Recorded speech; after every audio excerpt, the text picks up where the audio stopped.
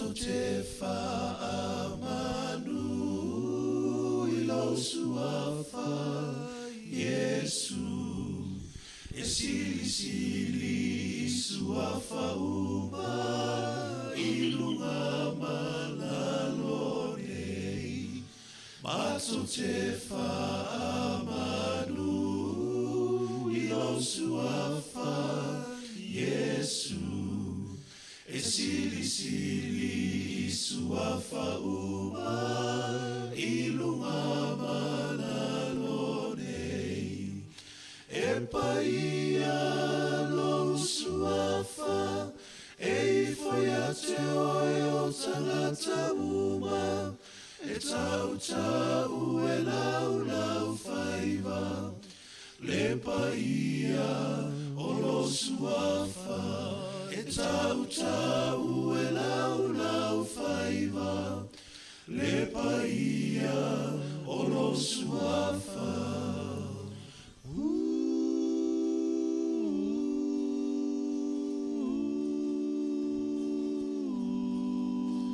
Mato te whaawhetai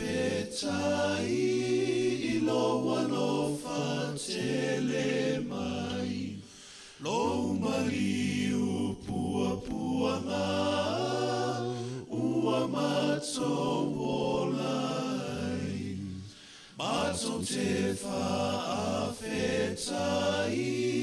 I loa lofa te le mai Lo mari pua pua ngā Ua mato wolai E paia lo suafa E foi a te oe o tangata uma E tau tau e lau lau whaiva Le paia o lo suafa E tau tau e lau lau whaiva Le paia o lo suafa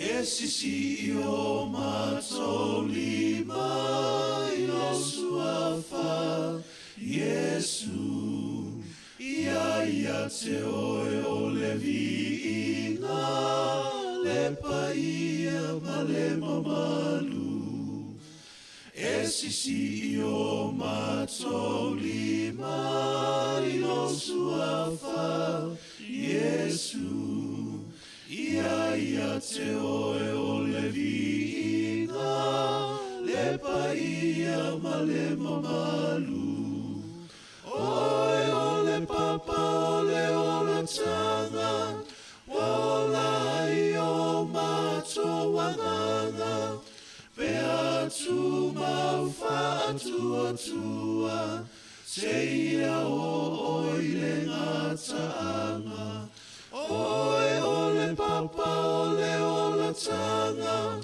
Wa ola I o mato wanganga Pea tu mau whaatua tua Se ia o oile ngataanga E paia lo suafa E foi a te oe o tangata uma E tau tau e lau lau whaiva Le paia o lo suafa E tau tau e lau lau whaiva Le paia o lo suafa E tau tau e lau lau whaiva Le paia o lo suafa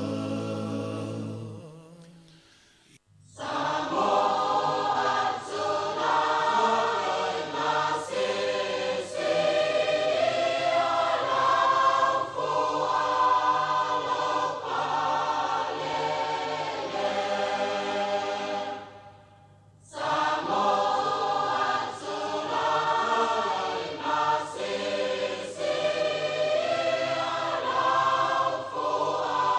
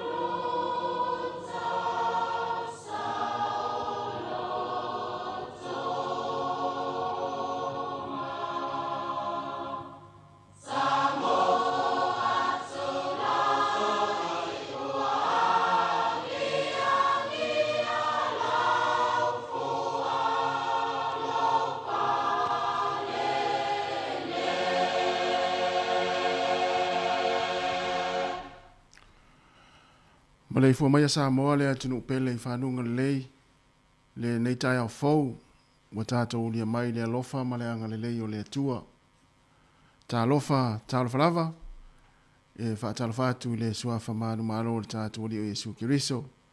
Tātou mawhitanga fo iwa amatalia le nei tai au fau, mai si fo i ne as fau, e whaatalofa atu ai ma le anganga whaaloalo. Le si fonga nei o le lau mua i Wellingtone, ai o mai o le a tātou tāpo i atu le atua le nei tai au, e ala i le tātou sauninga lotu, te iai tātou e le sunga i le whawhengainga, pasta fono i moana whaeita whaatangi, le roi e Kalesia Pentecoso ato atoa le tala le lei i taua i Wellingtone, e usi maia le whaafonga.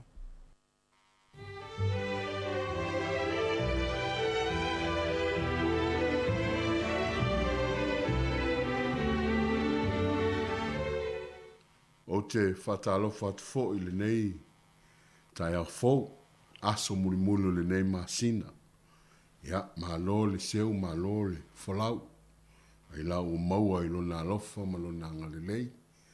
Ua tātou iai, whaafitai lan tau singa, ma lana pui pui mo i tātou, marutia o lo soifua ma lo tātou. Wola whatalofa i so seisi, umwhai ono o ti aile malosi o le tātou, ala leo. Nei mātua mātutua, ia ahinga e meisi o whanau. Whataro whapitoa fo ia wale o whainga runga te tofia le atua. Tātou anga i le atua le tātou tālasanga moli moli o le nei tai au. E tasi le mea ua o wole atuai i a Iova. O le mea lava lea o te saa i le atuai. Ia o nofo i le falo Iova. Ia so uma o lo wola, ina ia o wilo atu, le matanga o fio Iova, ma o sa ili lona malu malu, tātou te talo. Naunga i o lo mātou loto lo mātou watua, ia maua pea le mafutanga ma oe, fia nofo lava lo mātou tamai whaita toa o lo walofa tu noa, a mātou whaasangsanga atu, ao e sa mai, ma e amana ia mai la mātou o atu. I le nei tai ao mani noa, ua mātou no nofo fo'i ma mātou wawai atu, i lo maota tapuai. Fio mai, le nganga pa ia fesosoani mo i mātou, tātou taitoa lua, e manuia ai la mātou mawhitanga i le nei tai ao. Whau ulau au auna whau le latou whaafonga, ai maua lunga sovi inga o no Yesu le li imaleola. Amene, ma amene. Ia ole tatu vi inga wa saunia le nei tai au.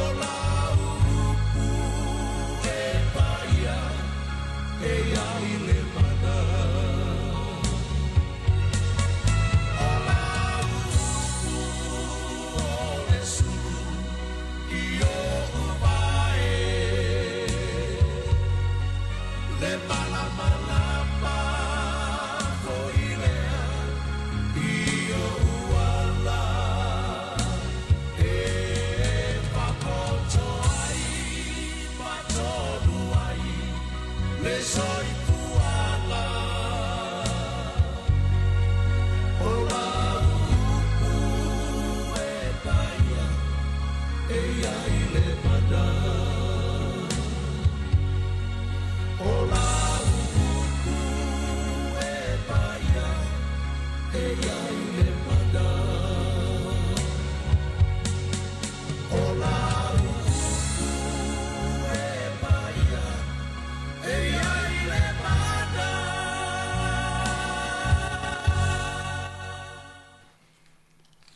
O le tātou tusi whaitau o le nei tai au, ia le amoa sina whaitau ngā mo i tātou. Pālinga lon mtau poe tolu, o te whaitauina mai le whai o poe fitu, ia nei whaitau mo i tātou. Ia e tusi foi i le angelu a le kāle sia o i fila te le whaia. O mea nei ua whai mai ai le paia, o le wha maoni ia, o le ua iai le ki a tāvita, o le na te tālā, ai le ai se na te whaamawina, o le na te whaamawina foi, ai le ai se na te talaina.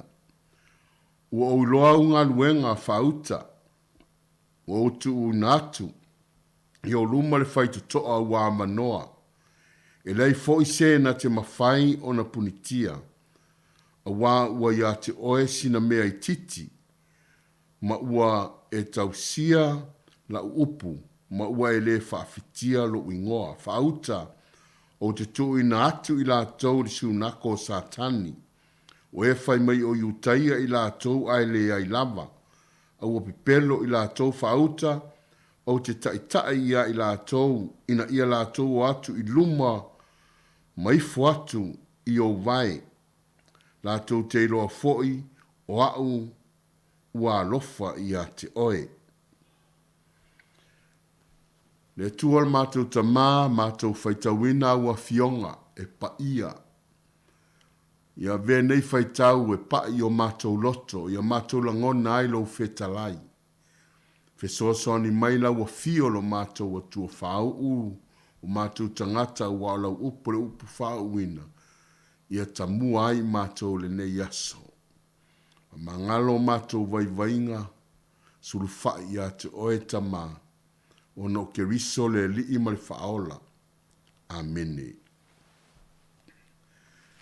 Ia le atua o tātou toi o mai lenei aso, toi fia tala noa matufa foi, ia wase whanumanga whaneanganga, mo i tā ua. Pai upu e balu, mai ni whaitau si whaitau na iai whai upo e balu. Whaauta, ua outu ina atu i o luma le whaitu toa ua avanoa. E lei fo i se na te mawhai o na punitia. A wā ua ia te oesina mea malosi i titi. Ma ua e tausia la upu. Ma ua e le whaafitia lo uingoa. Ia le li. Whauta o te tuina atu i o luma le whaitutoa ua manoa. O filate le whaia o le kale sia pito i titi lea o i kale sia fitu. O lo ta ua le tusile nei o whaalinga. O le ai o filate le whaia na whaavae pe a mali se lau whasfulu tau sanga i so i fua mai le mesia. A PC po tau sanga ua so i fua mai le mesia. Ana fausia le nei a ai ele o se a ai tele. Ele o se nuu tele foi le nuu nei o fila tele whaia. Aina fausia pen whaavaine tangata atalusa. Ia manisi foi mai le nuu lea o pele kamo. O le winga o le ingoa e kale sia nei o fila tele whaia. O le alofo le auso. O lona winga o se kale sia e fausia i le alofa. O le kale sia na fua ma fatuina ina ia o ina ma whaasala lau ai tū maanga nuu malinga ngana wha e leni. Na so mai lale atu Asia. E tūlanga esele e ka le sia lea ele e iai se pule Roma. A wana pulea lava ele malo e leni. E o mai la taimi o le whengai ngā fōu. Ua mata o na sopolia le ngana maanga nuu wha e leni i te tonu Asia atoa. Nei loa ai, e wha mao ni tele le e ka le sia le ailo se e ka le sia tele. E titi. E wha mao ni tele i le whainga o na tiute na wala au li ai. Pe tai foi na ifa fita au li le ai. Ono le ai e tū tau siu i le ele mū. I le tele o taimi. Runa winga i ai mū i taimi, lea taimi ma lea taimi. O le ele fo i la o fila tele whaina. E oa mata mau a inga ma le lei mo whatoanga. E au ngā tele mo whatoanga saito o whalawa mata. O vine. O wafo o le ele mū. Ia manatu tātou fo lele so se ele lava e mū. E tā ua tele no ai fuefu. E pei o le feta laisa lea e mawhai e ona o le lei whatoanga. O le autu o le nei tai au, o te tuu ina atu, i o luma le whaitutoa a Manoa. O le whaitutoa a Manoa, o le soifua o le alii le atua, na i loa ele e ka le sia alofa, o lo sa ili mai le alii, mo se fe au whaapitoa mo i lātou. Na lātou fia i loa fo i se malilenga, mo le e ka le sia, o se mitanga, o na a whaatali le e ka le sia mo le fe au whaapitoa mai le atua, ai maua le tala e fitara te le whaila. O ia lea o le tasiro e ka le sia, e le ai se fetuu po se whaamalaia na ave iai e le li. Ioe, e le whaapea ai titi le e ka le sia mangau, mafou, ona lea mana ia lea, e le fua, i le telo ana mea, po le titi o ana mea. E le whapea ai titi le tamau a inga o lea e ka le sia ma lea e ka le sia po le numera foi. Ia po le leva foi. I ona whapea lea e ese ai ma le e ka le sia fou, ma le e ka le sia ngau, ma le e ka le sia toi titi. Whai mai o le ka le sia le pito i sili o na toi titi ma fou. I te tonu e ka le sia o lo ta ua le tusi le nei o whaalinga. O le maoni o le ka le sia whai mai e ngā lulue wha maoni e soifua pa ia. Ia ono na winga e moniale upu fo ile a Yesu ia e alofa ile a lii lo watua. Alofa ile isi uso a tangata. Ia pei lava o oe ia te oe. Le te otu u le whaita toa uawa noa i luma o le kale sia, ono le kale sia e alofa. A wana o le atua e te tala malokaina. O le whaita toa matala e le na o le kale sia malose pe o na ufai atu. Pe na o le kale sia e oa i le tino. Pe oa fo'i lau ili ele po le alava. Ai ua whaai loa Yesu, na te sila fia fo'i sina vaenga to ai titi. E tumu i le whaatua tua, tumu i le alofa. Lua, o toa ua whaitu toa ua awa noa, open doors. O le alea, o le almeta o le whaitu toa awa noa. O lea e whetala iai Yesu, ua iai ia te ia le ki a tavita. O le nā tūla o mea. E o whaatasi le whaitutoa mariki. O rona winga, o le ki a e te talaina o na matala leo le whaitatoa. Mo so se ava noa, mo so se tasi e mai moa iai, mauru fale iai. Na ti te tala ma toi loka, e tusa malona fina ngalo e whaalia i le tangata. O le wingo le whaitatoa ava noa, o loo tala noa ai le apostolo o Paulo, a o whau le e ka le sia i Efeso. O le ava noa ua tuu mai Efeso, e mori mau mata la e ai lona fina ngalo. Fai mai ua ta tala mai le whaitatoa ua ava noa. Fai mai na ui atu i te roa, e ta tala le lei, mata la i le tala le lei, ina ua tō mai le whaitatoa ma ava noa mo ia. Na ia tu se fo i le kale si e kolose, ta talo i le atua e ta tala mai le whaitatoa, ta tau te ulu atu ai. Ai o lana li poti lana misionare mua, na ia whaapea, na ta tala i le atua le whaitatoa le whaatuatua mō nu ese. Ua au mai fo i le whaitatoa mō tā ua. O le ale sini o nei whaitau. O le whaitatoa ava noa ma le mori mau. Ma le whaalau te le ina o le tala le lei. Peitai, ei fo i whaitatoa a satani la tō. Ua nofo ma te tala mai e pei o whaitatoa ua te tala mai e rutatu keriso. Ei whaitatoa a satani e ta ua o whaitatoa o le mautonu. Doors of confusion. Ua le loa e le tangata le tonu o le awhai. Ua le loa se mea a whāriu iai, ai mai se taimi o whaafita auli. E te tupu i malo, e te tupu i kalesia, e te tupu i ainga, e te tupu i nuu. O whaitatoa o le mautonu, o whaitatoa le ti apolo. Mā taala fo i tātou, awa e te tala mai fo i ana whaitatoa nā mo i tātou.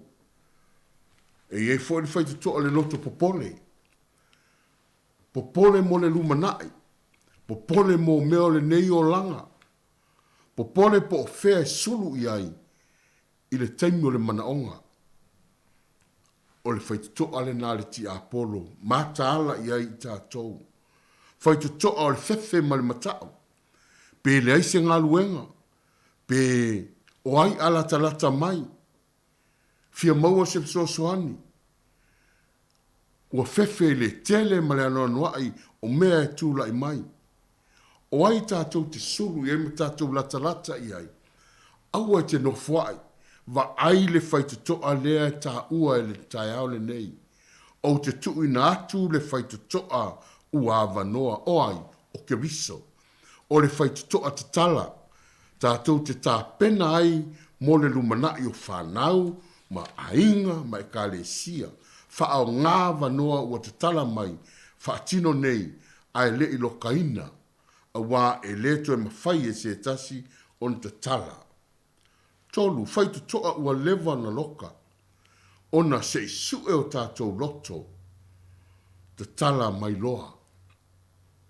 Fast food tau sanga o Israelu le vau, loka le whaitatoa lea, a wasa iei tangata malolosi na nofoia le nuu, fai maile li potia e na asia, ele leile, e oa e ta mau ainga, a e tasi le whaafita auli, o loo loka e tangata malolosi. Ua amata maile le tau taltalaina, i le folfolanga na ave ia Abraamo, ave ia Isaako, ave ia Iakopo, o Iosefa, o Mose, ai whato a ta tala ato atoa mai i le taimi o Iosua. Fai mai le mori mau e toa lua, e malo losi tangata, na oni tangata. Ai o loo ta tala le whaitotoa, ma vanoa tātou te iai. Whae au tō ulu, tala tā vita na pese ai, se i ulu atu le tupu mamalu. Wai ele nei tupu mamalu, o ke riso, o le lii, o le fitafita. O whaitotoa ua lewa na tāpuni e Israelu, o loo di salamu e luas fulma le wha. a ua toi pese tā vita, e ma fai ona tatala, ai se isu e mai tātou, e ma fai ona loka, ai se isu e, pe se a mai lo soifua ma lo tātou wola. E ei taimi e, wa tatala wa tapuni e le ti apolo le tele o ava noa mo i tātou. Te mana tua soifuanga yaso ia i nei ni sila ma fo i nei polurua. O le tau mo fio fale, tau mo fio le rent, tau mo fio mea uma. Hale taimi le nei. Waso ia ma fai ona fai fa tau le lima sfuta la se lau ta la. Maua na e, fai na e no fo le fale, fa se fulu ta la, lima sfulu ta la le vai aso. Fai fa tau le fale, lima sfulu afe, tolu sfulu afe, fa sfulu afe, ia ona taimi. Leo te tala noa o te masani ma o loa, i le nama i taimi. Iei fai te tele ia i Polurua East, e iwa potu moe, me o units fo ina, fa atau ina, salu ina taimi. E ongo se fulu afe, iwa se fulu afe. Ai o la te tau le nā taimi, oka se tau ngata. Ai ali taimi le nei, wa e le toi maua. Wa fōlinga mai wa tapuni, wa loka fai te toa. Ai o le whaao, malosi a te oile nei tai au. E iai foi fai te toa, e tapunia e le atua. Ona se i whaata pena oe, mō leisi si tepu. Pe ona o tala no atu le malanga Israelu, e te tau na wia sara puu. Pe tai na ave le atua mo le fasa puu tau sanga. Ina ia lato i loa le ala i mea le lei. Na tapuni e le atua, le ala whaingo fie, ai tuu i o le ala whaingata. O le ala e tau wai taua, na o ina i lato ia i loa tau. Na o ina i tato i lato ia i loa whaatua tua. Ia tari tonu ma whaatua tua i le atua, ai leo le tangata. Ola soifua pa ia, a o le io o le nuu le folofolanga. Na tu ua aile le ala umi, ina ua tau nuu ma ua manu ma lo. Lala nan te tala ai e le atua, lala umi mo i lato ia tau, wa lato taua, ma manu ma lo. Mana tua le fai te toa, ta puni, e leo se fai te toa mai mau. Ta ua ia i tātou. E leo se fai te toa mai mau le fai te toa ta puni. Ai o lo ta penga mo le isi vaenga le soifuanga. O lo whaatari le atua e te whaalatala tatu ia te ia. Ai se i te tala le fai te toa. Ma avatu manuia ia te ia. O le avatu manuia o le tatala lea o tātou fai te toa i le atua. Aua ne ingalo ia i tātou. Ua tātou o oa i whariseu ona sa te talo o tātou mātua lale walanga mau mai tia sā. Na tui le fai te toa. Mo se manuia mo i tā ua. O nane upo le lātou te talo. Fai mai le te talo le atua. Whaau ngāle nei whanau. Whaau ngā nei ta maiti. Nisi mo au tiute ma fe au mga luenga. Nisi mo lo fina ngalo. O tele to finga maurulunga ua maua i tātou. O tele to finga maurulunga le malo o e kalesia. O nisi ua loia. O nisi ua fomai. O nisi ua pule. O nisi ua fai ma fai fe au. Tala noa foi mo nofo atu le nei ngofoa. Ma vele nei o haina mafua ai. O le fai te toa te tala e le atua. Aina tui mai e na i matua. Ua ta oto mai tia saa. Fai toa na tuu sao mai e o tātou tua a ina ia e manuia, ma tā manuia ai. Mauan, awana ingalo, o le keriso na ia te tala le fai toa, ma whaava noa le ala i le langi. O lona maliu, tātou te sauwhanga atu ai i lona maota. Ta lia le keriso i o tātou loto, o le tāulu atu lea i le fai toa a vanoa. O au o le faitotoa, o le ala, o le pumoni ma le ola. E leo yatu se tasi le tama, pe a leo yatu i a te ia. Tato te talo. Yo e lo mato watua. A mato wa ai le tu ma le tu. Ua whanga e mai le lalolangi le nei. Maona sa ma ona tapu. wa tapuni mai le tele ma le ano noa. A fea a matou whaasanga iai pe matou te sulu iai, ua na o oelo matou watua. Matou te sulfai i lau fio, o lo o te tala mai le ava noa, o lo o e tangai mai ma le alofa, a o matou tau ma whai atu. Lau upule nei tae ao lo matou watua, wha mausali o matou lava loto, a o ngā mo au lo matou watua, a o e fo e wha fonfonga mai. Wha fitai le nei tae ao ma le nei asu, wha fitai le alo lau tala le leilo matou watua, wha fitai lo wa lofa ma lo wanga le tu ina atu i la tau lo fia maua le mapusanga lo matou watua. O e o tinga ina ma mafatia, lo fia maua le wha malo longa. O e ua puni tia whai tu toa la ua fio, ona o le tu ina nau o le tino, tu ina nau o le tangata. Ai o loo matala le whai tu toa wai whaavano ina mo i mātou. Ia anga le lei mai le atua le nei aso, ma na tua ia mātou te talo, ia nai o mātou mālo le nei atu nuu ma Samoa. Ma na tua e nai o mātou matua, mātua mātua loo i. Ainga o loo iai le whaefu ma le apuru o tō whanga, pa i atu, pa ifo, pa i ane. Ia mātou uru atu le whai te toa le wha malolonga. Mātou atu le whai te toa o le lofa o loo e tapu ia i mātou no mātou watua. Ia mātou loa le ala sao mātou teo iai. Ia wha manuia la uolo watinu, wha manuia o mātou tungata, wha manuia le nei ala leo. A ia mawalunga pia sovi inga. Tā tau ma o le nei aso. Wha mangalo mātou vai vainga i le toto ke riso. Amene, ma amene.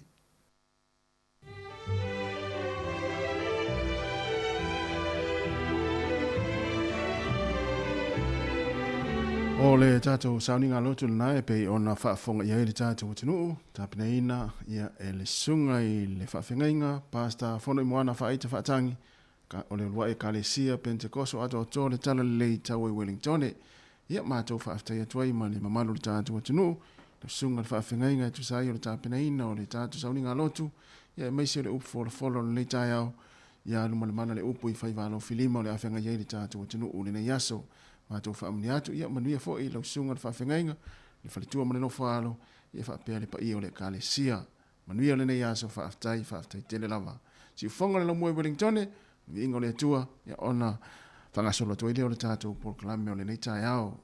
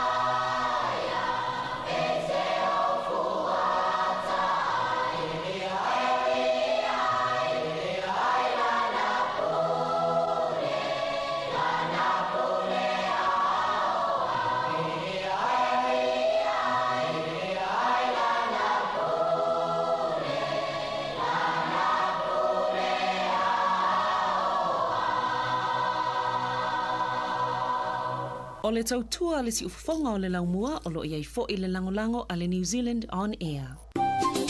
Hi Samoa, it's Auntie Tala here.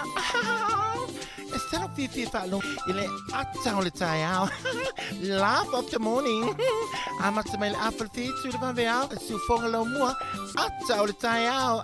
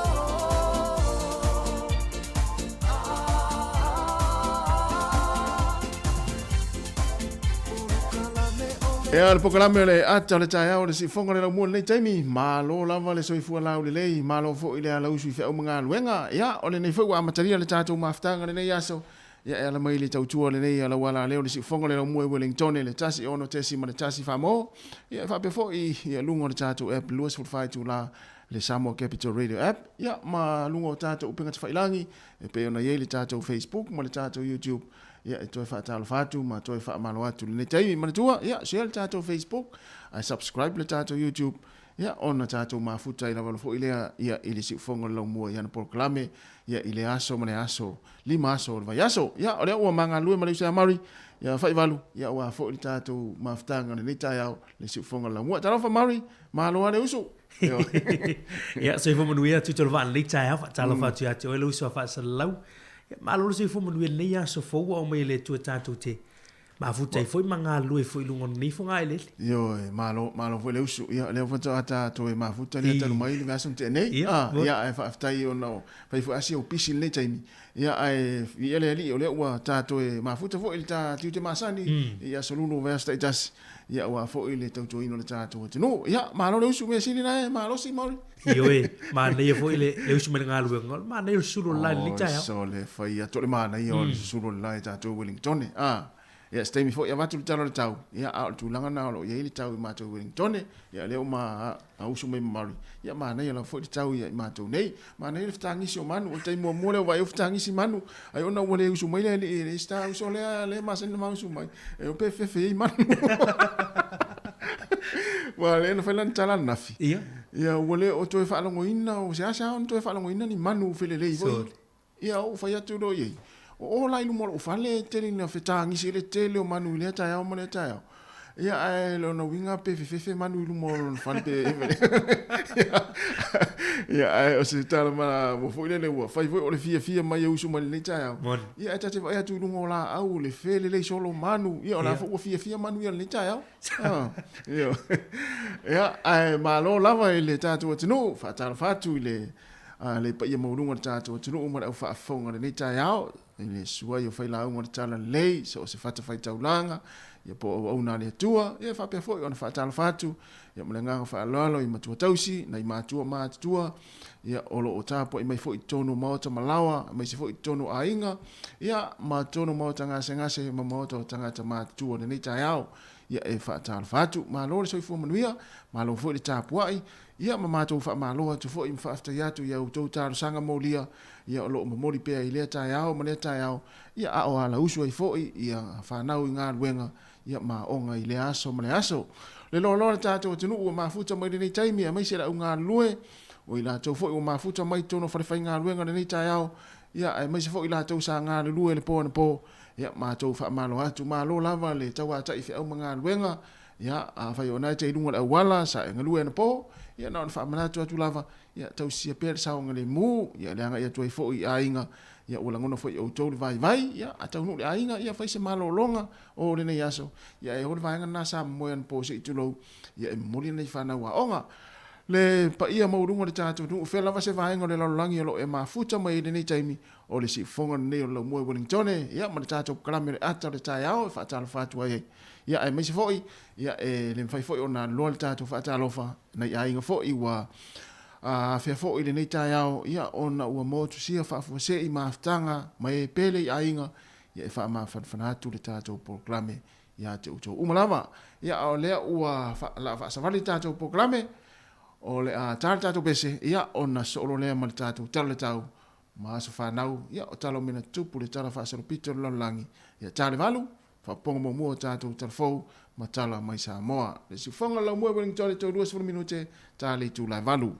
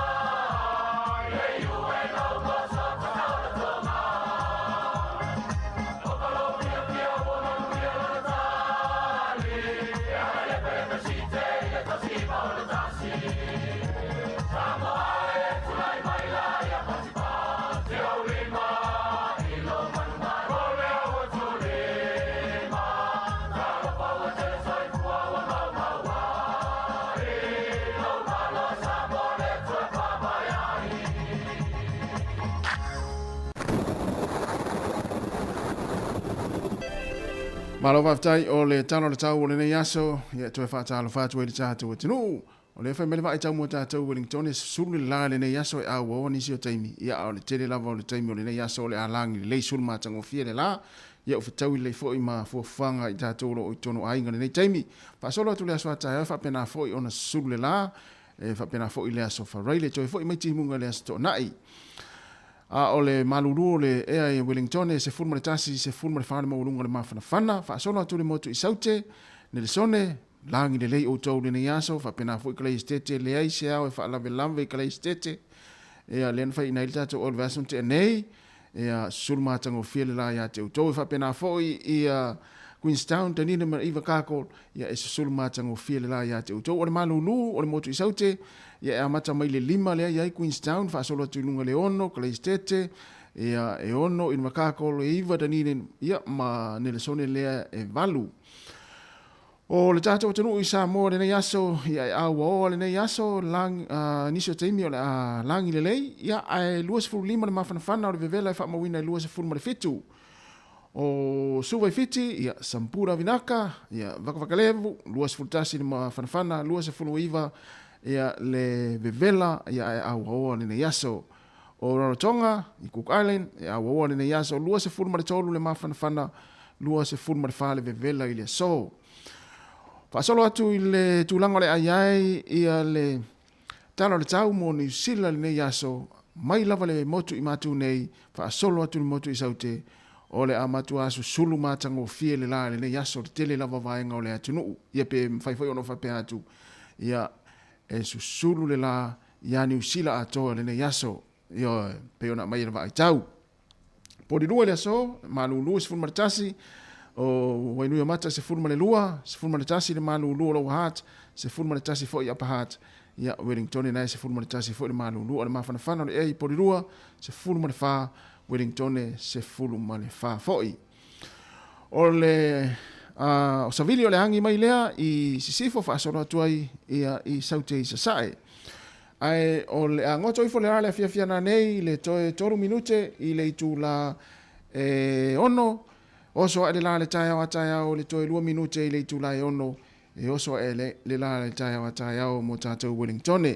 Pataro fatu le au whangota, Manuia whai ngā whaivo le nei taia o sua le tai mo tātou Wellington, toe se 4 minute le itulai valu, ona pele o le tai le tātou no le itulai tasi le auria nā nei, toe whasau atu, tātou no le itulai lua, e pe le tai mo tātou Wellington i le auli, ona toe sua leo le tai le te o le valu le poa nā nei.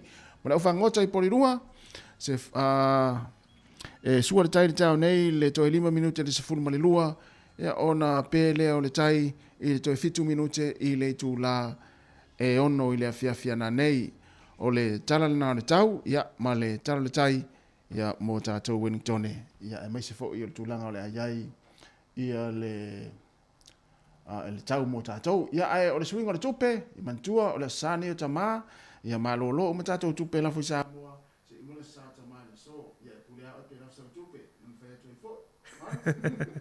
ia o le tātou talo le tupe le tai au suinga le tupe mo i tātou.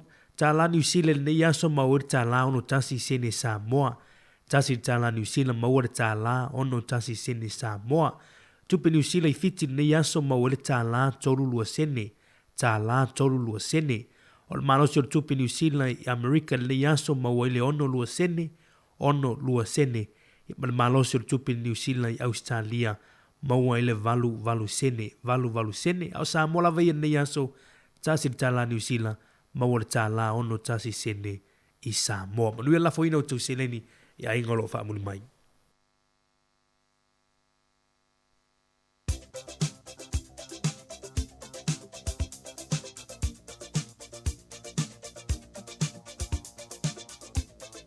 Ia whamleanga wa soifua maa sa whanau, e whaamanatua tupele tātou imeli, o le asa whanau at samoacapitalradio.co.nz. Manuia o tau wa soifua, o tau nu soifua mai le aso, o le aso muli nei o le masina o au kuso, ia whai o le wa soifua le nei po, se asa whanau o seisi o le whanau, whaamania atu le tātou polklame, manuia o tau wa soifua, ia ma whaamanuia pele atua, fua inis tau sanga stele mo o tau, ia ma ia mo pele malosi. Ai o le tātou tusi whai tau, ia so e ane le evangelia mataio le fa ua so ia le matusi Murray Evangelia matai o lona mata upo e lua se fulma le tasi, ea o lona fai upo e lua se fulma le lua, mantua le evangelia matai o e maua le whenga inga fau e le o iluma mai o e le o ina e le whenga inga tuai. Ea evangelia matai o lua se fulma le tasi, o lona fai upo e lua se fulma le lua, o mea uma foi tau te ole mai ai i le tatalo, o iai le whaatua tua e maua lava e o tau. O mea uma foi tau te ole mai ai i le tatalo ua iai le whaatua tua e maua lava e o tau. Manuia tele o tau a soifua ia ma o le pese lenei e a walofa atua i le tātou puklame ma o tau.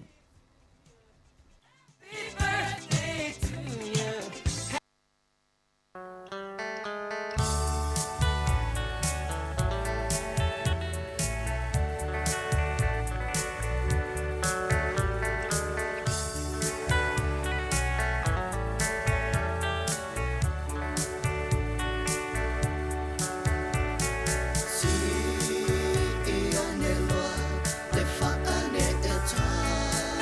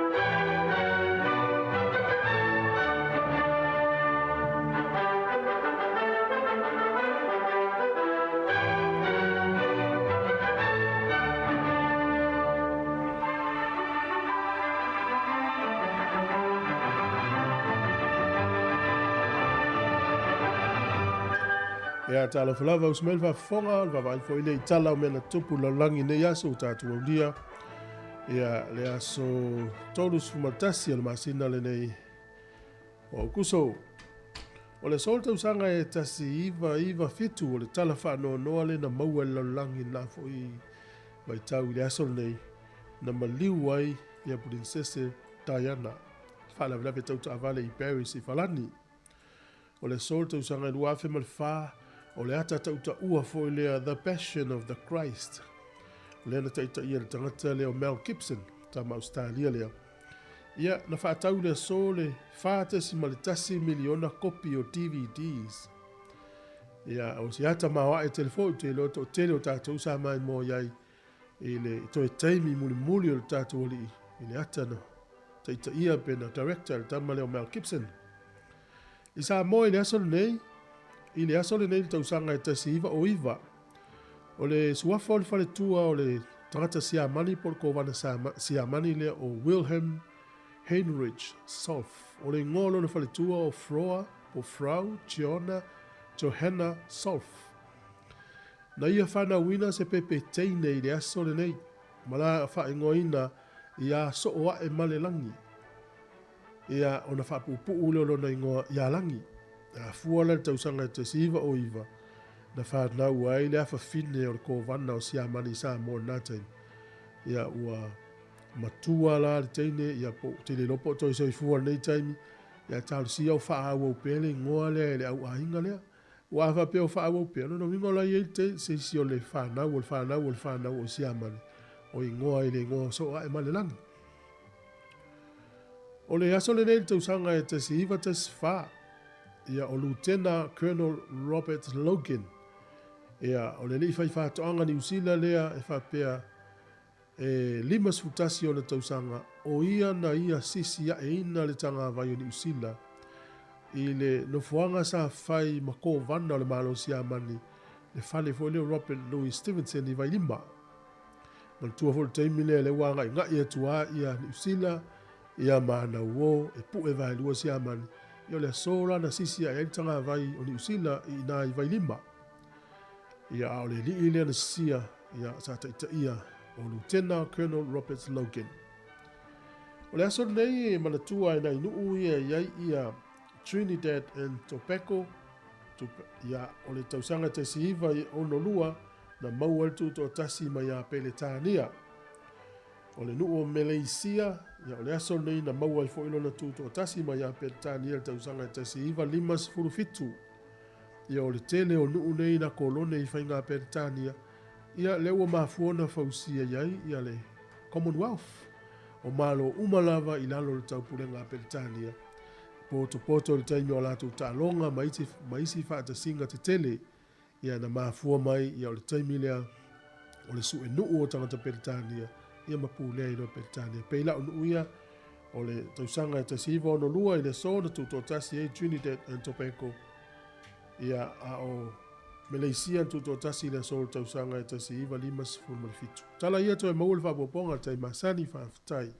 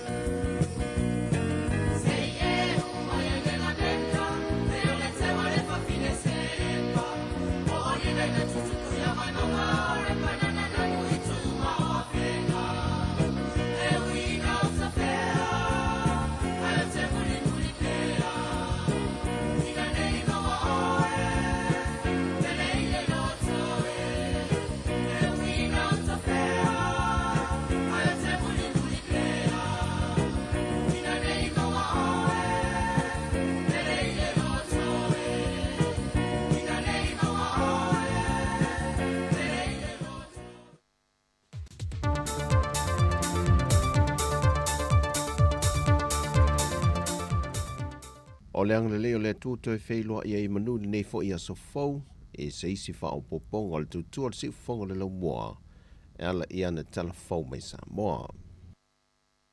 Wa fa le ngai na le fa ai unga le fa amsinonga ma walunga le lafun fa tu wina le komiti fa pa le mena lo lato suina a mionga matulanga ta walo al mota no lato fa malo lo ina le tai o le tua ngai le fionga tu le epa lupe so di aisa le malia le ngoi ma le failo tusi e ale ala le pule rimoni a yafi e au noma se tatongi se ia iai se aso e le fa mani nonga le fa ai unga le fa amsinonga ma walunga o so se tu la fono e leo ngatasi ma le fa vai e le talia ina foi e le whaamasinonga. E le tōlau longa foi o le whaai unga, wa whaamanino mai ai. E leo se tū la whono le tautau mie o le whaatino ino tiu te whaapāle mene, a ia sui whai pule te tono le maota. Wa polo ia le whaamasinonga le whionga le whonfitalai ma le maota, e na ia toia siasi e le lafona whaatū langa le lei. Peitai, e le tali mai le whionga le teitai o le tua ngai o se tasio i la ua ia o loa a fia i le whaai unga le nei le kāpeneta. La lava foi le whaitau isi ese o nei ma le nei vaenga ia ona o le matou tu te lava lea. E le momolinga o mene o maufa a ngai e lo tato malo e ono tula i mai a le whaitau isi ese.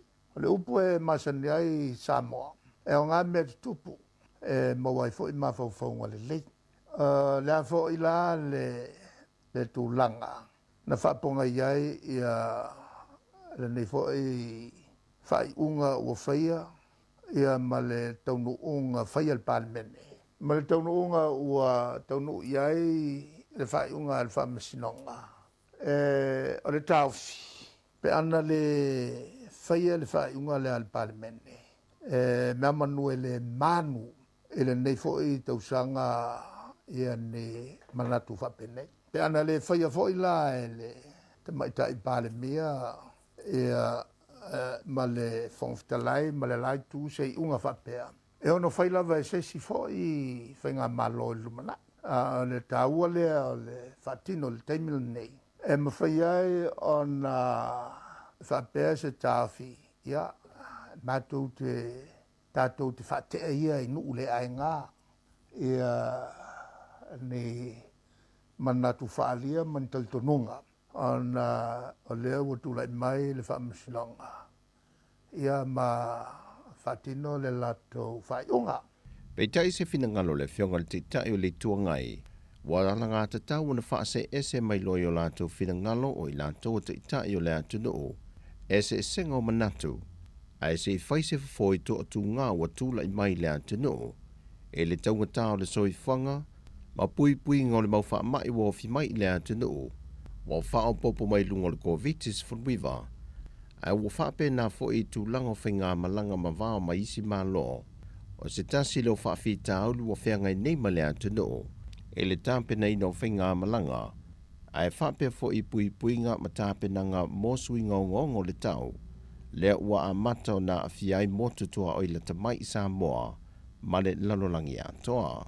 O le whai unga fwoi le whaamisinonga wa fōle sia e lea ua a awhiai le vahangalo na lua le lafo na whaatua le whionga le tamai tai pandemia i le maua leo te tongi a sui whai pule to a lua na whaamalo lo le tū mau e le pāle mene.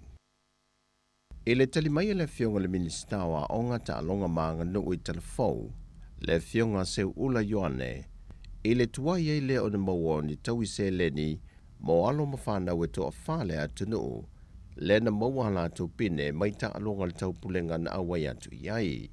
Peita i sau noa seu ula wa levo na mai ata pena le pepa e tu inatu le kāpeneta. Peita i ele tu inatu iei mo le ilo ilonga le kāpeneta ni sana whaai unga ai manatu la vaia o le mea e te tau na whai. Ma o le saunonga fo ile le whionga le minista ina wafto ataliu mai i whanua le auta a aloa Samoa. Sauno le whionga le minista e tasi lava le awala e awina mai ai whaai unga o mea uma wana o le kāpeneta mai ai lo na tā ofi mo le whaanaunga ia vave o na tā ngofia le kāpeneta le mata opo mai te tau foi o na tu I nātu ni tau I se leni mo ia alo le atunu ua wha Manuia ina. E to toru pina Samoa na mua mai I ta longo le si ua mea mamafa. Male pina e tasi mai se tasi o alo le atunu ule ta longo whai pelenga. E ato I le wha pine na wha Manuia ina I ia alo le atunu. Ua tālu sanga le tamaita ilo ia fui o ane o lo tu lai mo le tua leo. E le fionga le wha amasino ia Amperosa Roma. Mo se lua vai aso e tolu po ai le mata opo. Se ilo ma va ai mau lea ma le tusi. Le ua tu ina mai e le o lo tua ia le mata opo. Le sunga faitaringo au pā. O lo tua ia ilo na ave se wha asol tu la fono leo se tino I tupe. A o ngalua e ave o se tangata whai ngā ruenga le company le Interlink. O lo o ngā lulu e whaatasi ma le company telefonia le Digital Samoa. E ala e le whaatau I nātu leo credit cards mo telefoni. E le whaangaso longa I le mata opu le vaiaso lenei. Na tu I nātu wai e whaitalingo au pāse tusi tālo sanga ma le company le Interlink. E toi ave I tua le tangi whaasanga I a te ia. O le ala leo le tālo sanga I o le tamaita ilo I o lo tu lai mo le tua leo. Mo se lua vaiaso se I toi sila I le tusi ma whaamau tua I a lato mō lianga. A o le toi wha wawina le mata opo. Wa taliaina le tālo sanga e le a fionga le wha amsino, ma wa tātia I mo le wha wawina o le mata opo, e le isi lua vaiaso lo manai. O talana mai sa moe nisi o meo lo tutupuai, Manuia ni yaso wha soifoia.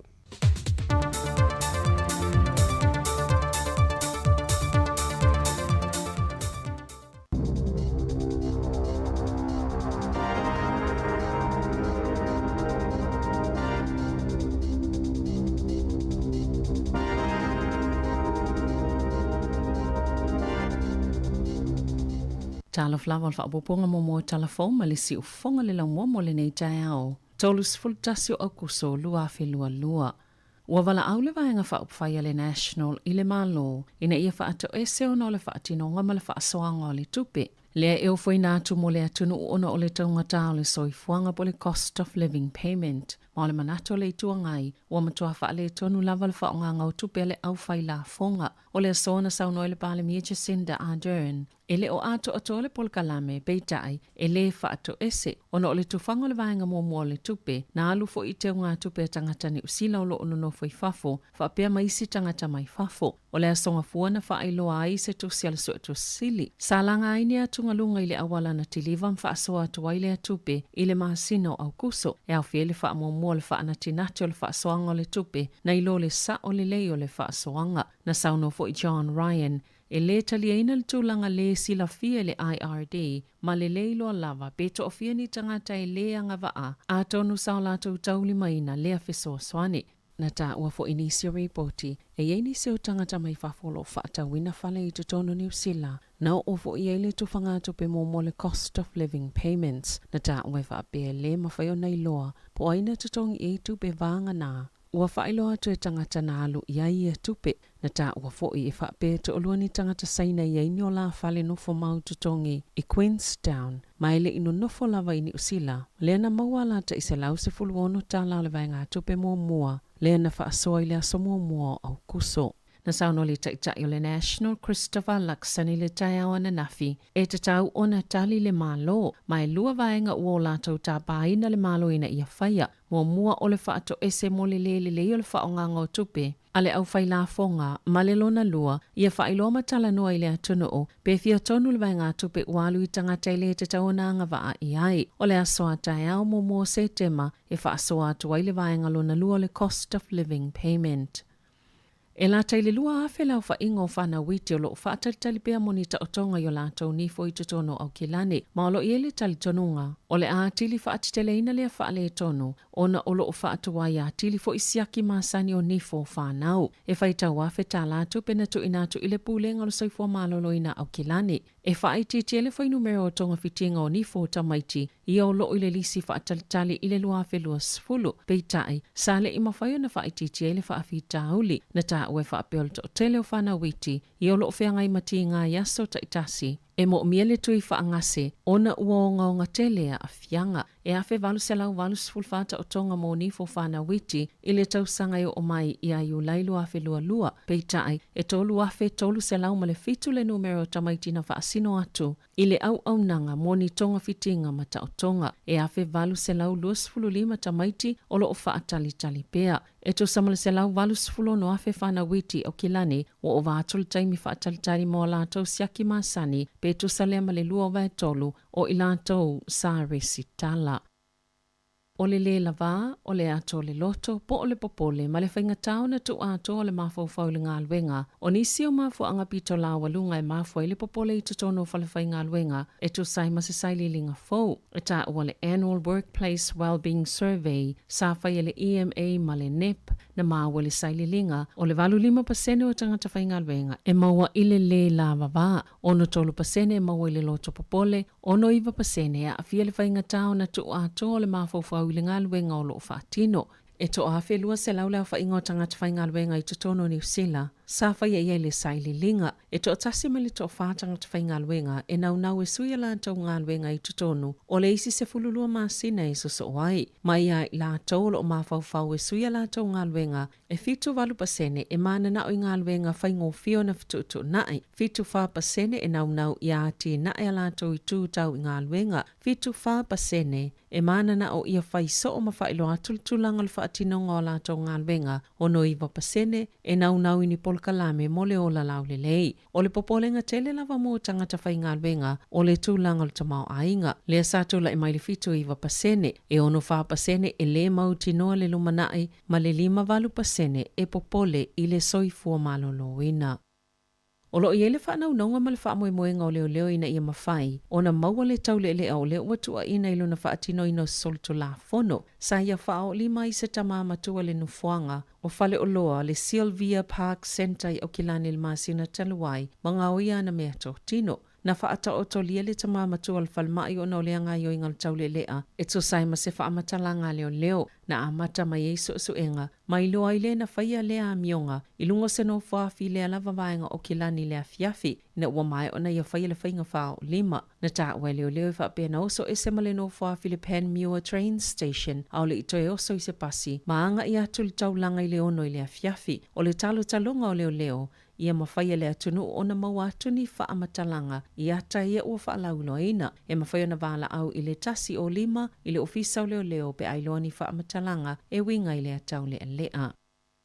E to olua fe whaasela wana sfulwhātanga tafo o whaamaoni al COVID-19 pe ona iei whaamaumongo le asoana na fitu tono New Zealand. E to saima se folasanga le matanga luenga o soifua maloloina. E to otolu se lau sfulmalwhātanga tolo o tauwhia i whalemai a oa awhia le vairusi. E to o whaolo o tauwhia i potu mo ngā seti ngā ina. E to o sfultasi i se tangata na maali leo a oa awhia le COVID-19. E au whia le to otolu i lunga tolu ta i fitu sfultau sanga le mātutua to o 5 valu sfuluanga ilunga, ma le to tolu e lunga tolu ta iwa sultau sanga le mātutua, e to ono o tina mata mai to 5.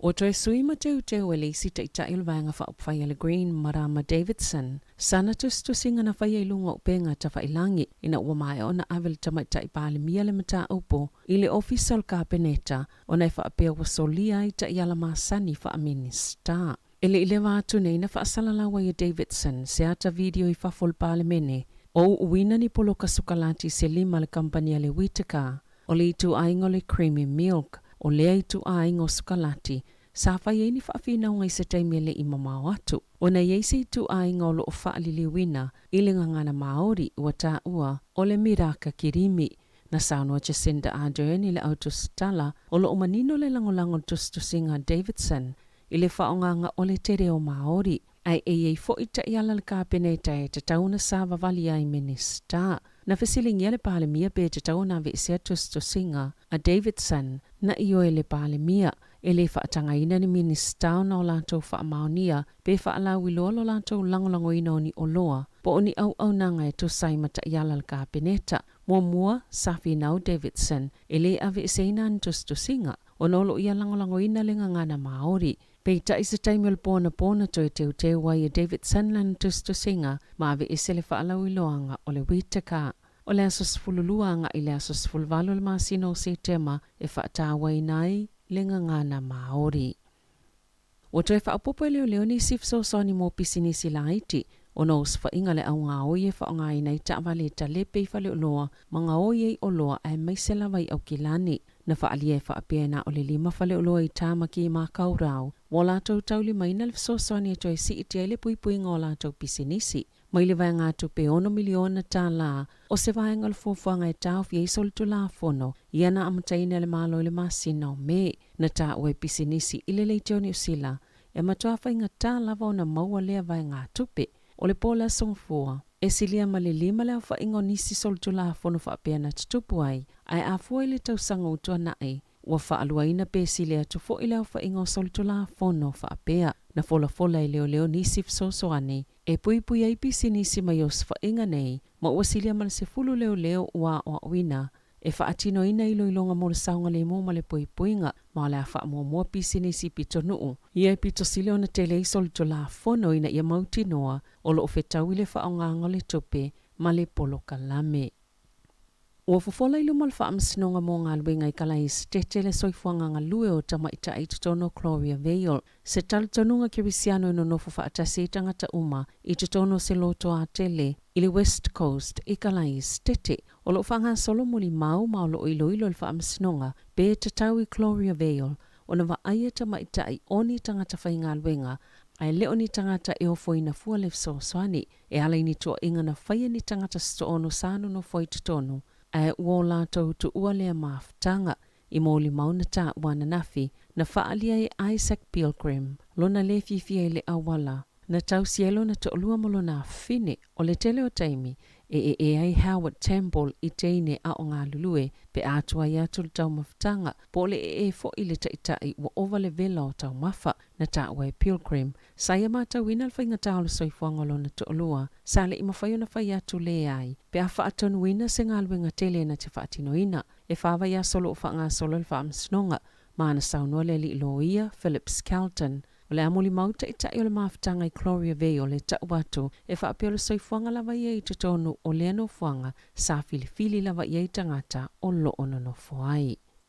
I taalonga, wa whaasesila i whaalapotopotonga whaipelea ni usila, ni ala tau fuafuanga i whaamalieina matale mana onga o tangata whaipele o itu ainga tutusa, ma ole a whaavaina i se vaenga i matala mo ni tau vanga i epe o le Olimpeka. Sa ta ui se pepo whaamatalanga le whaalapotopotonga le taiwana nafi, o le whaavaenga o se vaenga whaapito fōu, sa mawhaiona o iei se fuafuanga ina ua mai ani whaatala noanga i ala tau ta i ala whaataita i lea e whaawa iei tangata, o itu ainga tutusa i tutono ta alonga, e au fieile la ngao ni atua lunga, i le Sport New Zealand, e winga ilo lātou na ina o lea fuafuanga, o lea vano whaapitoa ufuafua e tatala, o lea au fi se tangata na whana wifo o se tamaitai, ai mana o e avea maalii, maulo o wha solo pe ua mai a fo ini tonga fitinga e suyelo na itu ainga tangata, po o se ali ina whana wifo ai fia avea lava matamaitai, o lo ia iau ili ilinga o ia ta iala sa o lātou tāpena ina, na ta ua le Presidente o le Boxing New Zealand, o la lātou wha mua o le saunga le mua tangata umai tau wā i la lātou ta alonga tu salava po le ale i tu ainga tangata. Tala whauia ma le si ufonga le lau mua mo le nei vaenga o le tae ao.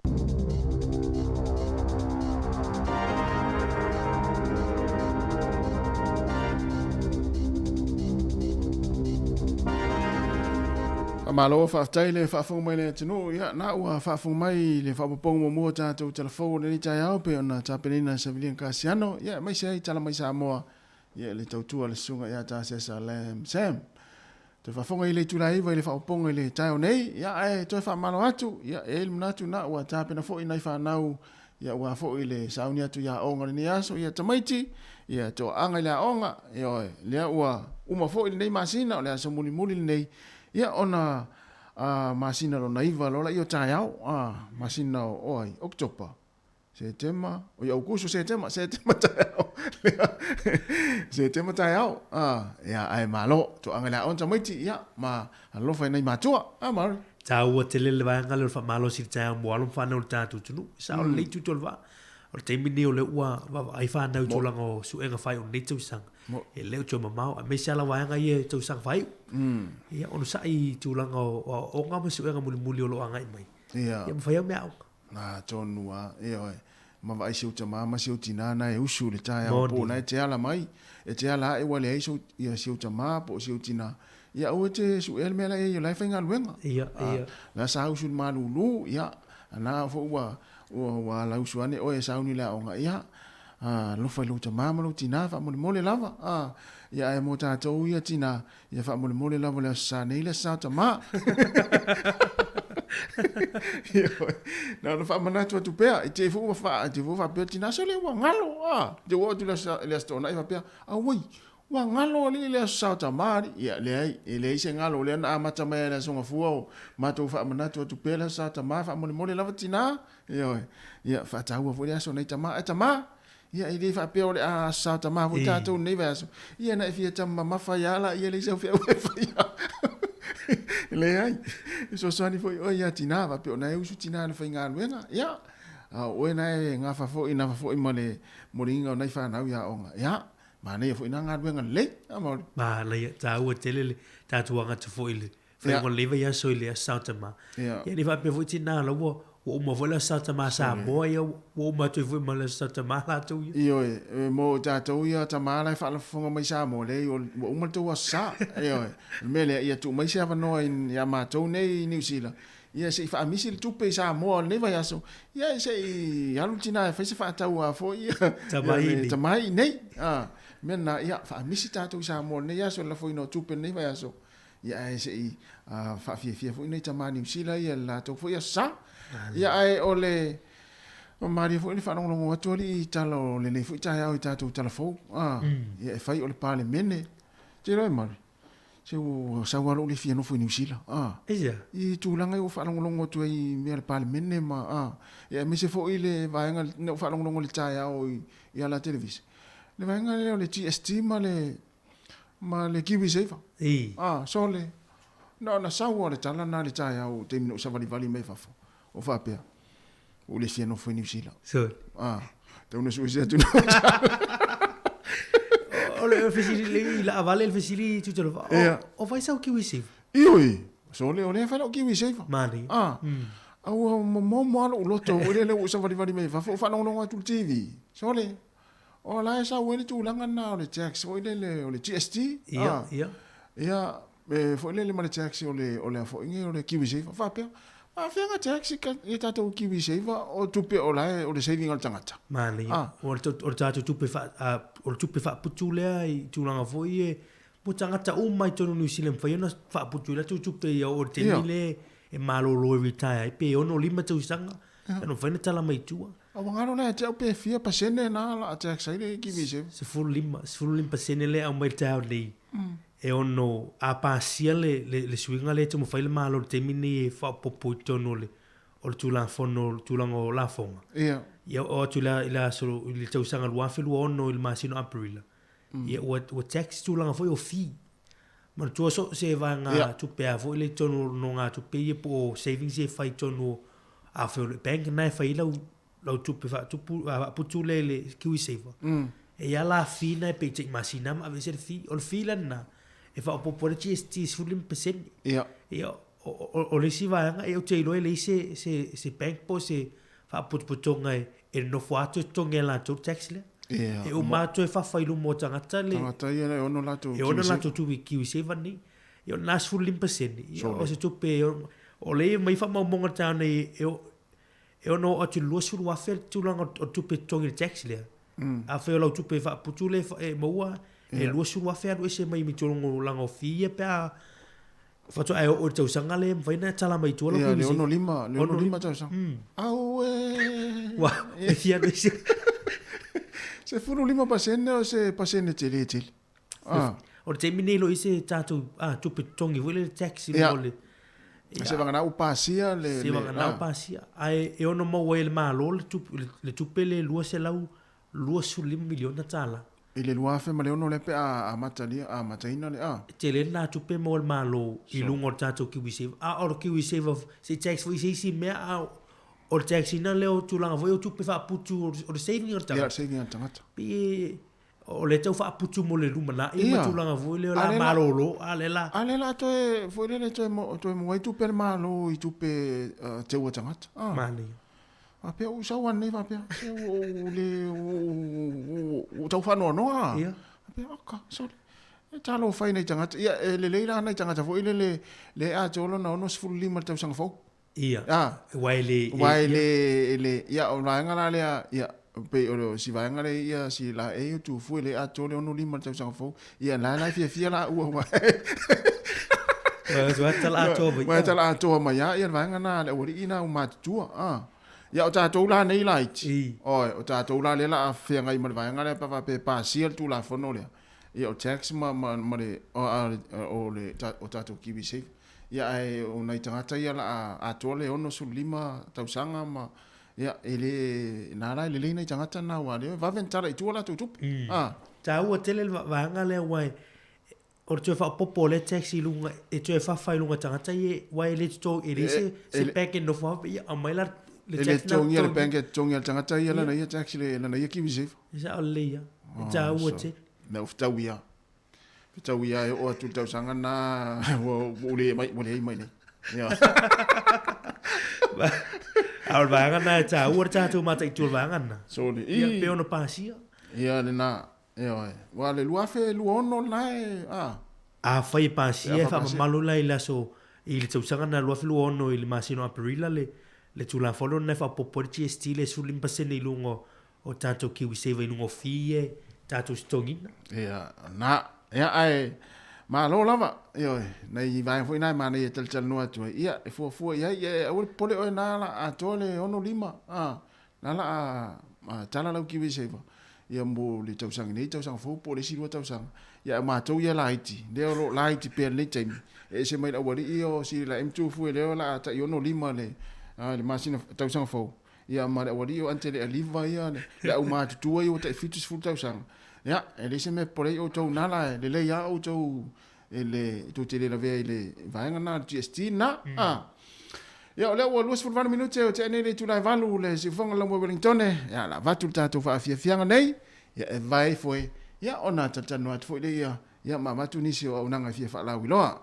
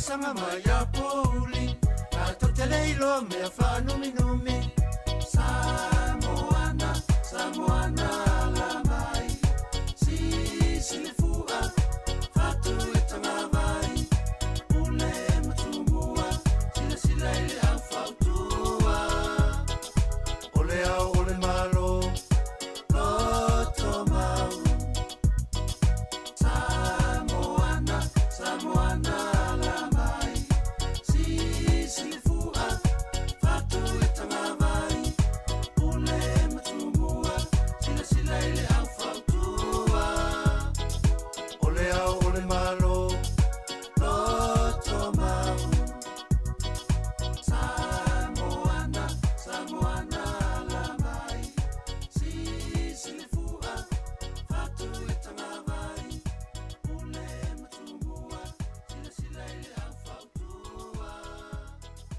ole au ole malo Wa o mai le taimi a se sia I a inga I Samoa mai si antunu o le Pasifika. E mawalo a veroa te malanga I me se sia pele I ante oe. Pea e manumalo I whailonga a le DJ Sal. E lua whailonga I se ina I le whai ungo le masina. E te anga wa ai pea wha tausau top up tolu sultala pe si antu e lafo I Samoa. E mau fo I lua a veroa pea e whaonga ina le click specific. E lafo ai sa tupe telefoni DJ Sal I Samoa tonga mawhiti. Wa ai lua a veroa I mi se te malanga I Samoa ai to tongi le DJ Sal lo pasase. E ia inga ole dei wha bitoa.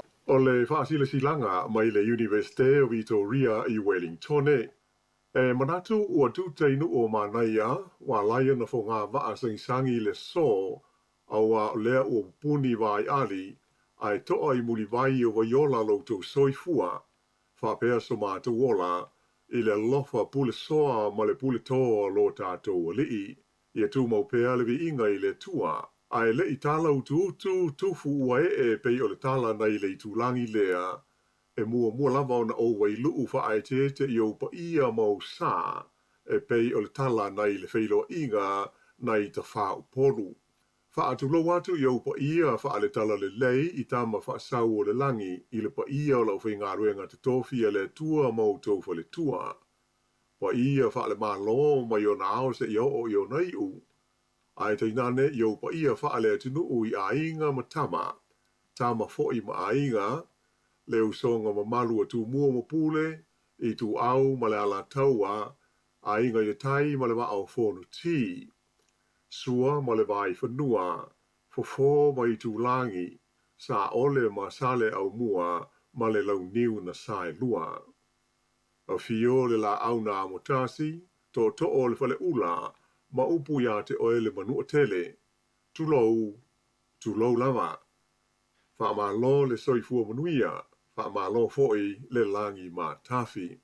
Ai I le awa tele ma le wha alo, o te wha ailoa tu ai le awa no whai ngā luenga tu mau, o le matuo whaiva o le tō wha manino, lecturer, teaching, I te tonu o le mata upu tau Samoa I le wa au manu Pasifika, o le porkalame mata upu tau Pasifika, ma le mata upu tau Samoa, I le Universite o Vitoria I Wellington. Ua o tu ina atu le nei whaasilanga ma le mi ngau tele, mo le whailo atu I se tasi, po o nisi e sila fia e anga waa mo le to finga, a wale a o ina o le ngana ma le anga nuu, I alo ma whanau au tō waa mai I le Universite. Mole, e sila ane I whaamtalanga tā mau mai e inga tusia o le ngā ruenga, e pei ona whaapipi atu I le nei silanga. O le aso ua whaatulanga ina e whaangata ai I a tusi tāu sanga mo le ngā ruenga, o le aso fitu o ke topa, lua afe luas fulumane lua.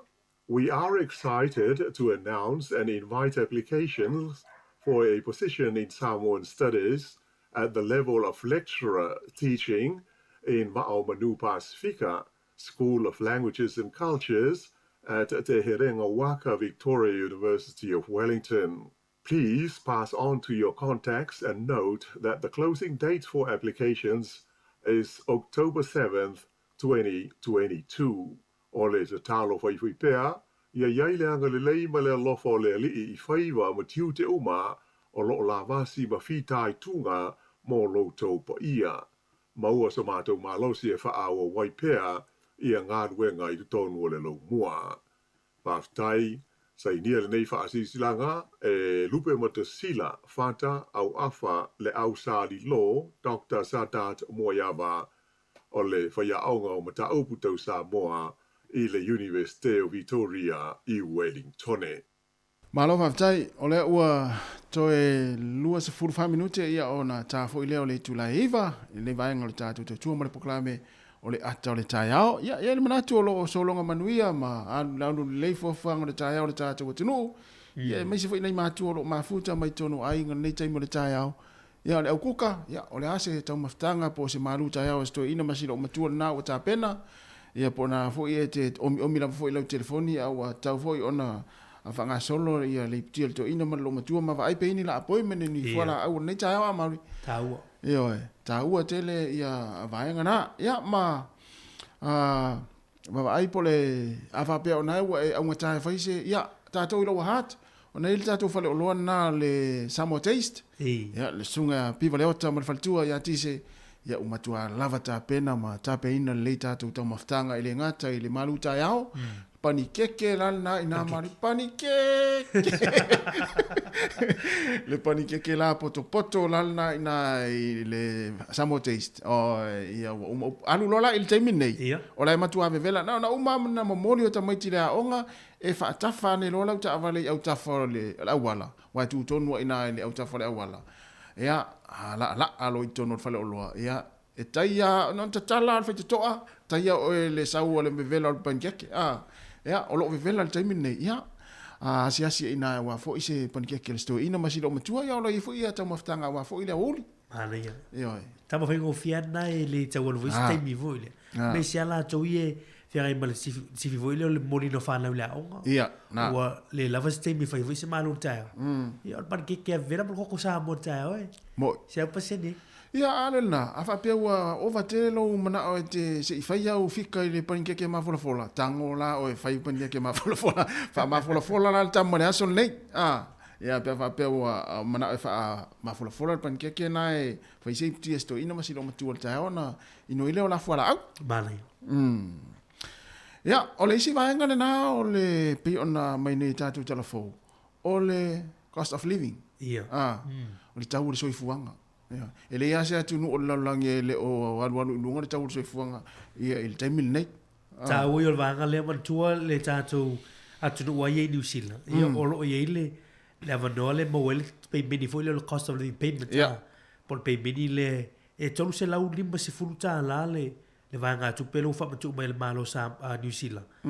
I vai lai tongi e tolu masina. Tolu masina tongi mai tai se lau su no tala ono fitu sendele la fa ingol tupe vena mo tangata e lalo ifo ma le fitu suru afe ile tausanga la tupe mo ile per annum ia mo ila la no mo tupe le ale me tatu telefon sole e tangata ye no fo ele no fo New Zealand la no fo ya tu no mau le mo pe ale tupe le se la suru e voi tangata ye la to fale tu va ele no foi New Zealand nei ala e fa taura tu fale mo tu i lo kuin ale mo wale tu pena ale mo voi la tu se suro sole ai o tangata umari liu na foi mo tu pena tangata umari liu ia sa le ole o te lo mafu anga le tu pu va na fu se fu le alu tu pe tangata umari e ma fu mai le va le official le fisota inga le ale a fongo le official la fonga ia IRD ia ma le official le le internal affairs wa tau nei fa mau nga ia official le dua ia ona avele le malo i lo tangata ia o le tangata le wole na mali ia o tangata e po se fulu tau sanga na mali liu ona lava le ala mo wal tupe ia saulo ma le tangata na le uto olua na le fa tau la fa le lo ale lo po fe le la lo langi la no foi ia le fo mai mau i manatu sorry e sa olta maro matonu o fa lo moto wita o fa wita e ta ua tele o tato tupe nei tutu o la fonga nei tangata fai la fonga tono nei tunu o le alu se tu langa nei ia ai le te tauna tupu le tu langa ia le wa atu nei tupe i fa to New Zealand a o tupe lai mo mia nei e fa nga fo i mo isi polo ke ti fa ngo fale fa ngo wala o telo mia tau a pe le o sfa fi tau le na fa i mai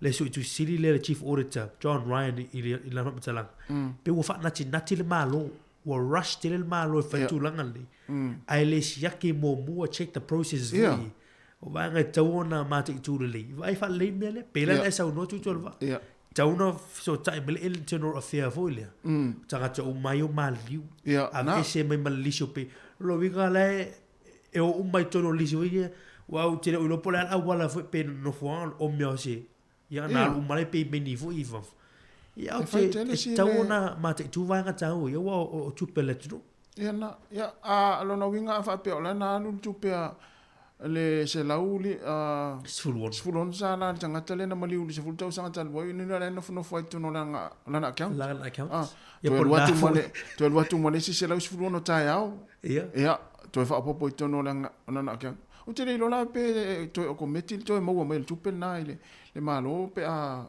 fa pe o fia tau sanga le ia o le vaenga la tatu te le uiloa ia ele mo fai fo to mai tu pe wa lo ngai faf ia ele mo mai tatu talfo o tanga te to no yo la usaina ia le na fa fa le mo tu lo ia ale o fe siri tu langa le tu le mai o le ale tu nga system process le fai le wa le mafai i ona wa fai o le fa nga technology ma tu langa computer timini e tau na mai o le ia po oile mo tu pe po oile o maliu ia tanga te o maliu o e fo ele la le for fitu su wa fit ta la le tu langa tu pe ia o lo ia fa ia fe mo tu pe fia la fa tanga te o maliu ia o le fa inga fo na le tu pe le wa lo ia so le ia e tu te va la we o tau na ana o minister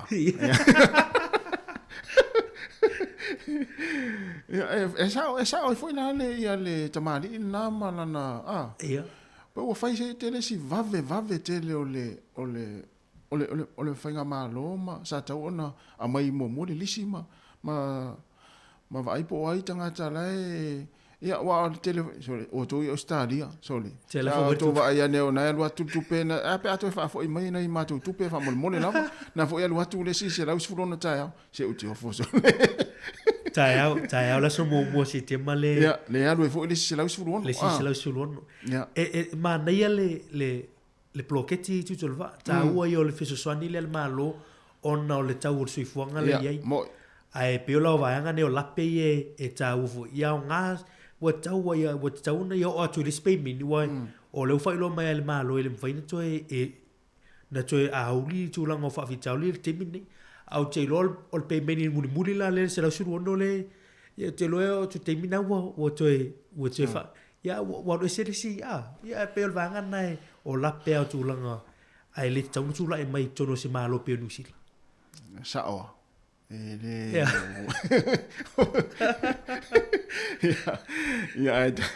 ia ai tātou ai le manu au nei tupe fo i mo mai fa manianga e ula fo i na ua na le o le lei fo i le fa tapena ino na fo i vanga ia ai tātou e Australia si a lua tu le se lau sifulon tai o lau kat ai pe tanga tu e fa fo i mai i matou a malova mole e mai mau fo i pan fa pe fa pena fo i se vanga le fa Australia ia tangata New Zealand sa no fa Australia le o nei ia tau fui fa mulianga fa pena sa ali si tau o tele o to Australia so ia ai maloa ai ole tulanga le tai ao ia mo wa ta to fie se mo wa fie fa vera koko tele koko Samoa fa ko pai tai ao ia por koko lesa ia fa ko pai tai fa puka tanga tai ao o to tele puka o le wa tele malu lumati mo la so na va fa puka wa ia mata I fapuka le ipo tangata ai o fa tutu sa le puka I te fo wa fapuka to ina ia ai ono e lumtua ia na vivesi fu le tau le ia tai fapuka fa to ina ia fa lumtua tu ispuka e ina ia ai fa talva tu le tai mi malo ale so fo mo ma fa talva tu ina I tina matua yo ma fa mai ia lo to ma ia o le tama matua ia antele aliva ia tina matua ia susi ia Tyra Petro ia mane to tele na tina matua ia ne tama matua por tina matua vai malu le afa ia tina matua ia afa meloi ia mal tina matua ia Erika Maoe ma loa le mafuta mai tina matua ia Epi Faleolo ia male tina matua ia Fingau ia Isila ia ma loa tatou a mawar fia male ia ma ia o le me pito sinan taua tatu tano tatu sinan taiao ia tatu tano kirikiti aso lai Samoa au kirikiti o leu te le oiloa ia wana o te raititi ia pena fa feo na feo ia au kirikiti aso la o le tala no te le lopa tau sanga na amata kirikiti Samoa kirikiti fa wala na feo ia wa o to amo ne ia ta vali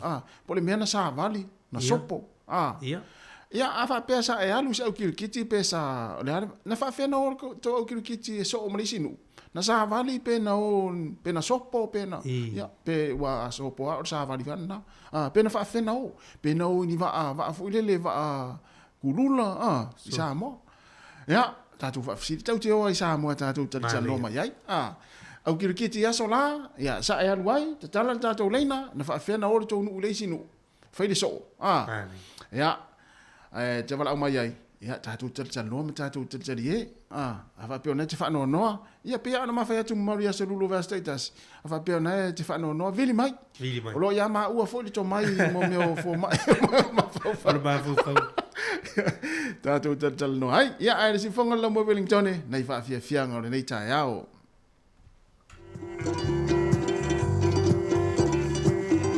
tolu malu lima lua fatasi ia te vili mai ai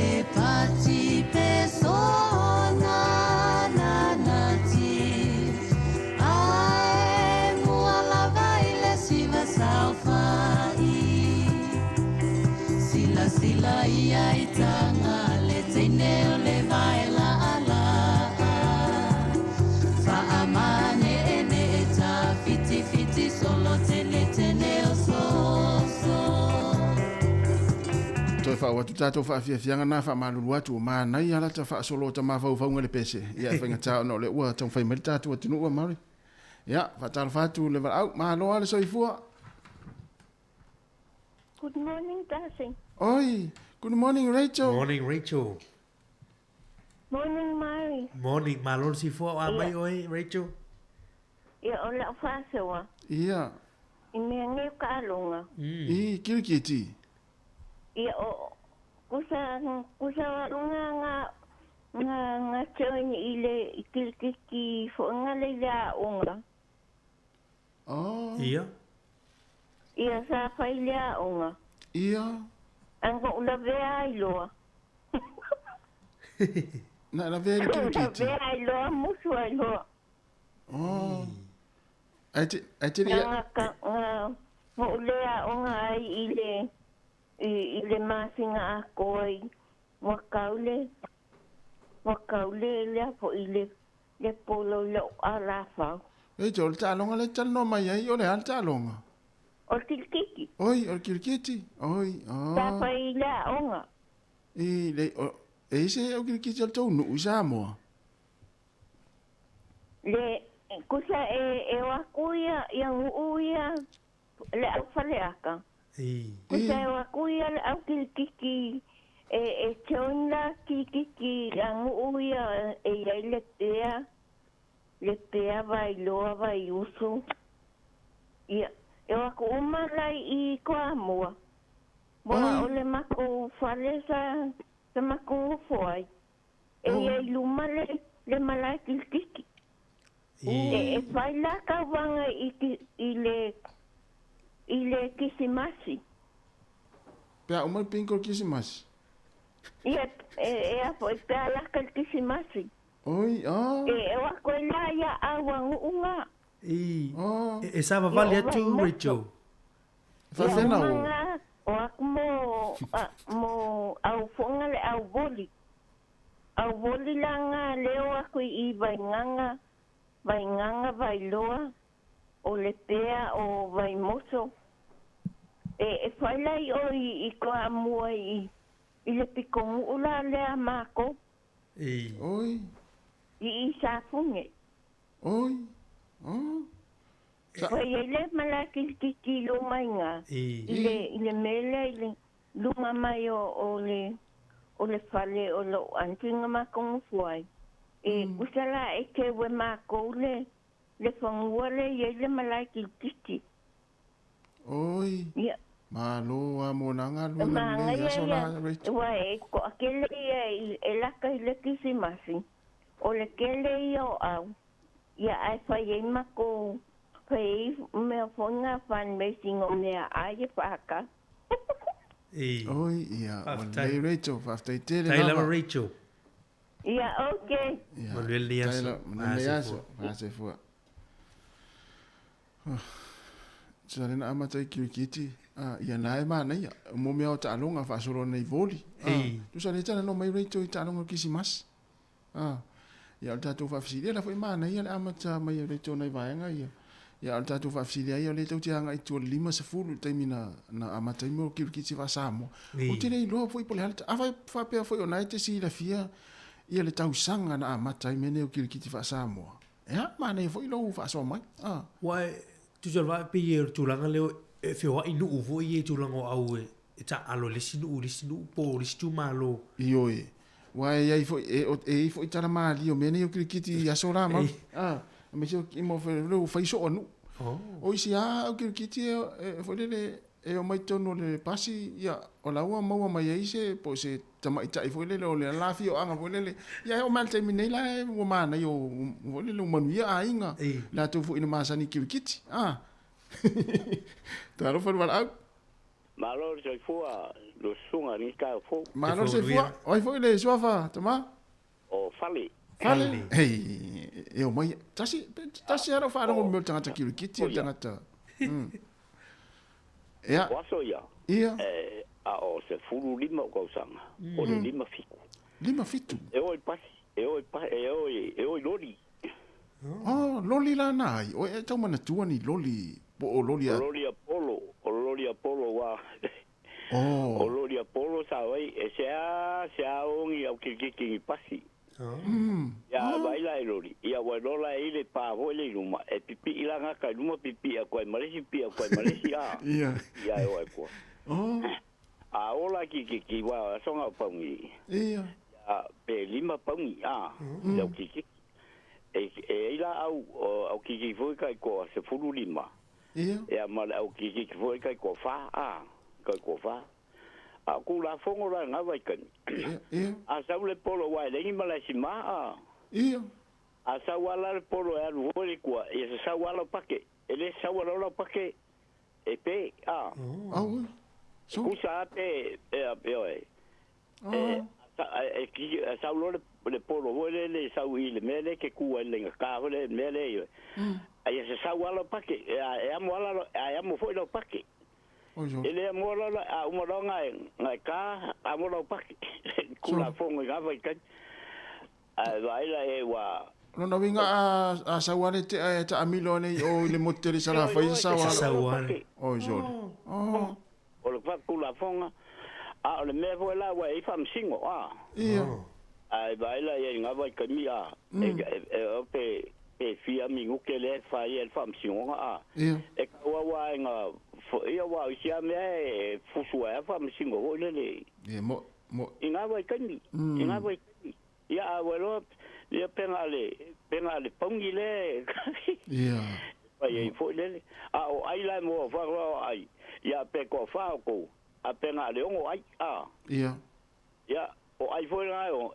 e malo o fo le wa le sa lo pa ke pe inga vai kan o fa ko kula fongo ko inga vai kamile I mea yo ai se vol tapua inga o le ta longa e se pe ya le tapua I le ko la langi ni ape a moilar ko au fo lele I ko ngule e kapua ya ku ape nga se fulu pa ya e ape nga le lima se lengi lo ku pe mo wa ko le wai ai un mal ku pe I ngu ur kapua inga ngu na ya no se au kirkiti ya so la wa le mai tawatu na mana ya te lo fam telaina sa ya no se au kirkiti le tofio yo o la ki la ma ko lo ki nga ba kan nga wa ki o ki I wa ngu yo ai usami o i. Ia mo. Te whanga. Mo. A saingi mako ai. Ia o ki umalanga. O i whai nei ngol tau au, leo ki tia tau whianga, iwa. Elela o en mako ai ngai iwa au ke tau mai ngai ko masanga. Oi, Tongo asa ia pia ai roa le me tau ngai ngoa tongo asa. Ia. Le taimira lea ua. Tongo asa wa ke lo o ngai si ukua o si ukua ke ia. Ia. Le taimira lea. Ai lua si ukua ke ia fio mai ai. Ia. Mo tau noang. Ai, malo. Hei se fwoi le. Ki ngā mai kani. Ia, sa o le le ia. A kula fongo ngā. A taule a alu a ke a foi la o wa kuma le lenga ko wa kusi alenga foi le a. E ke o kula wa ia ma wala ai. Le taimira le.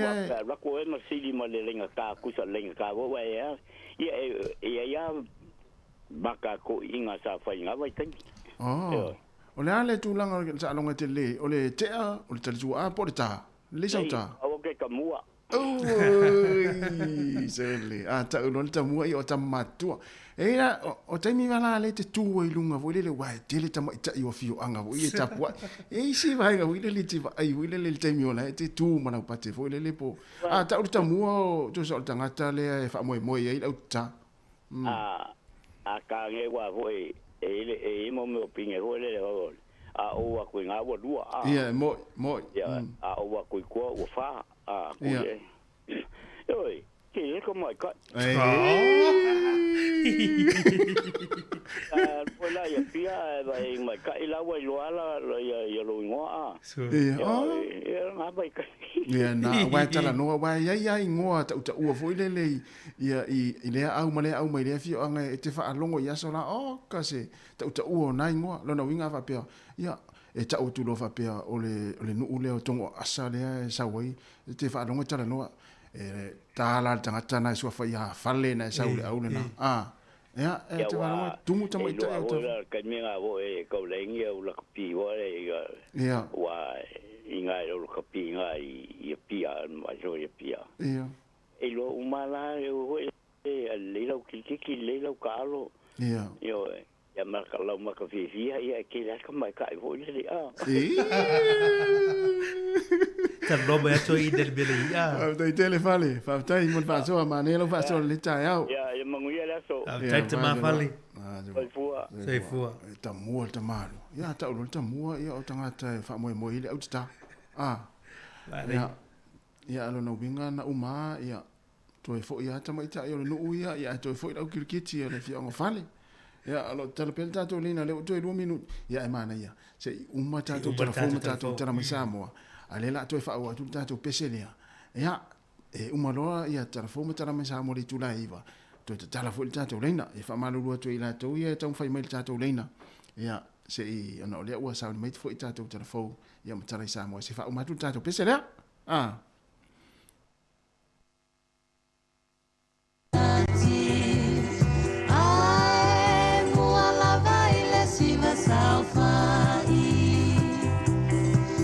Sila ia itanga le tene le vai la ala fa amane ene ta fiti solo tene o so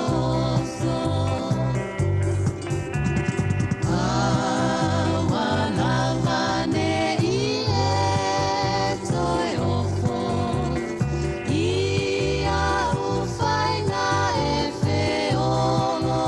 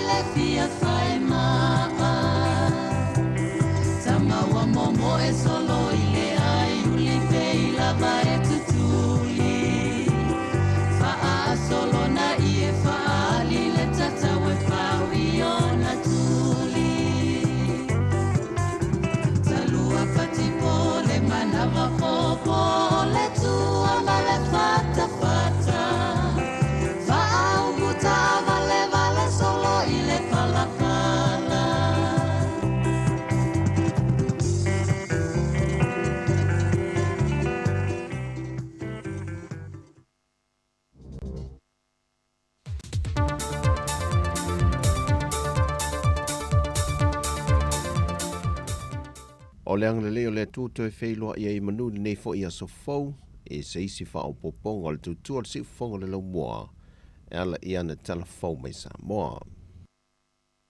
Wa wha leo ngai na le wha ai unga le wha misinonga maa walunga, le lafuna wha atuina le komiti wha pāre mena lo lato suesuina, a mionga matulanga tā waloa le mota, no lato wha malo loi nai le taitai o le tua ngai, le whionga tule epa lupe soli aisa le malia le ngoi, ma le whailau tusi e a leala le pule rimoni a yafi, e au noma se tatongi se ia iai se aso.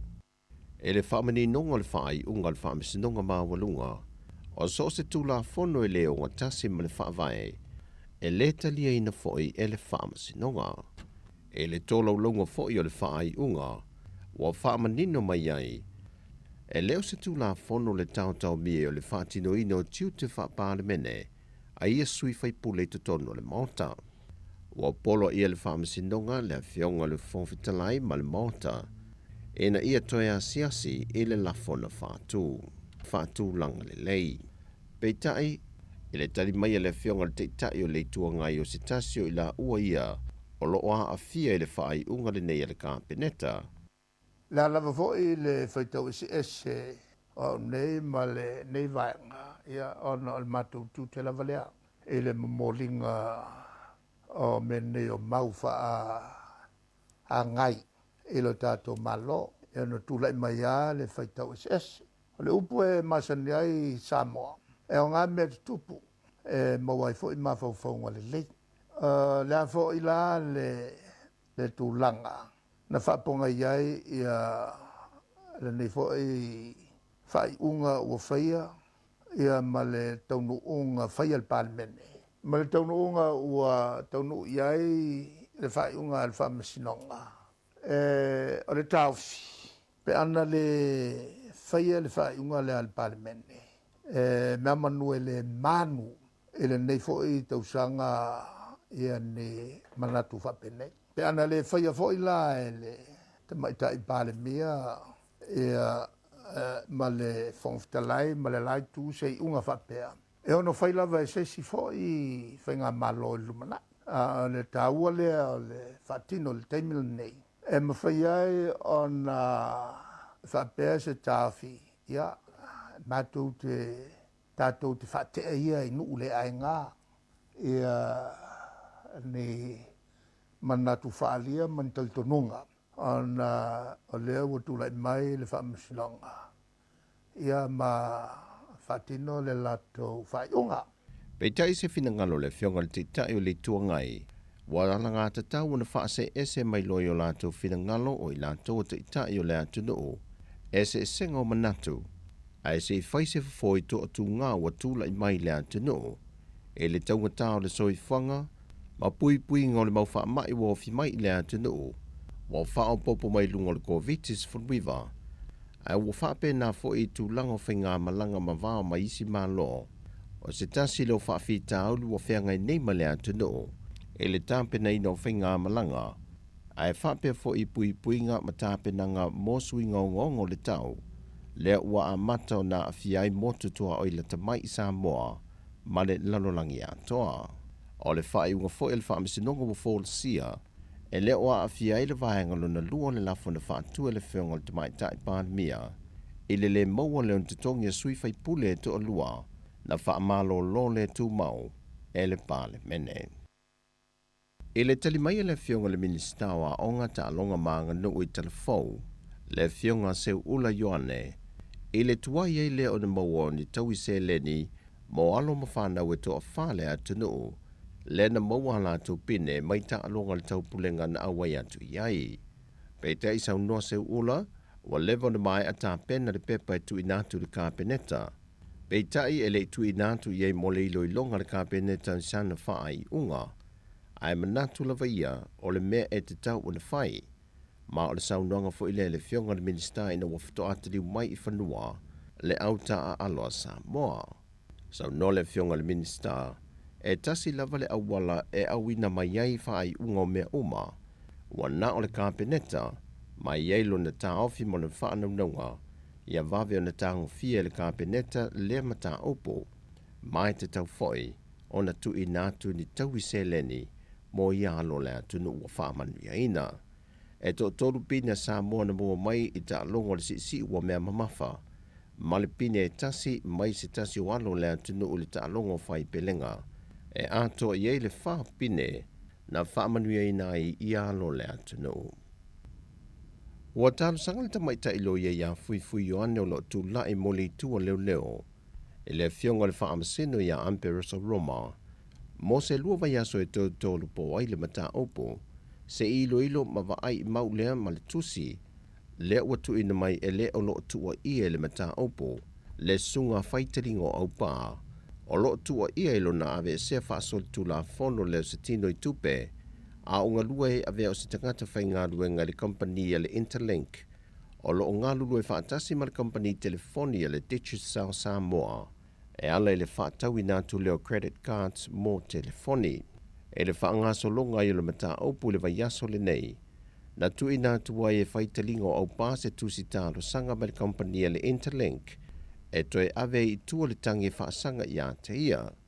O le ala leo le tālo sanga i o le tamaita i lo i o lo tu lai mo le tua leo. Mo se lua vaiaso se i toi sila i le tusi ma whaamau tua i a lato mō lianga. Au le toi wha wawina le mata aupo.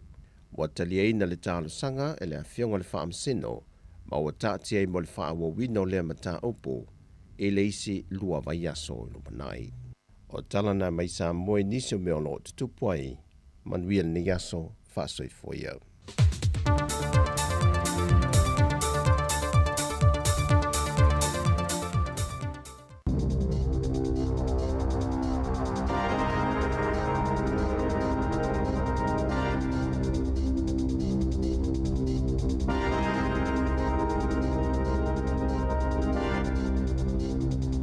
E toi whaatalo whaatolo whaapuponga o telefon ma le si ufonga le lau mua mo le nei vaenga o tai ao.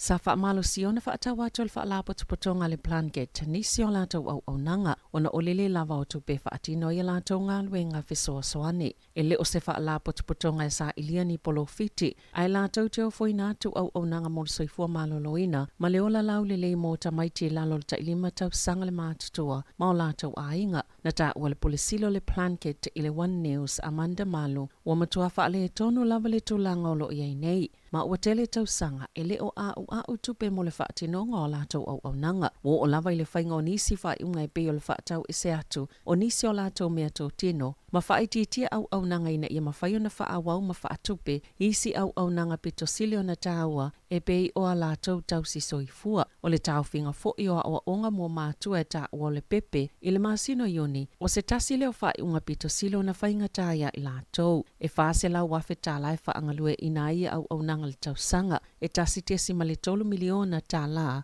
e le o lava i le whaatupenga o la lātou au nanga, e o i e 3% na toi whaopopoa i le whesoa soane mai le malo. Na whaalia le pulisilo o Financial Services Council i le tai au na leila, o le suinga tau whaawhi le na wholasia i le asoa na nafi, mō la fonga i le Kiwi Saver, o se tūlanga whaanoa noa tele, e tu samalilua te simale miliona tangata ni usila, e yei Kiwi Saver, mai mtoato a tele lava tangata o le a lafua lātou la fonga, i le tu la fono peo na wholasia i le palemene i le asolua, o le la fonga le GST i tau e tutongi mo Kiwi Saver. O le taimi nei, e le o tutongi na e tangata ni usila se GST i tau e tutongi po o fees o le Kiwi Saver, ma o le suinga le o wholasia, e ono mawai e le malo le isi lua se lau 25 miliona tā la, o la fonga i tau sanga te tasi, mai le lua afe lua ono whaasolo atu i luma, ai pētu samalta i 20 afe tā la o le a tutongi ai, e nisi au whai Kiwi Saver, pe au ina malo lo mai ngā luenga po le ono 5 tau sanga le mātutua. Sata o le polisilo Financial Services Council, Richard Klebin, e to samale valus fulfa biliona tā la, le tupe au whai o Kiwi Saver o lo i le teiminei, ma eui e iei nisi wha la potupotonga o lo o tele ina wha atupe i la tau i a tau, a iei lava le teimi la pasi atuai i tangata whai Kiwi Saver, peona i a tā ua. O le haiwhea ngai le atunu umalisi itia o le tau le soifuanga le teiminei, ma e tatau o na langolango ina le malo, le whaatuatua ina e tangata o le Kiwi Saver, e pei o na whaalia le polisili o le Financial Services Council. O le taimi mo mole ne wa filifili ai se tangata ni usila yei mana o nga whaapitoa e avea ma whaaululunga o se matanga luenga le malo. Na whaasilsila le komisi mo au nanga le malo i le asoana nafi. Le filifili ai o Paula Tesoriero e avea ma whaaululunga o le wai kaha po le matanga luenga o tangata i mana o nga whaapitoa. Sa avea o ia ma komisina mo aia tataua tangata i mana o nga whaapitoa talo mai le tausanga i lua a fisful fitu. Ma o se matafa yo i sailonga na whaaloalongi ai Tesoriero. O le asa mo i ulaina tatala ina ilea matanga alwenga. Ma sa filifili ai Geraldine Wood se avea mapule sili mo se taimi le tō mau. Na whaalia le minsta mo mata upatau i mana onga whaapitoa Porto Williams. Lo na whaangai e tia ona o filifilia se tasi e ilonga ia mata upo matelelo na silafia. E avea i mawhaululungo lea matanga alwenga fōu ma le tāua. O toi sui ma teu e leisi ta ita ilvanga whaupwhai le Green Marama Davidson. Sana tusinga na whai ilunga o penga ta whailangi ina ua mai o na avel tamai ta ipale mia le mata upo i le official kapeneta o na whaapea wasolia i ta iala masani wha minista. Ile wātu nei na whaasalalawa i Davidson se ata video i whafol pale mene o uwina ni poloka sukalati se lima le kampania le Whitaker o le itu aingo le creamy milk o lea itu aingo sukalati. Sa whai ni whaafina o ngai se taimi le ima mawatu. O na yeise itu aingo lo o whaaliliwina ili ngangana Māori ua tā ua o le miraka kirimi. Na saunoa Jacinda Ardern ile autostala o lo o manino le langolango tustusinga Davidson ile whaonganga o le tere o Māori. Ai e fo ita iala le kapeneta e te tauna sa vavali ai minista. Na fesilingia le pale mia pe te tauna ve se tustusinga a Davidson na iyo le pale mia. Ele whaatanga ina ni minista o na o lantou Manuia pe whaalau i loa lo lantou langolango ina o ni oloa po o ni au nanga e to sai mata iala le kapeneta. Mua Safi nau Davidson ele ave se ina antustusinga o nolo ia langolango ina le ngangana Māori. Peita isa taimel pona to e teu wai e Davidson lan tustusinga ma ave ese le whaalau i loanga o le Whitaker.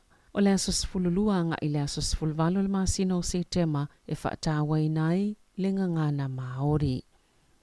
O toi whaapopo e leo ni sifso soni mo pisinisi laiti, o no usfa inga le au ngā oie whaonga inai taawale ta lepe i whale oloa, ma ngā oie o loa ai maisela vai au kilani, na whaalia e whaapea na o le lima whale oloa i tāmaki i mā kaurau, wala tau tauli maina le fso soni e toi si iti ai le pui ngā la tau pisinisi, mai le vai ngā tupe 1 miliona tā la, o se vai ngā le fuafuanga e tau fia isol tu la fono, iana amataina le malo le masina o me, na tā ue pisinisi ile le tioni usila, e matua whai ngā tā lava o na maua lea vai ngā tupe, o le pola songfua, e silia ma le lima le awha ingo nisi sol tu la fono whaapea na tutupu ai a fua le tau sanga utua nai, ua whaalua ina pe silia tu fo ile awha ingo sol tu la fono whaapea, na fola i leo nisi fsoso ane, e pui ai pisi nisi mai os wha inga nei, ma ua silia ma le se fulu leo ua o wina, e whaatino ina ilo ilonga mo le saunga le mo ma le puipuinga, ma le a wha mua pisi nisi pito nuu. Ia e pito sile o na tele isol to la fono ina ia mauti noa, o lo ofetau ile whaonga le tupe, ma le polo kalame.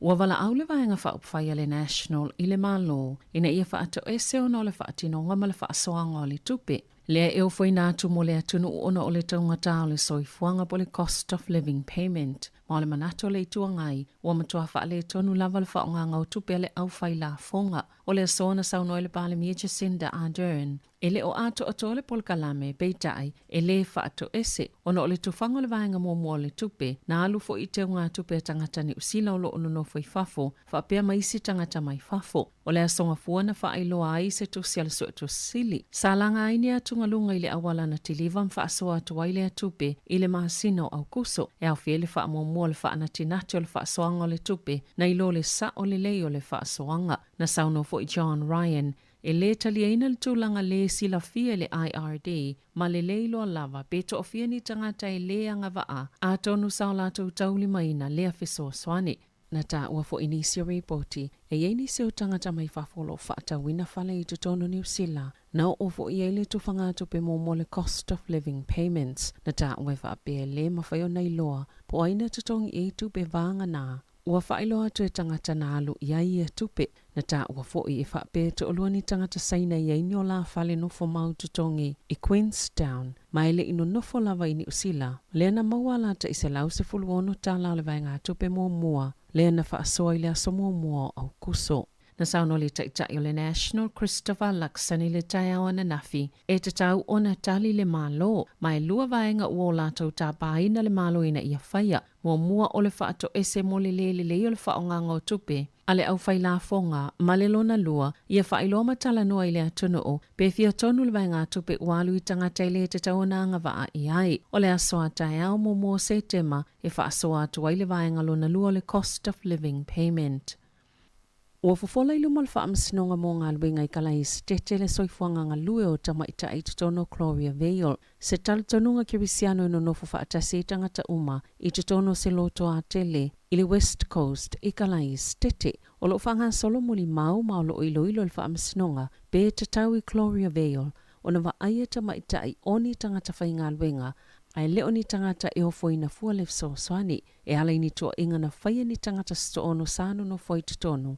Ai ua lātou tu ua lea maafutanga i mōli mauna tā wana nafi na whaalia e Isaac Pilgrim, lona le fifia i le awala, na tau sielo na te olua malo na fine o le tele o taimi e ai Howard Temple i teine a o ngā lulue pe atua i atu le tau mafutanga po le fo i le taitai ua ova le vela o tau mafa na tā ua e Pilgrim, saia mātau ina le whainga tālo soifuanga lo na te olua, sa le ima whaiona whai atu le ai, pe a whaatonu ina se ngā luenga tele na te whaatino ina, e whawa ia solo o wha ngā solo le whaamsnonga, maana saunua le li loia Phillips Carlton, o le amuli mauta i tai o le mafutanga i Gloria Vale le tau watu e whaapea le soifuanga lava ia i tutonu o le anofuanga sa filifili lava ia i tangata o lo ono no fuai.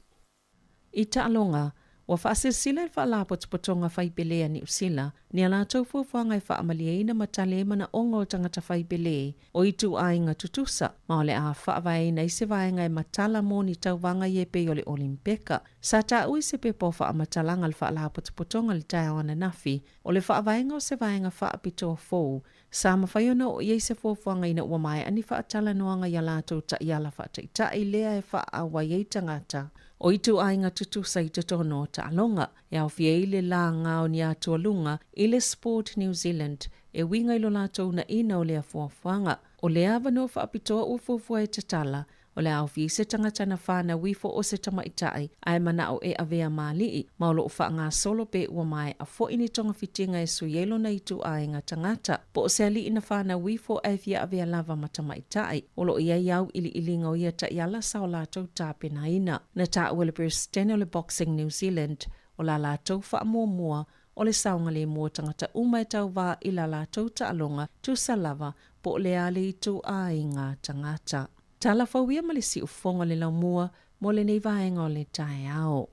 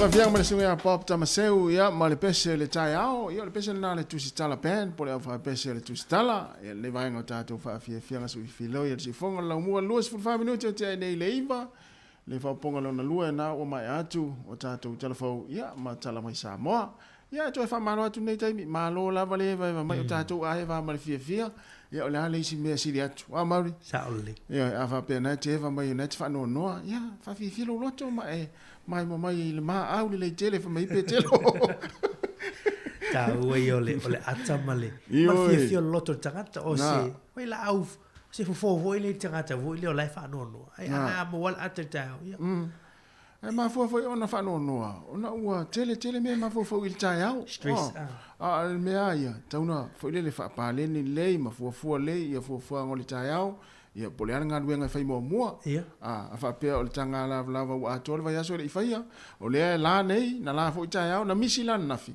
ia mana ia fo ile video le machine ta la ni tai au ia na fai sino fa malo stino ave lo telefoni o le mele le wa tau la ia matua ki le tato le tio male ia pole tato Facebook ia ma te ilo le mari termina tau ia o tanga la ia na tato le pese te siva ila lo le wa tau la ia ma tau ma fai tau la ni tai au le mana ia tau ia ai o le nei tai au tato tunu ia na fo wa fa manino te fo tato telefon va nga le tato no ile tai au le GST ma le ki save amar sa o le pele na tu mai tato telefon ia Savelina fo le sau no anga sta si fo io o tangata fo ia la tono le va nga le ia tulanga fo io la tu va email tu pe tata mamai financial services o tulanga al tax ala le mo company fo ia le la tu fa tino ina tulanga o kiwi save e la banks e el kiwi save le ANZ e fo le scheme al kiwi bank tele foi fa la o la tu le pa o mai ele fu limpa sene le pe on fa malam mai ai pe on tata no te mo sol e ale e alu e ona meta tu telefon e o ana e pasi mai lalu tangata te to tas tangata te to tas si tulanga o a foi o tulanga o tax le ya ma le polenga le na mai nisi o tala e luas foi ono ai luas foi fe le mem faina e se foi le i tulanga o tax ala to ai pe os fulim pasene o tax mo tangata e vai le companies po fala po tonga company lo la to vai le scheme mo ki we save ia ai o le polenga na ine ia alu pasasa i lunga taulu e te fa mai ai lugo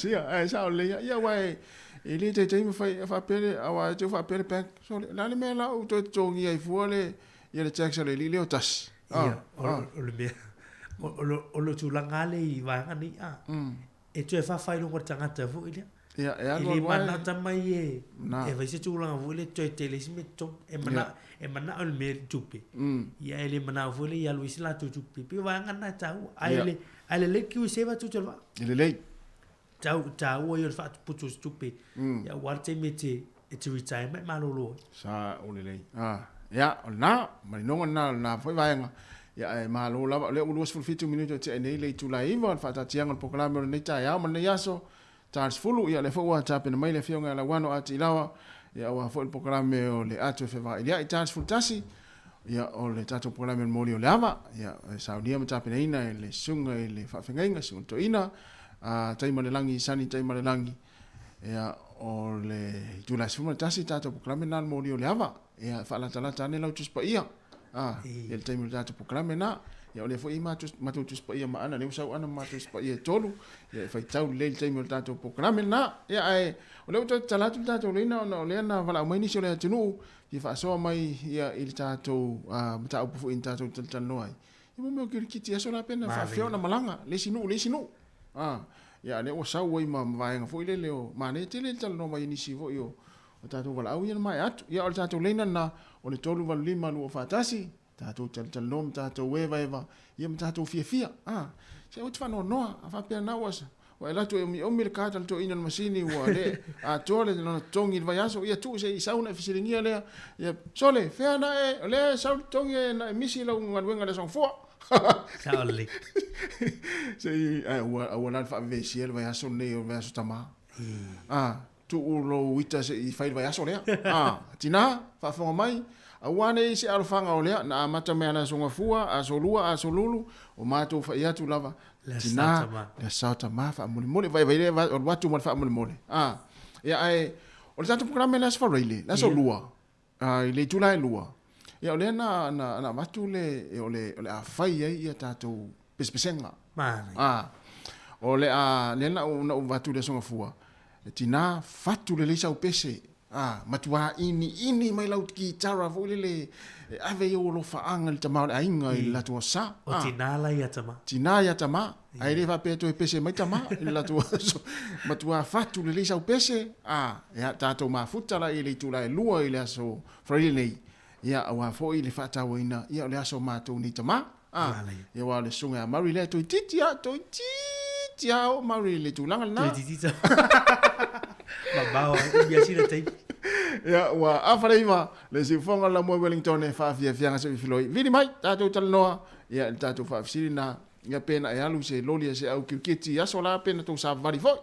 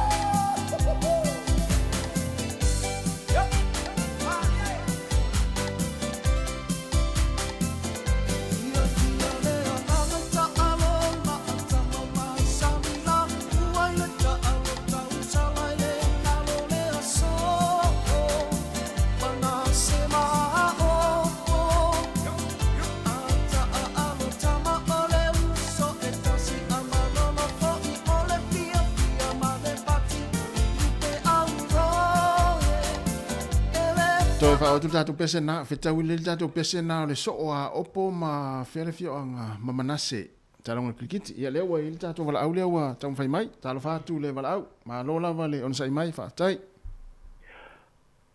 patalo fa tu tasi ma lol sai fua fa pe fo ia le uso ia mari ma lol sai fua ai foi le swafa tama o sa le lungo le telefon pe o te mua le o fa longo to ile o e vala au mai ai ele ai o te masaniana o viliatu au te fatulo watu o no o le ngole o ta watu o lo ingoa na e vala o ia o e tangata oi talo fai ia a sa vala o foi talo e nei ia tu lo lava sa faunga tu le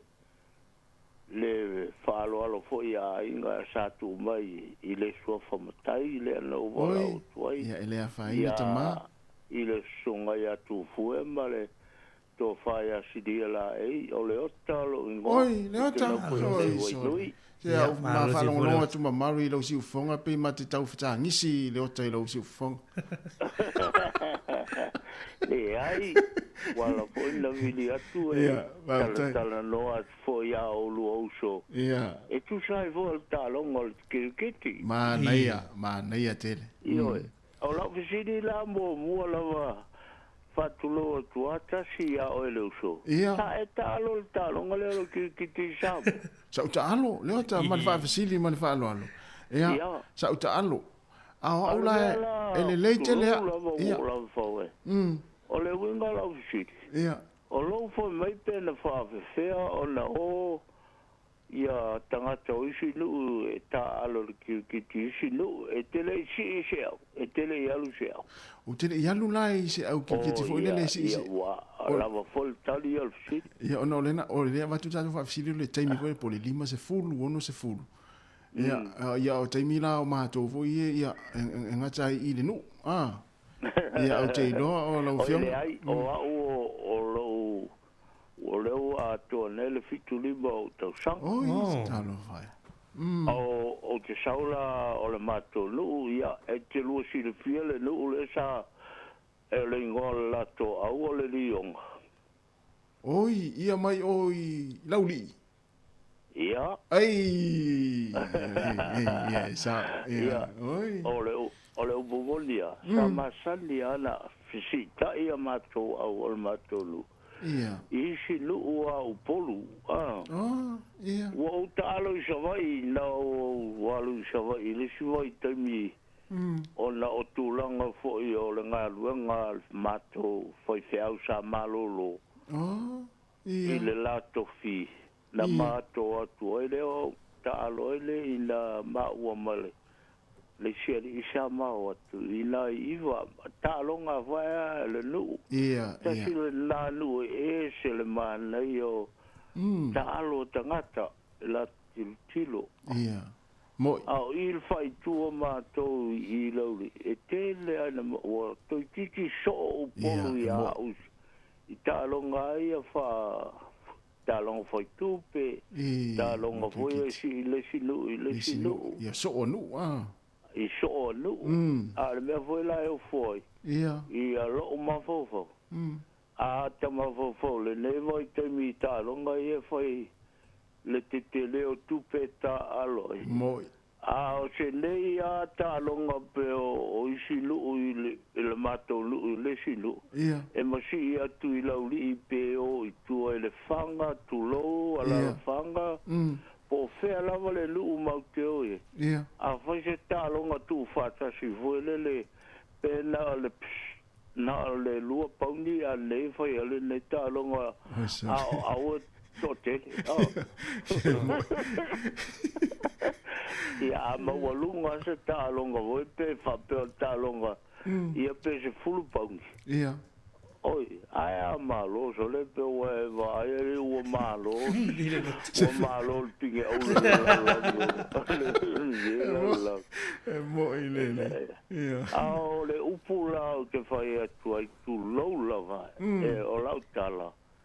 Talonga tonu ale ata si sat taona e ta alo ia so ia pe alfa pe e matua lo so fu e sa ole le ama se ala vai tai mi nei wa na o fa longa le le lo talo ia e le te le un mon ta longa ala fionga le aliot ia e o tai mi o kirkiti so le te le la por mau tu lo lava ia o meu puai fa talonga ia ma me upua a tu lopa ia ma malu upua ta longa ma mali wa o lau tonu ana va pe o le ta alo ta longa na pe o ta ua lau o tele ta ua mari langa o te lo mari le stanga tu ma tu tele ia Au oi. Ia. Ko lu e va bene o tele ni au te nevo. Ai sa ole ot. Wa ka lo ole. Po ai al ka ma sa ole le ia le ota. Ka si le ka lo sa ka ai ka kongu. Sa ole le ota. E le pe pelo lau sa no le ota. Sa ole le te fa lu ina lau sa no na. Pe ana fa pe lo ta lo ta lo na se mini. Ele visilinha na maramlama le o te ilo. Ia, wa lau tale vai atia. Ta sile me sa tele na mo o to lu o ta mo ma to lu. Mo sa ole le. Wa langa wo va ai o mata o la ti fo ia mato ia mato. Ia.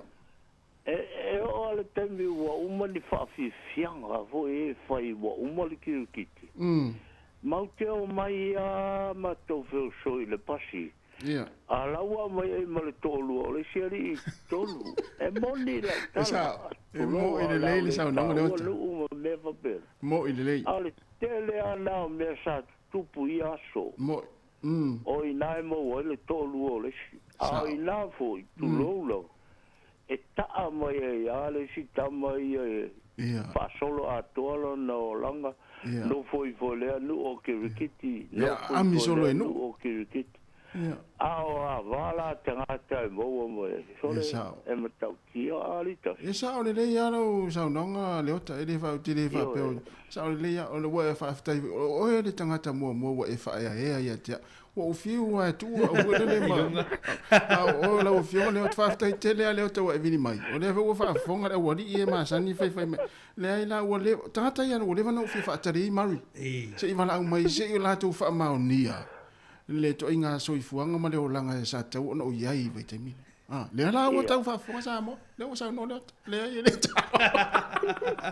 Mari ia Mari ia te male o mole ia o le si tu lo lava ta ti e o kit ia a le si me ale ta si o le va no ma fo fau le o si o fa tu ya Mari ia po le aso na fina ngalo e ia le mata upuna e sauno so le folo so mai a le fionga ia lauano ia o se tofi fo ile ile fo ile onga fo ile anga lu ma fa Samoa ma se fa ya onga fo ile onga le university ia o fa tu Mari fa mo le polaso finangalo ya tasi o tasi ia va ila i Mari o te mana o alu i na tofi va ila i Mari to ya tara ia te fia o te alu te lango pe fa le fo ila o tu la le ota tu lo pu fes pu lo si le ota tu lo pu lo ma no lango o la tofi ngalo ni Mari o te lango ina o vala tu te male ota ia Manuia sole le ngaluenga tai tele alofa tele na tato le fe vai ai mo o taimi malava e tale fitu o le vanaola le tio e whalongolongo atu i por kalame so se mea lava e fia le loto maleanganga o ai peia e ui foi lava i le to tele o na i tama ma na i tende o tō ngalu ai peia e maloa kasi mea ia fa Manuia kule ngaluenga tele lava lo fiongo le ota Faftai foi le faftai onai o le yaso ko mo ngi ko mangaku le lei tai au nge yo ko ngau sa ngasi na tala la titi ale ta si fa mol mole mamari ia ele ma fai na ngalo ya o le au le ta ua se ngo se le tio ai sa o fa longo le le tio boli fa ma oni sa no nga pe o pa mai na lo to ngaluenga i le ava fata mali tai o nisi o le tio le anga le fa fonga le atulu o te le fi fa longo talinga i upu e tau talai nisi tangata mali le ava ma le ma fau ia Manuia ngaluenga to video for just time tai le ota e te tu o tato leina ia faftai tele ale ia te ultama me sili foi ole mai tau atu na o mo pelo fia ia te fa fonga mai le tato ala le ule taimi male taimi ia ai le me sili o le o fa longo mai le wali o tu fue ma sili lai ele ai o le mo li maule ota ile to ina tangata fo ia ile tangata faftai tele Manuia le ia se te ultama lo fatu ia fa soi foi tai la mai la mal le la paua foi le esa o foi le tua le la o bala o le o fa ma ni el tama ya le ota ia e tu langa fa pena ia o to la ia ma sani na fa mai o tasi ya ma le o fa ma ni el tama ya le le o fa ma ni el tama ya le ota ia ma lo le ota tu o le a mo wa le fia ma le fia ia o le tu langa na ia ma ta tu te ye ta ya lo tar pe ta tu leina ia e to mi foi stai mi le to es full 50 minute ia ona fa ma en foi le pokalame ia sound mai pokalame o le atu fe va ia si fonga la mo Wellington Mari ave sa tu si nga lu nga la mo te mai ya le si tu fe si le ona nga lu nga família ola oi non nga samo i festi ave sa ta pena sa tu si o le ta pena la fa ia fin nga lu a wala vale o te palo ta mo ia Manuia to es full 50 minute na ta do le tu la se full si fonga la mo Wellington ta tu fa fia ni te mo ta pe ta to leina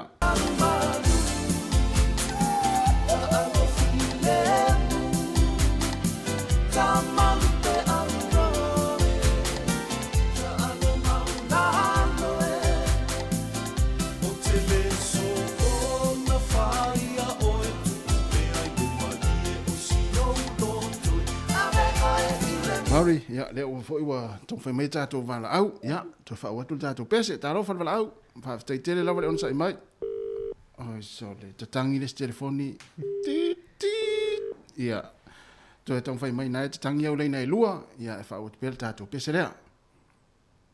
Na e mai tau ina, le tolo ua sa o ina, ia mata alia sa po ia maua.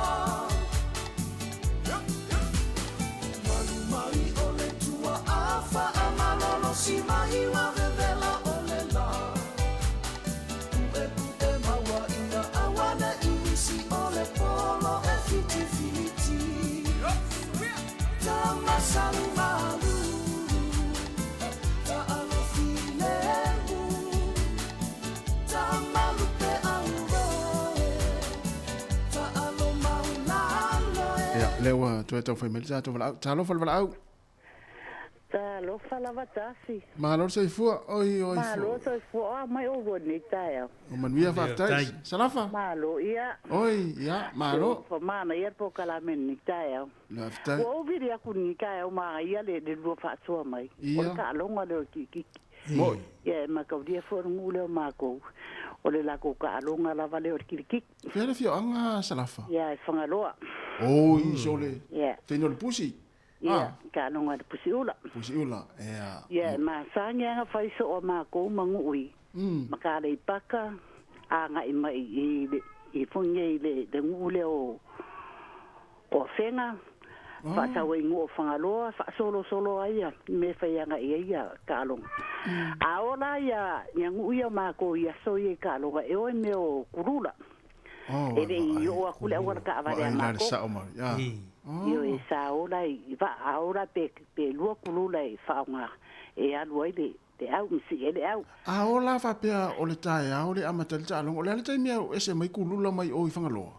Pole pole ste mo le va ia we a fa pe o fa pe po ki avea po o wa po se meu fangaloa po fio i e usu arka ia. A ware umi arka me wai. O masangi ala ko we o nunga san. E alo fa ala le ukirkit. Yo e da walo ai e maroro se ala ko we o e alo va. Ia wa de ingi afi fa nga nga ka mi e alo ai foi. Ia. A o foi langa sa ungi le awe e fai e fongo le ngu inga ia sa se ka le nga wese. A o foi ka mi ko rengi nga fa penga. A o la o masi pola wa mai se kusi se ngu a mea la o leo fi fa se ka minzanga ya e mga ola po fa pe po ki avea po le paka po vai o la fa ka longa ia nga ka mai leo le aso ia nga fuela e ma ka la a ola ia e moe e de mfainga nga ku fa pe ka no ko fo ko mai e uma moe la ia le mo le si aso ko fo ko mai lo le fainga malanga ia arma nga ia io ka longa ya e o mamalu e de kai ai ese ka kai ese mai kai mio ka longa ya a o foi langa faia ka longa ya e mamalu sa fainga makai o fa ka we de fale ka puai ya e ngongu fo o mai makai o le fale la ngongu fai e sa nga o fia se si kong na o makai ai kong ya malela ko kango ava ku ia i kai mire ba wala le alo fai va ko kama modela ko ka longa ya no ke foi la wale va fa kari mele ngu ule e kalia ma le kalia le au fa talinga foi la yo fa kari mai e pe o kari nga ma lo mai si ma ko ngu mai fa fo ia kari nga ma lo nga so no me ngel fa nga kama ya a ola pe fai la ko ka longa pe lua la ko ka longa ile aso fai ka longa mua lua ia fai de malo longa ia pe alu ro ka longa muni ia fa pe nga po ile ade awe malo ia fa pe nga ia ku mai se ko o a mela ia la sa uni mole po la fai de malo longa la fai le lo si va de fa ka de mole fia de ale angu uia la ia la muele ya le saulele ya ko le saunga le fionga ya le o ngei me ka alonga ya ele asa ya le ya me o fainga malanga e o fafu ya ma me o o se malo e sawa mare ai o malanga I kai me o ia au ia ka halu fa ali salafa salafa to fa sa salafa tina salafa le taimi la le fa pe wa le weta wa ia taimi fo le o to la to o maile au va fo le la to usu maile ta o to fo I mai nu ai va pera la isi au va fo le lau fa Manuia ina mai o se taino le afio e mai ia la ilunga kulula le pe Oyo e sawa ia rungo va ale. Oh, sole. Ya, e makale la. O isila o ko mai kai fa pe po se manga o le se la we se kamo le fa mo ye. Ia nga fa ile ko a me ala piki po fe se piko ngu le la fa ka di mai. Ia nga o ar kai me le va ia la o nga solo le va ai ko ngu yo. O nga solo le va. Ya ala fo we le fa mo nga de de ka de kai ia le malanga inga ia la ku kongu le va ai de me ia ngada kwa piki o ro ia o ka o le ula ia nga so se le mari fo yo anga ka ia so ia a ola ga a mai lo la de ngule o le ia la ko kengele kongu ia ele ka ia e me fei ka no awa a fisi le ku penga sauti ele ka ia io ele mo kere lo po fe mo kere yo mai ai lo o le nga sa we kongu ba o menga sa kupu mai ya se le manga yo nge me o ka longa mo I ma sa ni tupulanga la I mo ya ma ko nge fa penga se ka di malo kele ma nge kele le kai ko mo we ma fanga ma fanga fia mo se alu fango kupulanga mo se le manga yo le me o le ka longa le so se afio anga tau sa afia I ma nge ma fanga o fia I ma fu fa ka se anga kai I makai ia mai se ia le o kana voi ko pulanga I kama ia ere misi fo ma ka kenge oi fa finge oi o ka po ere au ia fai de o si le la pe ia ma sa ungi de me ka I ka longa kama o nge se me fa le ko ia e se ana manga yo le me ro fa nga ka mai mo wele fia ma o te alfang ia ma se ka o se ele uma ya pe uma nge ko o le vai as ko mai fo de kus ia o le singu fa pe nga fai ia ele ma fai o ngu le ma ko le ma fai ngo fu ska ro sa o le fai ia Paftai. Ya, paftai a mon kau pun ni kau. Tai lava salafa. Tai lava. Ele ale po kala me kasi ma. Ya rofatu matina. Tai lava tina. Ye file mo le tu mo lua. Ya rofa ku mangia le aso. Ya fa se fo. Ya fa se fo. Mana ya. Mana fo ile fingal. Tasi le vai nga tonu ale le na le si vai le na na feta fa fisili. Ono fio anga nei pela fanga loa. Ya le la o mo voilo na mai kulula ya sola au kirkiti no vinga na halo mai au kirkiti ya o mo fatula o le malolo sio tanga e malolo moi to yo ila ia mali mo ma tu male o sol mala ya o tulang va pena ya e tulang ni o kirkiti ya o le tato programa fo ya o le o to e 20 minuta ya ona tale o le tula se fulu le si fonga la mo Wellington ya a fia wala mai ya ala na foi ya ona fa wole tato peselea ya ai ma lo lava le ma futa mai le tino ya mo pe tato fia ya ma fa fonga mai ya ni tau tuan ne si fonga la mo Wellington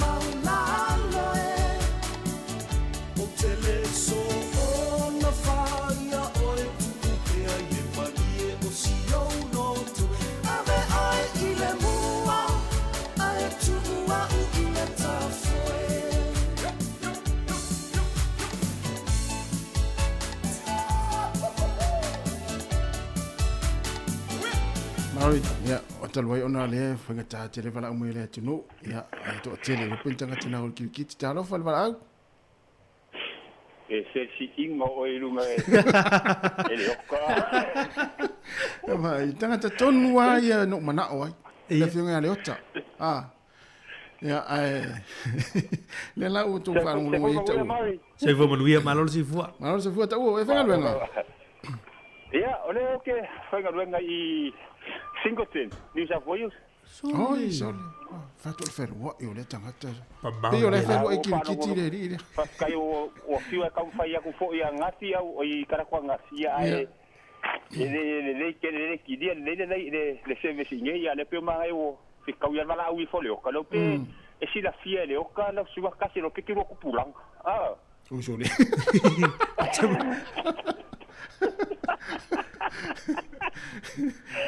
Na yo le fita mia ia pe a ili mai la fiunga le hoto le i tu fu msi la e wa fita wile la to fa mtalanga mala to io. E fa pe wi ai si la fia le fiunga fo ia le o ka ia la su. Fa pe lo pe ia ku pulanga la ia kasi ma le o ka fu le ai fa kai ngau va kun mo manga o le o ka ia oi apa lai do kai ia kai mia ka penga ro ku oi e mi sia da bango malo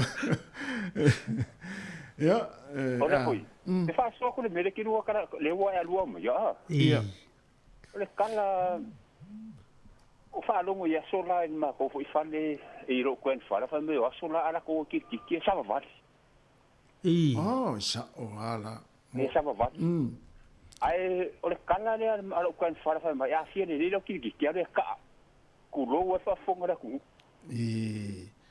sa ma ya fie ne lo ki ale ka ki ai tena ia le o fa lu inga ge po ko si ya kasi ko si fie inga ia le se kamari fo la ku fonga ko ale ki ko mai ngo ya fa lu le wo fa ma si ya ko inga ka mo ile o ko inga nga fai merang kala o nga alu lang ka nga kiki fa mai am mo pa ke o sili le si fai ko sa ba sa tamo fa lo tama na to se fa lo ya so o inga le ke fa sa o nga ila so lo ko winga si alu ka nga ka le ka kiki lo ko winga o le la sa o le ya pero o fa so ko nga le ku lang le dua ai ila le me mari ko le ko ai kai mi so o le ke lo ku la fo ia o fa si ke lo ku la fo kiki ai nga ye le kasi se kasi o ka kalmo ko nga le vanga lu ese mai ia e kiki ka le vanga lu ese mai ko fo ia ku lo me la fo le ka le po ai ku le ia o le ila nga sa ku mo e ma ka lo ko lai ko mbre po ia ke mo ke pi po le ma sa la o lo vai te lo eta u esa ole le ia o tamana o sikaini na tama po e mulumu esa popolo di ma ai o lo vai esa ole le ia o akala wa e fo le vai en mako nga ko le ko le nga ka fa e ku manga e me va o le si makai ngamo si lo ko e fo le menga e mo ma e ko nga skeni ma vai la le vai la tu langa le ma le sa ola tala na le le la ki tiro inga ma fu anga le na fe wa iso lo inu ma fu le e fu le ola ki ta o oi kasi ne fi fa sa le ai o lu mo ko fa le e el mara ki o ke le ala sa vali le sa ka lu mo ko mo la ma lo falta lo sa ni melta to ka mo atu vai dai fa te tele la van vala me te lo so po lo to fa ya mo ya na lo fa ya ya se foi ya va se foi ya sunga ta to fa ta ya wala au mai sini australia fa wa isolo ya mata solo kirkiti le wala lan kirkiti ai le fa mai na ta to ka me mari ya ole tu se fa ta ole morio le ava ya le sunga to ina taimalangi sani taimalangi ia o le tatou tusi faitau le wa mai ia e faitau le tusi ia le mata upu muli lava o le tusi a yopu tusi to ina ona sai le o yopu ia fa fonga mai tatou plame le tula se fumartasi o le tusi le na ia e te faitau ia o le tusi muli lava o le mata upu o le tusi a yopu mata upu muli lava malai ia tau su tatusi o le ala tatou pese le ya mai ato e mer proclame ato taiao fa malo ato tato tinu to e mafuta foi ya pe mai ato proclame lo na sauni mai ya ai oi ya mo la to ya tom fai mai tato leina ya to mo foi stemi tato tal no foi ole umil tato va yas ya la tato pese le tape na mai proclame ole ato fe vai ya ai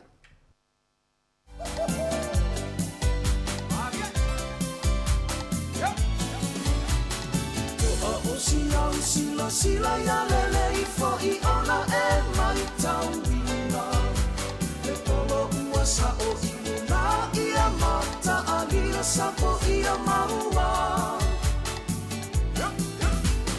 malu mai o le tua afa a malolo si mai wa vevela o le la ue maua ina awana inisi o le polo e fiti fiti Tamasang malu Taalo filemu Tamalu pe auroe Taalo maulaloe O tele so ona faia oe Tukupea ye palie o siyo noto Ave ai ile mua Ae tuua u ile tafoe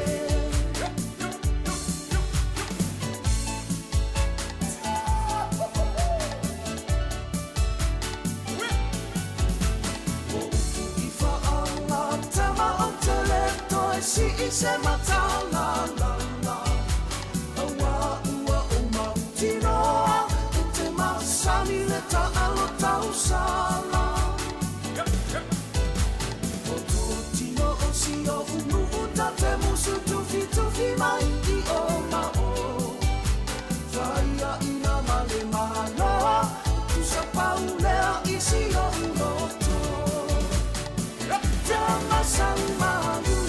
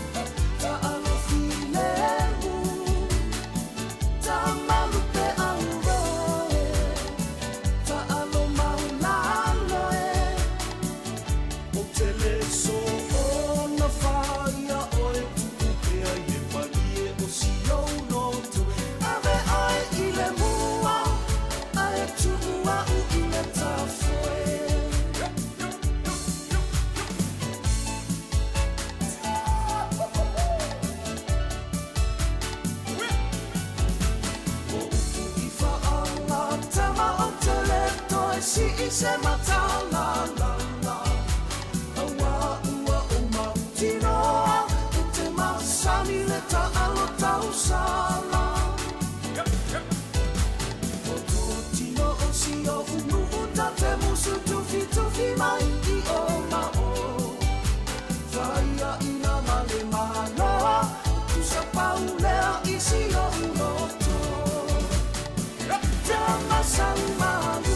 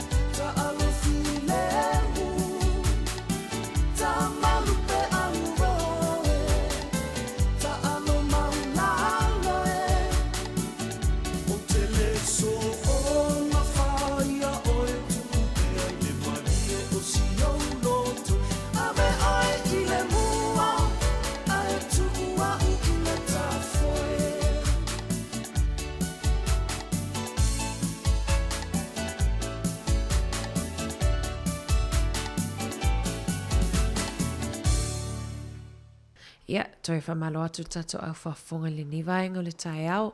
Ia lea foi ua o mai foi le taimi o le tato por kalame maasani a solulu o le ato whewa ili ai.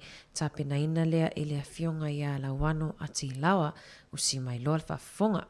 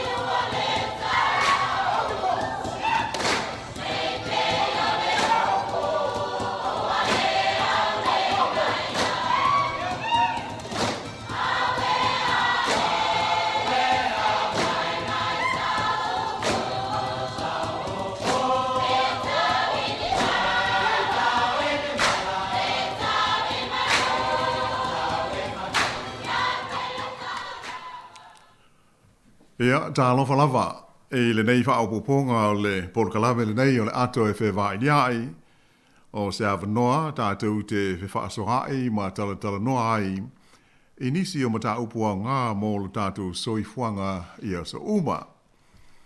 Ai e mua lau fo na mātou wha tā lofa ma wha whilo i atu i le au mātua, ma pā anga uma le nei vaenga o le tautua le si ufonga o le lau mua, e le ngata i tonu o Wellington nei. Ia ai whapena fo i maisi ia ai uma o lo o whaafonga tāpua i mai ai lau tau malu i isi i tū malo ma ai o Aotearoa.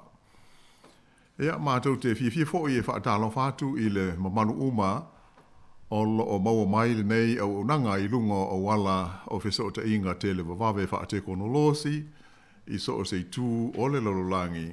Ia ai mai se fo i si o tātou o tunu u i Samoa. Tā lofa lava. Ma lo le langi ma le soifua la lenei. Ea mai au te whiwhilo fo i e whapeona whaafeila i atu, i a ana whaasolo, e o le fo i o lo so swani mai mo le tu inatu o le tātou whaasara launga lenei, i le nei whaapoponga o le ato e whewai. Ia i ma lo lava whaatai ana so swani mai i le tātou polkalame. Ma lo soifua la fionga la wano, ia toi whatala whats fo i pa ia male ma lo le tātou au whaafonga le nei tai au, ma lo lava le on sai. Ia ma lo fo i whaatai. Ia ai o le a usi mai pele whaafonga.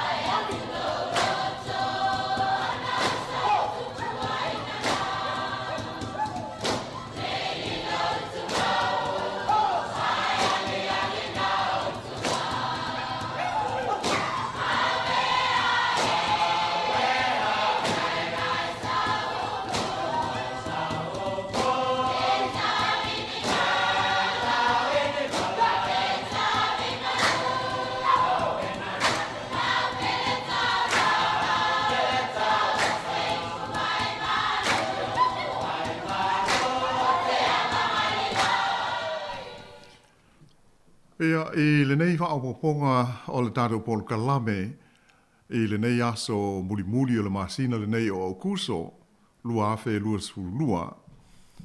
A tonu o se fianga lea mo tātou tunu i le tonu o New Zealand, o le aso muli le nei o le tau malu lua peia o na si fia. Le aso antai au, le aso mua o se tema, o le amatanga lea o le tau e te tongo e ai lau o la au po o le spring e pei o na ma sani ai. Ea ma whapena lava o na so o tuai ma le tau ma whanawhana. O le o whai huisi lewa o whea ngai tātou ma winga lolo wā ai mai se o le mālulu o le tau. Ai o le mta upu ua fia whaasoa tuai le nei whaapoponga o le tātou polkalame. Ia mai da tala atu fo i lava noa mo so o stasi fia sao noa mai ma whaasoa mai i le nei mata upu, ia po sesi fo i mata upu. O le vainga le winga i meo so tanga ma a fianga o tātou uma i ni pisanisi, po o ni ati nae, Ia manisi vaenga e pei o ni to finga e to tonu o ni mafutanga mani whaalapo tonga. E ono fete e nai malau ngā ruenga, ia po o se to finga o lo e tautua ma au na ai i le nei taimi. O le mtaupule nei e ta ua le ngana peletania o le conflict of interest. Ia mai sani tele ai tangata whai ngā ruenga le mā lo, ai wha pēnā fōi ma company, ma whaala potuputonga tu ma oti, a toa ai fōi ma la tau e umia to whinga i te tonu o pūlenga wha ai tū ma lo, pūlenga wha apito nuu, e o olo fōi i le pāre mene.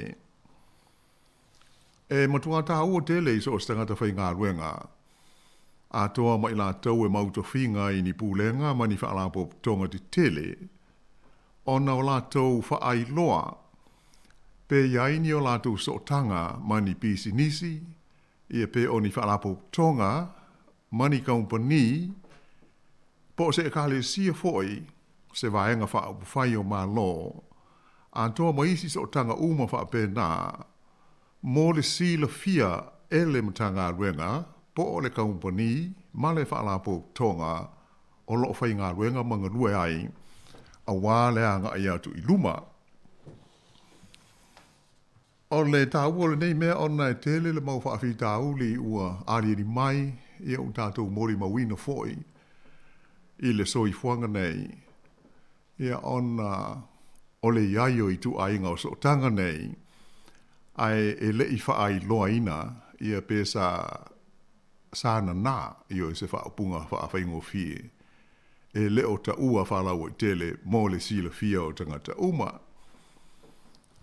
Ea mai e pea ono tili fi hoi, mai se le malu o ngā ruenga, mai se o ngā ruenga le malo. E so o se tangata lava e ulfale i se mta ngā ruenga. E whaia lana ta utinonga e pea ono si lufia. O lona loto wha maoni e au auna ma tautua. O ia o le tangata whai ngā ruenga le malo. E pe o le whaapunga pupu hoi nei o ia o le au auna a tangata uma, o le public servant. E le ngata la ina sai nia ia le nā tautinonga o le oath.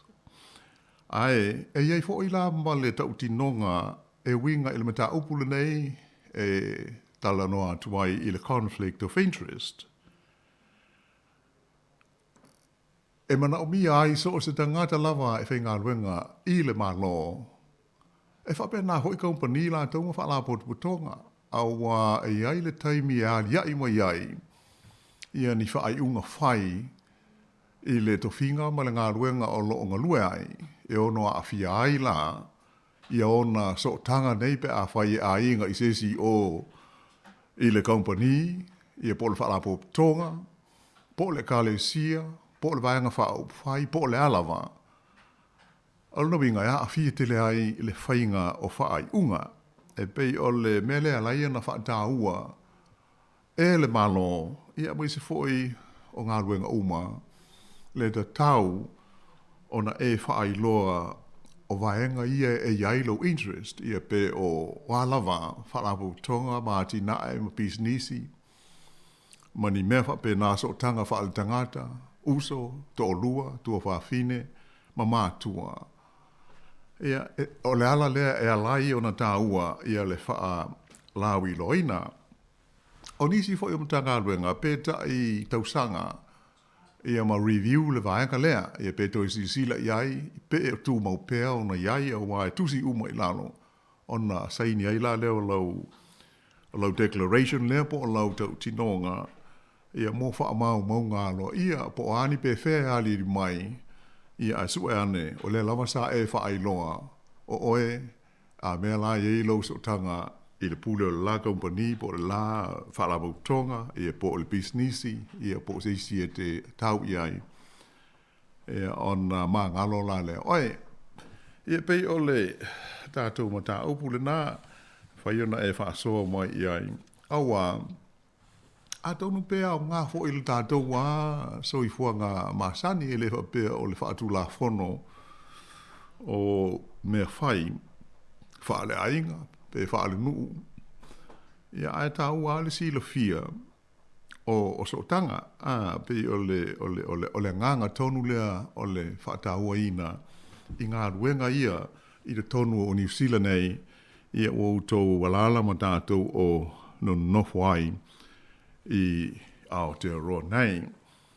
Ole tātou mta upula na, ia isi fia sau no mo iai, ia po se mea fo ina whaina, isi ua iai tangata ua tutuli ai mga ruenga se i tulou, ia pe a whaina ai lea ngā i luma, ole tūlanga ise ngā ruenga ma se mata tā iai, ona ole le whaai loa ina o mata upu nei, ole tā uala na ole tātou whaasoa iai, ia mō le sila fia, ia mo i se fo ia nai whanau o lea a tūlata fo ile teimi mai ai ngā ruenga ma su e ngā whaale awa onga o le nei tūsanga. Ia ona uru whalea tūla lea i mea tau ngā ruenga a lea o le mālo bo ni whala pau tonga. Ai ia mautinoa e tā ua ia le vaenga le pe ona la ngā ia ma whaasoa toi fo i le nei tai au. Ia ai ele tu ia lawa fo i pe a iei se isi ma tā upu e ei stasi e fia sao noa ma whaasoa mo iai i le tātou porkalame i le nei aso. O e la vea uma i le vaenga leo le conflict of interest, ia ma tā upu ia sa ve si ai fo ia ma tā upu wha upu whai o mā lo i New Zealand nei, pe o New Zealand fia, ia whai pule ia ua ai mai se le whai pule o le National, whai pule o le Labour, o le whai pule la o le National ia Sam Offendale, e pei o le mea tonua lea e la vea ai. E lei, e nate lei whaai loa ina, sa iaini o na whaale tonu mua. Mea la ia a whiai lo na tangata, patino ia te ia, ai pei wha sa nana, ia ma tanu fo i le whaai lo ina, la lela o uti ai se i tulo, ia ona, o le whaata mala, ia pei ona whaai kio ina fo i le taitai o le partia le National, ia le lātou komiti fo le nei sa whea ngai ma le filifilia o so lātou suita uma a wasa te tau una fesili ngia uma vaenga ina ia mama ia le ngol tangata o le aave iai ia le whaatua tuanga o le pāti ia mai se lau pālota e peo se whaataita inga whaingofia le nā o le mta upu le tātou te iai ai o nā ai si le fia malon au whaafonga se tele le mau whaafitauli o te tupu mai ona o le mata upu ale o le afo ile nei o pe o le manatu disi ele manatu ma mafa iai pe fa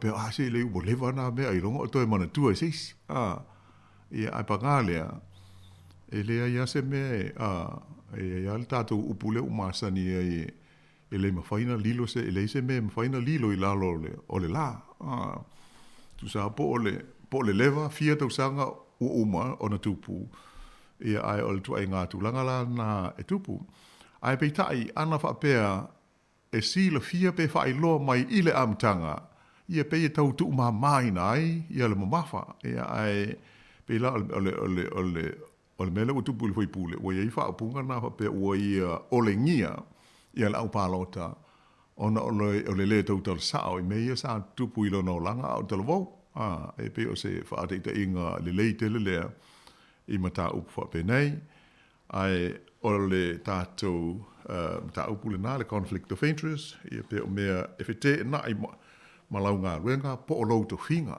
e o e iai isi ua ia tai peia o to whinga i ua o i tono le pālemene ia ai toi a whaina ia ona o le whaai loina i le teimi mua ia ai tā ua tele fo i le tātou wā ia wāno nofo ai wai whaatita inga fo i o mawhtanga wha le lotu i tono e ka le sia ma me whapena ia e eito whinga e a fo i fili i ai ia o le tele a lau tātou ia e lei lo i le si le fia le leisi ai o le tangata ia tā wāo na tātou mana tunatu tātou ia pe o tāla whea ngai ia na o mai lea to whinga tātou te tau aveina ai e fuala o a iele taimi pe sila fiane se isi muli ia on te leile o isi vesi ia pe e pa ua ia tātou ia le il tūlanga o le wha maoni Ia male whai mea sao.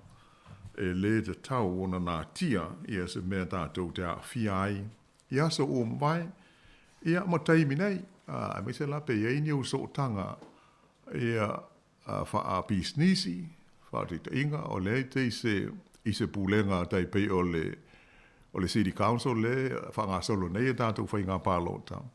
Ai te ua e mā lō, ia a oe, e te leo sea i se company, o le a whai i se wha ai unga le council, e te tau ala ona sila fia i le pūlenga, ia lo so tanga wha pēnā, matulanga e ono a fia ai ia lau le whaatino ina o lau ngā ruenga, po lau tu whinga, o le tulanga le e tā ua ai tele, ia i tu ainga o me mōle fuafuaina tau, ia mo le fuafuaina le lei o tātou la sanga uma, ia mai se mau tu whinga i so o se matata lava e o i pūlenga wha ale malo. Ia, le tātou leina o le tolu walu lima lua o whātasi, ia pēa e fia whāsoa mai, i le nei whāpoponga o le ato e whewha i liai, a le si whonga o le lau mua.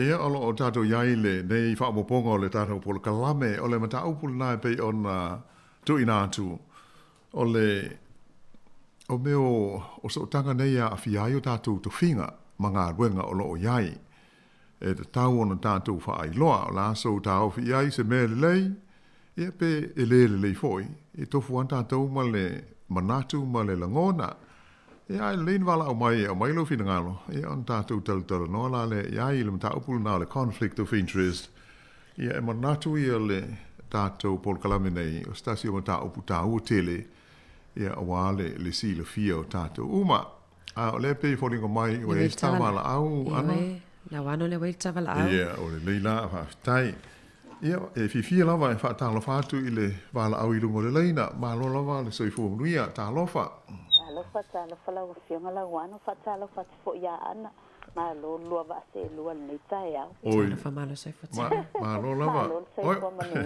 oi foi ma nei po kala me ta u fo io penina le penin oi ia ma lo sai fo muia ia ma lo lava nga lua ma lo sai tua tunu ma nei po kala me ma nei el mata o po sem ta o po se le au nga mo ta tole fia e o e apalainga luenga ma vanoa e tu mai ele malo a mo ile le lawa e se ta o le me o lo tango e ave mai lunga a wa te o le simea le e tele ta o le tu o me le a ia o te mau tikri fea ai fa li lo a me ia a ia o te fo ia o ia va te fo so mana te fo ia tanga tanga fa interview pe e sa o ilo fitalainga Yo fui tangata na komiti ai na su e na nei mea wa so se apalaia e ai mal me tsa ole vet po se mea mai ole ofiso leo e ave ai ta mo fa atumu pe pa ave ai e na ole la so sa ili uma information tanga tsalia fa to ave ai ole mele tsa se apalaia e fa moni ai ile nya tsa solitula fo no pa apia ia pena afia ai fo imal na va e ngai ile apalaia sile fo itsamali wo supoi nei mea a se o mana so se tsa o mata le ia se me lilo ele faalia tawana tsa uma pele anga pe fa pe fia tawana ave uma lunga e tsa uma mafailo ia wai e o e temi muli ia ala tsa tsa ulele ia ola tsa faalia mo ile lava ia ona muli lo le lo ia te le ia faale tonu ia o se ule manatu nei tsa fa Manuia le tua malo lo wavanoa fa te tele lava fa so mai penina Manuia foi laso malo fa tai iwe pe ole nganga tonu le il case la le foi pule o mene na tupu ele io il sa il ngala to na filifilia ia sui e tawa mole parti lea ai mo ngaluenga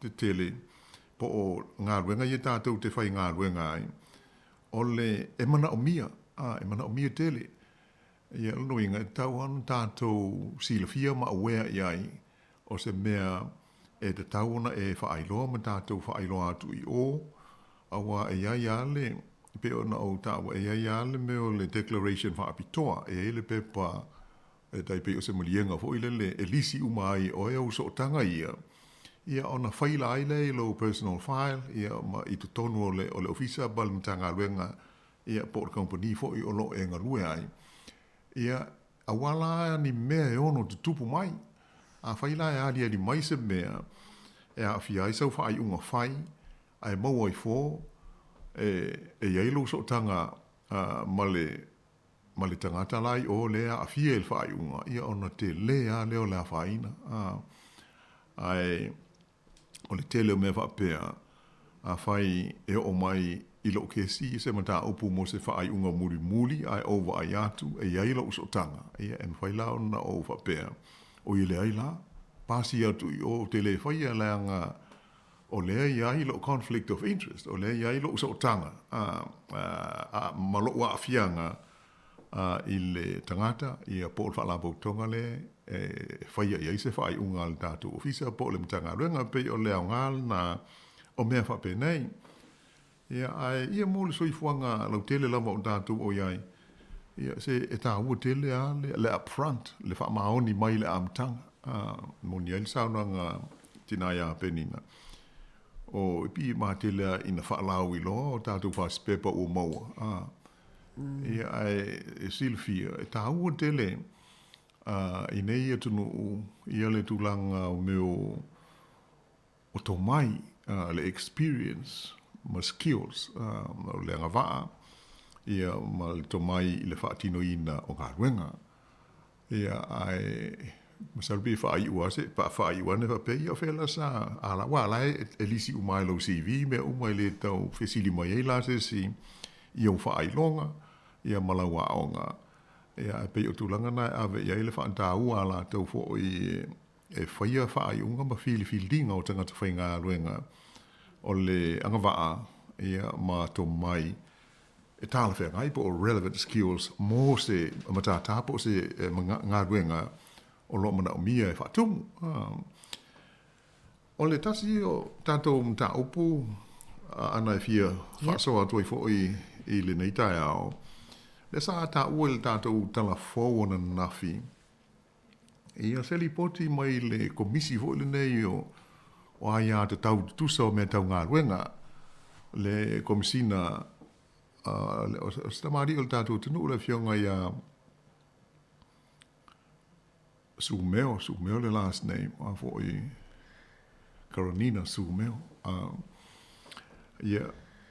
Pei o lena au mai ai le o le lipoti e whapea ua maua e tele a ia le tūlanga o meo a whaina o nai o tātou takata. Tātou Pasifika e le e whapea mai e nao tātou Samoa e le ai o lo sauro tele e maua lunga la whai o tangata whainga luenga Maori, Pasifika, ma tangata Asia, ia whaapea mana i tangata hui nei le a toa le malosi, disabled workers, i le whale whainga ruenga po le workplace. Ona malosi tele ia le awhio la tau ia i mei o se o winga tau wha ma tau ho ia o e pūlea ngā ruenga, le bullying. E le ngata i winga wha alia o anga mā mionga, a wha upunga e lafo ia i nai tangata maoli, tangata whaingarunga Pasifika, ia mana i tangata ia e le atoa le malosi, hapeho ia le au whaingarunga o tangata Asia. Ia, ua iai la se popolenga o le tamaita i komisina, o le mta upule nei o ngā luenga e tauana tusa,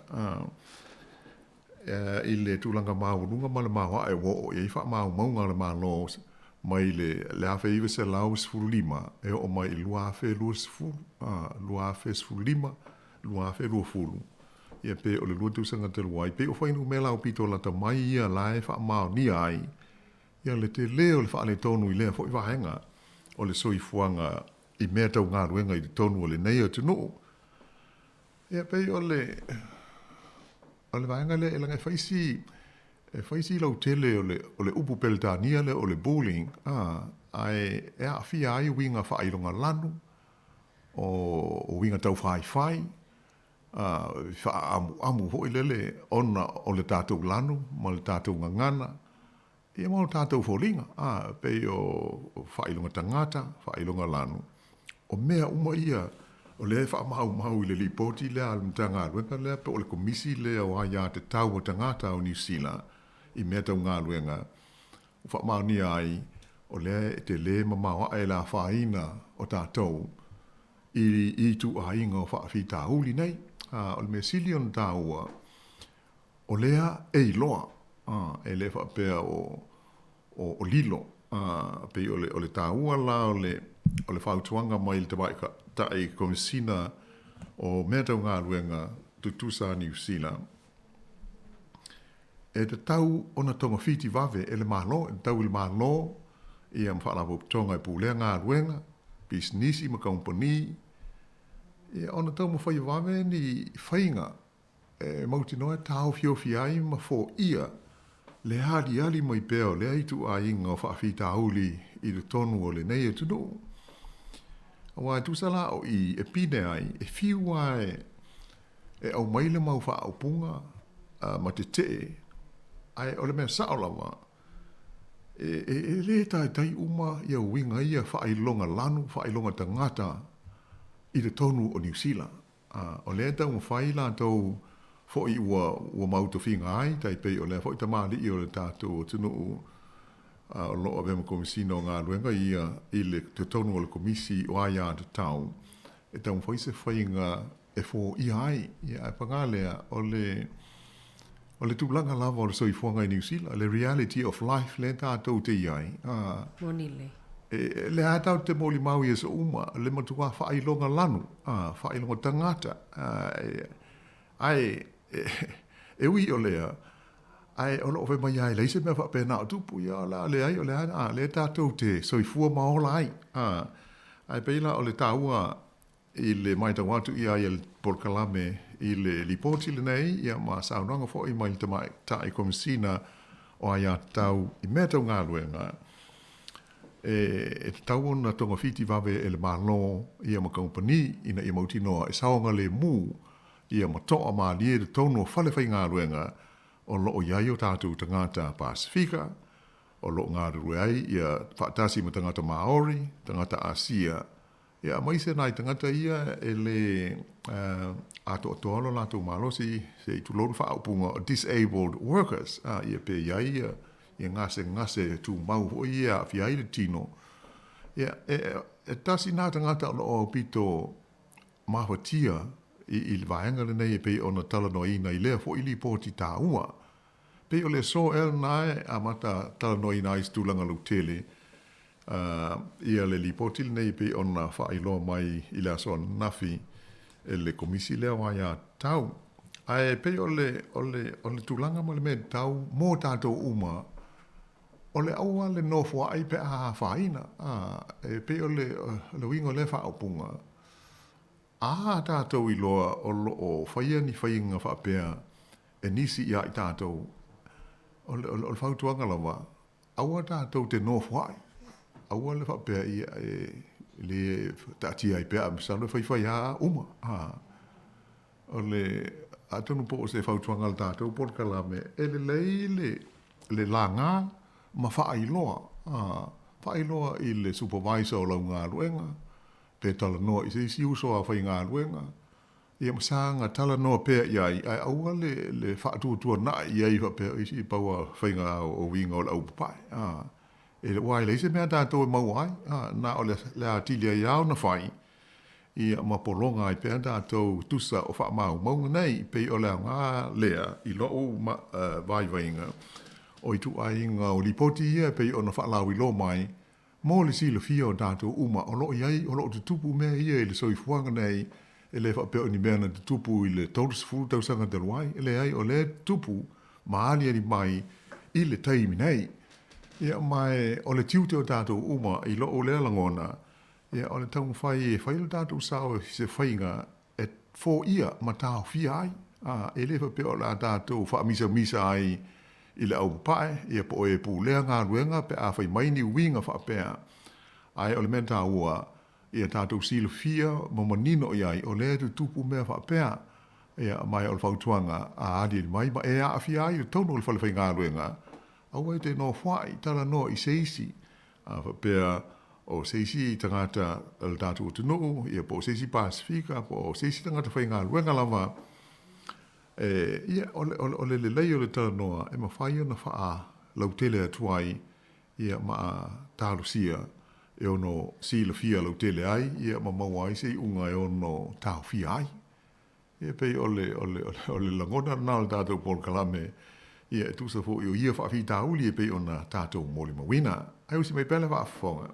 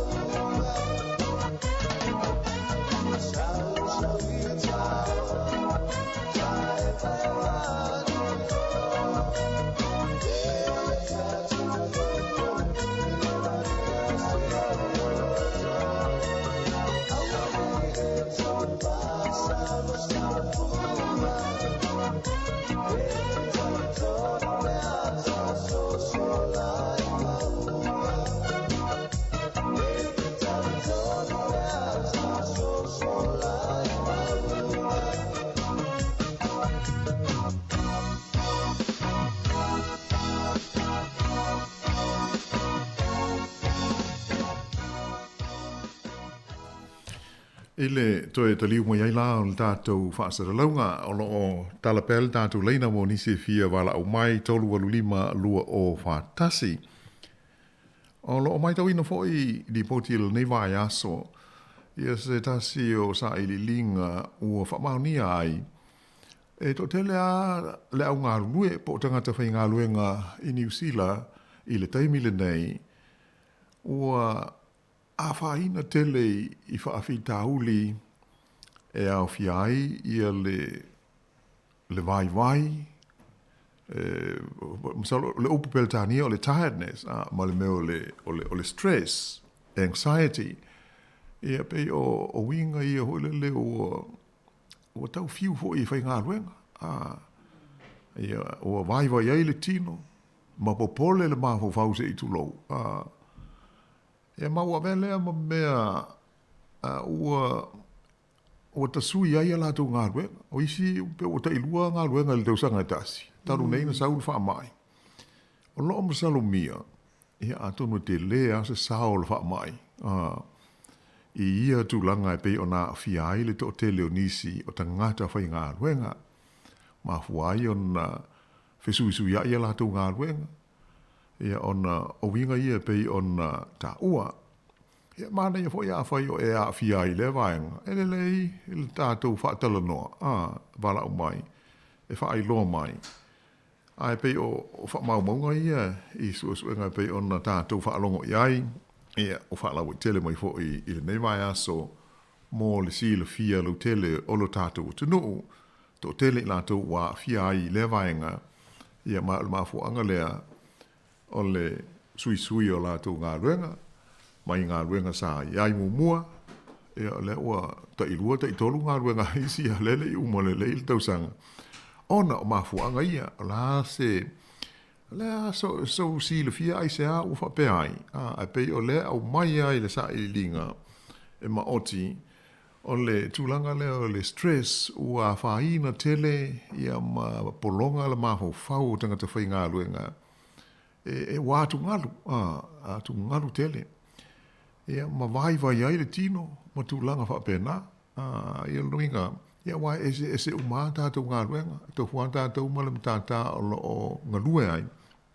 Ia, ai pangalea o vaenga ia o lo mōli mau mai, ma lipotia mai, o mafuai o na whesui ai ia ngā ruenga a le tō tele, wha poleina ai la i company e ona ngā ruenga. Ia mai ele wha apunga lea whai mai o le aini tangata e whaia ngā ruenga o le mana o mia la o mai o tangata whai ngā ruenga mai whafo. Ia e matautia le tu ai ngā wha apunga. Whapea ele maua i New Zealand tangata e whaia ia ngā ruenga. Alai toa tele tangata e le ni ngā ruenga. Whapea o le mea lea tātou te sila fia le lei. Ia, o lo ia e tau na whai ngā ruenga. Ia, o lo whewheo ai a whaafori ngā o lai le ise me popole ai lātou. O le e whai mai le mana o le au whai businessi. Pangale ua leanga le malo ua whaatapula ale au mai au tangata whai ngā luenga mai whafo. Ai, o le mo mia ni tangata e whaia ngā luenga. O le la ele ilewa nei po ua lua vai aso e deluai. Le na whaia ile whaai unga ale malo. Ua le leila, o le au mai tangata whai ngā luenga. Ai tu watu ila au whai businessi le awanoa. E to tongi ai tangata nei mai whafo. I se to tongi e lalo ifo. O le to tongi whaatapu la aina whaaltu la fono New Zealand. Ia, pa masana po sisi whaupunga o lea ua au mai la tangata nei. Mai whafo a whai o le Pasifika as whaatita inga. A mai mai le Pasifika. Ia, wa o le mea o le tu la fono tapu laa o ngā ruenga. Le iei nei. O le ua se fulu walu tā la i le itula. A le la uwhaatanga. Ona tu tongi tangata ia la o mai whafo mo ngā ruenga ia i whaatoanga. Ma le mea ia le mo mia le tangi mai e la uwhai businessi ma le o le la tongi i se tu tongi e tau mo fie. E le ita ua mai la. Pe fia, wa sa e tawana whailo mai pe se furu lima, ia pe se furu lua, tā la i le itu la.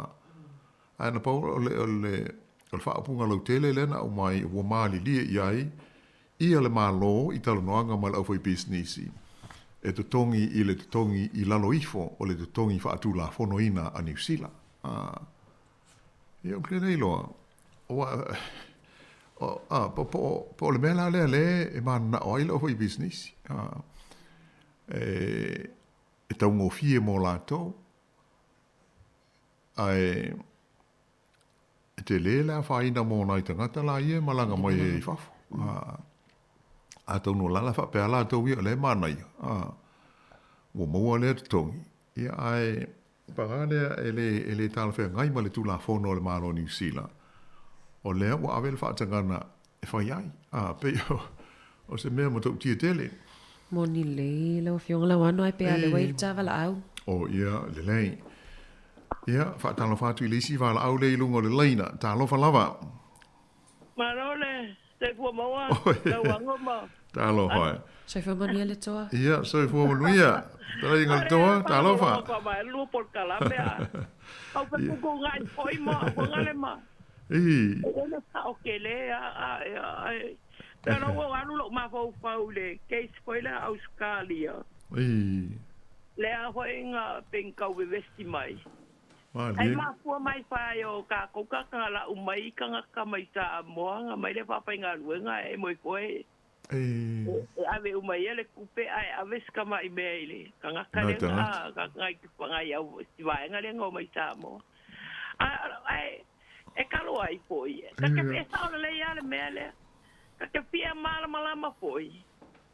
Pe pia sa le kupe le rate ai le ko kongi ai au pai pakoanga. Kako kanga e fora ukenga. Tara ungo fo mausa. Tata wai foi le vai nga le kau apu kau me mai kau la. Ya ta le la ungo fo mau lo ke la ulo ai. Ai ka nga kako lo ia fo nga le pe ia le rei. Ai lo ka konga ai. Wale nga yele mele le puni.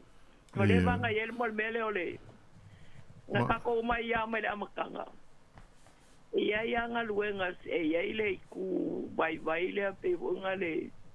Ya pe alpa ngo o pe alpa pa ka pe pa speaker ma ka ko e mai yo.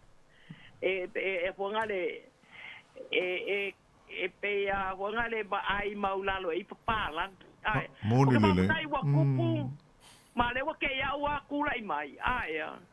Ole a fai foi nga le masea o nga I sa vali langi sila male pa longo ia yong kangaka.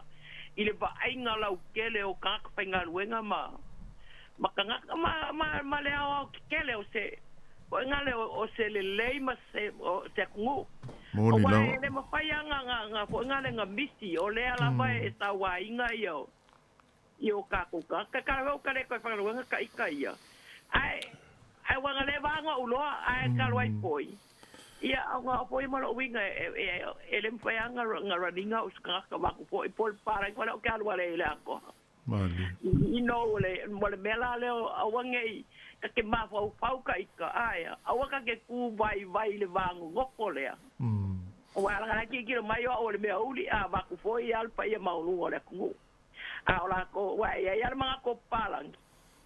Ola ko wai pule me uma ai tapa la ko ai te le ka fai poi lalo. O ngole ka ko feala ai. Ma ua ma le si me ma walunga le o ke fa kai le kua o fai ai. Ua ku le mai ka ko fanga nga luenga ua ngole. Ali. Ua ngale ole ku le mai ma ua ku I ma kre fare ele ka ko fanga le nga lu creare ku el malo ma.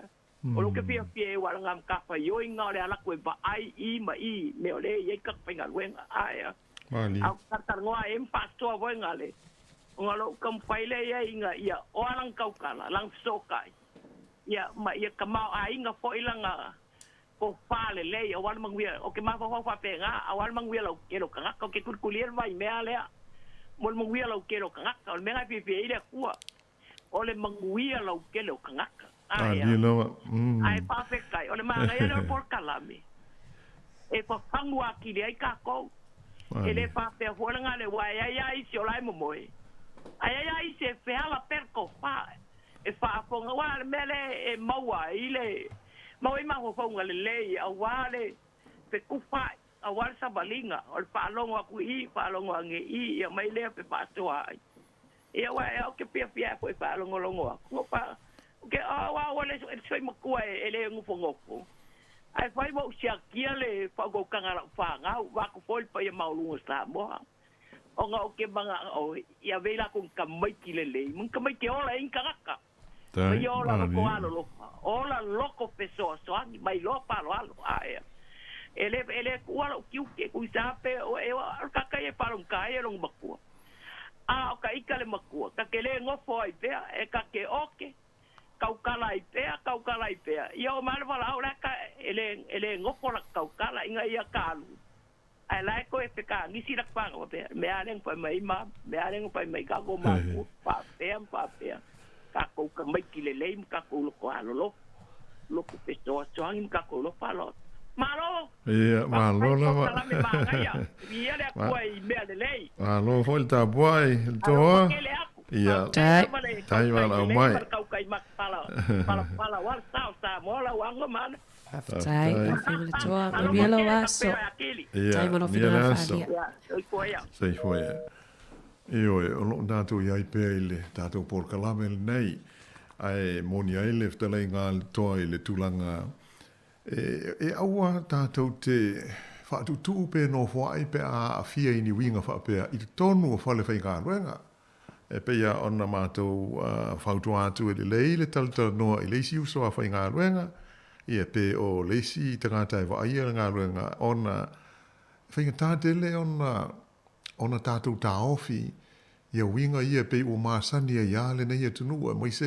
le au papai ia winga ia e pe whaale kia ia tātou whaale amana ia e tu salama po le le atamai ia ma le esenga o foi o onga ma nga va ia ai pe o manatu fa sa auxilia na o la pai pa wal ma to fa tu nga o fa te mai le o ia I se limo seisi ai mai tau I tu nga winga ia ma fa do loto ia ai fa tal no ina ia sila fie tanga tal me silion tau ai la mai tau o lea o sa fa nga fo I stasio te mali o tatu tu no I te tonu o le komisi lea o ia tau mai sa me tau nga ruenga lea o mai ele fautuanga lea pe ona fa ilo atu I tatu telefo I nei vai aso ina ia sanga ia le malo ia fa pe company fa na po tonga tele pu le nga ruenga e ta pena ia se fainga e sila to ai e ta ofi ma awane to ia di mai ia tu ai ngao ia tatu fa ingo ia o sa wanga ia ma fatianga ia afia ai o tatu tanga te Pasifika fa pe tanga ta Maori ma tanga ta Asia mana ye ele ato to le malosi o tino I te tonu o fale fai ngā ruenga ai mo tatu ia la ngā lue o lo o fa fonga mai ia se mātou fautuanga aua tatu te no fai afia ia le le fa te noa ma fa ilo atu seisi ia le tulanga lea o lea o tau fai ia le malo e awala mai I le komisi o aia te tau tangata ia mai se fo ista mali o le tatu o tunu o lo au nai ina ia mauti noa ia ta pena ia tulanga mo le anga I luma ai mo le teimi nei ia o le maua I le nganga o le on sai ia mfa peon tau tuana e awana I fa angalo ina e le mou fa fose o lo o te tupu pea fa fita uli fa pe nei I sawanga ia le bullying ia po isi winga fa ai longa tangata I tono ngā ruenga o lea o lo o ola I le taimi le nei ia mai tawana tātou manga whangafa le iai mo lea ngai luma ia ai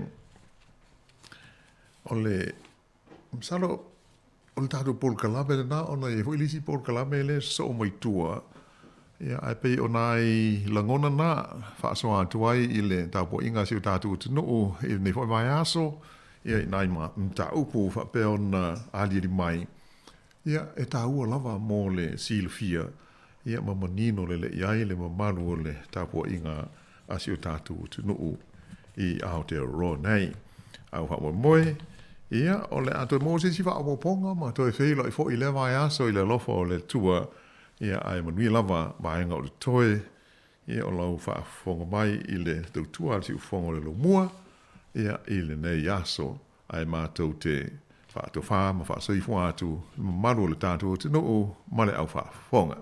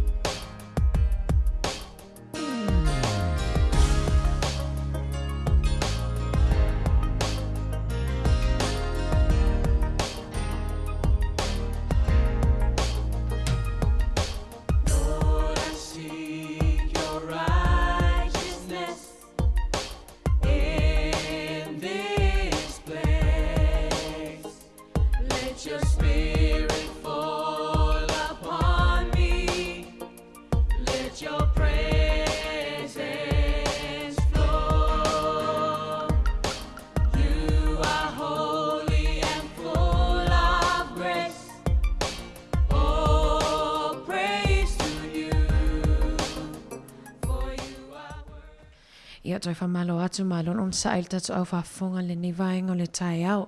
Ia le foi uo o mai fo i le taimi o le tatu por kalame wha le nganga. Ia o le mōli o le awa tapena ina lea sunga to ina ia pasta taima langi, sani taima langi. Ia o le kalesia whaputuputonga le atua sa moi Wellington ia po le Assembly of God. Usi mai lor whafonga.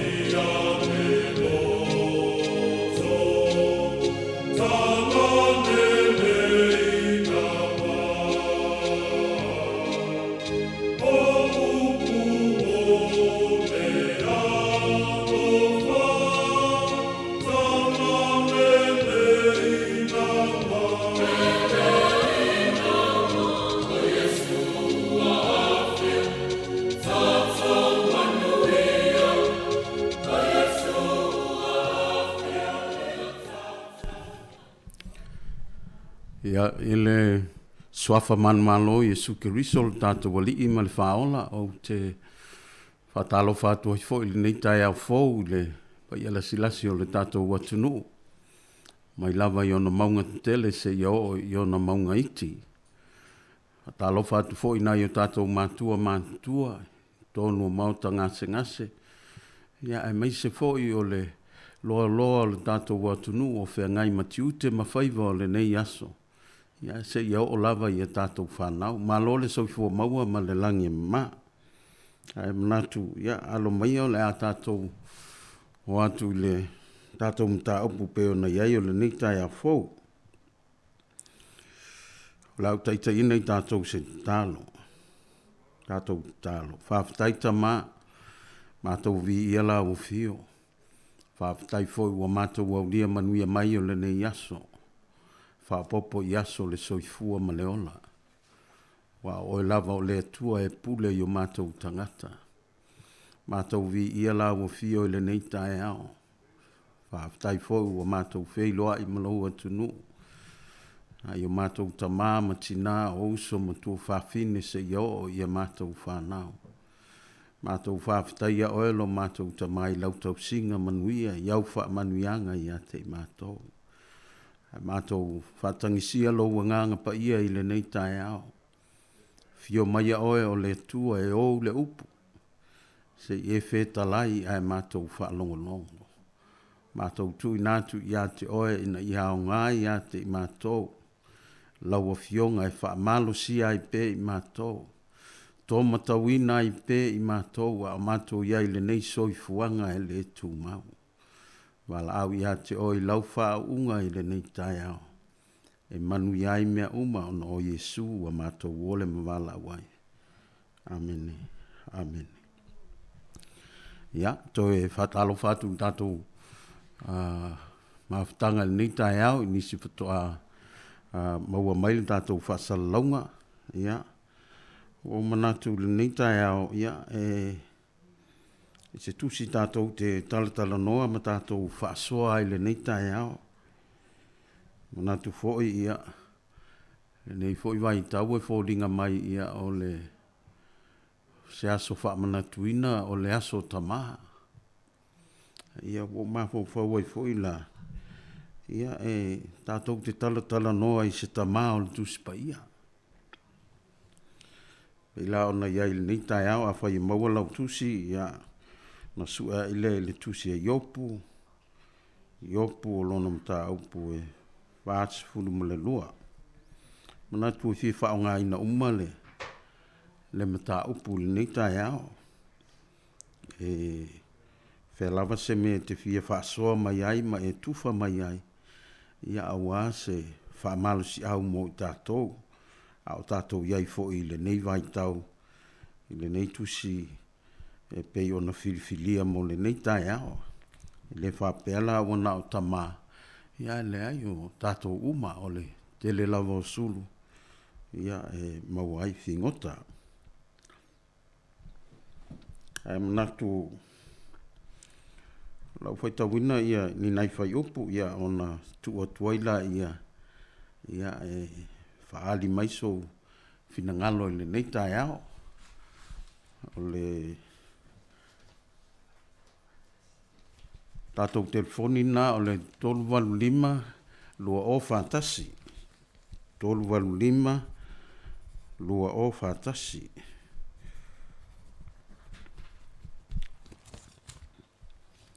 Sisila ele tātou mta upu nei tai au, lau whaita wina nai whai upu. O le Manuia o iopu. O na tali e tuaile o iopu ia iova u whape atu, o au loa e te mawhaia mea uma. E le mawhai foi o na vauia se mea e tasi fina ngalo iai. O ai e le nei ua na whaapaulu lingia lau pule ma le lei loa. A wā ua o tau tala atu ma loo le mafau fau. O mea ua sili o na whaingatā ia te au o na au le loa lava. Ia e whaafafonga mai. O au o te tautala atu ai. O te whisili atu ia te oe. A ia e whailoa mai ia te au. Sa au whaalongo ia te oe le whaalongo o talinga. Au le nei, ua vaai o umata ia te oe. O le mea lea ua au ino ai ia te au. Ua au salamo foi i le fuefu male le fulefu. Ua mawai o no fetalai mai e Iova o ia upu ia iopu. Ona whapeane lea o Iova ia Elifasa le timanu. Ua tupu lo wita ia te oe ma uo e to olua. Ina ua o tau le tau tala ma le tonu ia te au. E whapei o lau au no Iopu. O le mea lea ia o tau a veaipo vipo a ta noa e fitu. Ma mamo e po e fitu. Ma o tau ane i lau au no Iopu. Ia o tau whai ai le tau langa mu mo o tau. O na tatalo lea o lau au na o Iopu mo o tau. Wa o te talia o ia. Ina nei o tau i atu ia te o tau lo o tau valea. A wā o tau le tau tala ma le tonu ia te au e whapei o lau au no Iopu. No ane ai lea o Elifasa le timanu ma piritati le sua ma le ma sofara le na ama ma lato whaia e tusa o mea na whetalai atua Iova ia te ilatou. Ua talia fo i Iopu e Iova. Ua uma o na talo Iopu mo ana wo o na whaae ai lea e Iova o lana tā whianga. Ia manatu o le a le whaitau uma le mata upu. Ia nasa whaasisila atu. I le tatou manatu e whaaonga atoa le tatou mata upu le nei tai ao. Pei lava no whailoa atu. Ia ua manatu le nei tai ao e a mai Iopu e whai ma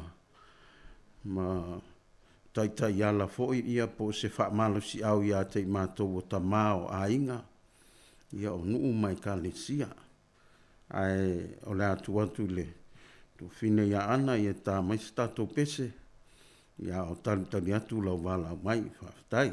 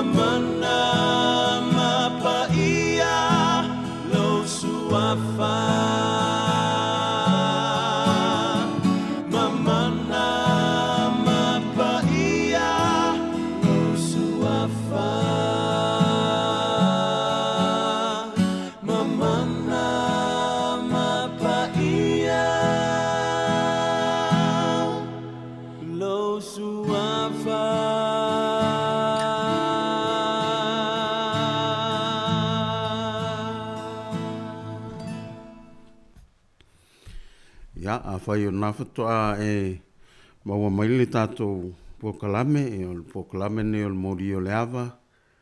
Ia, o le tātou tusi lenei tae ao, maua maile le tusi a iopu. O lona mata upu e whasu ma le lua e fie whao ngā ina uma le tātou mata upu lenei tae ao. Natu fōi e, o le telefoi o sulu ia maua ai whingota. Ai, e pei ona tātou iai le nei vai tau. Ia e whasino mo i mātou o tamā. Tamā o ainga. Ia. E pei la o le whai atu le mata upu. Ia le whatalitali. Ia po le asau whasoa mai nei tai au. E tu sai ma le nei mata upu nei tai au. O se lui tau foi ia po se toi wha manatu mai i le mātou tūpā. Ia po o mai le mātou tū. Ia po o le mea ua solo i tuata maa ai o mai i lumatina. Ia leo le nā foi po o le whanau. Ia a le tamā ua le whaialona tiute. Ia a le neitai o le o se whaamalo si au le mo i tātou. O se toi whawhangu mo i tātou. I le nei tai ao, ia whapea na tātou tū, o iei ia tofi ma e mata o mafo i a tātou mea telo taimi. Ia, a o se tusi nā le tusi muni le tusi e iopu le whasu malua le mta upu.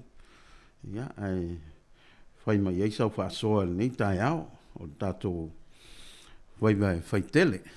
Ia, tā mai sisi pese, ia ai talitani atu lau wala au.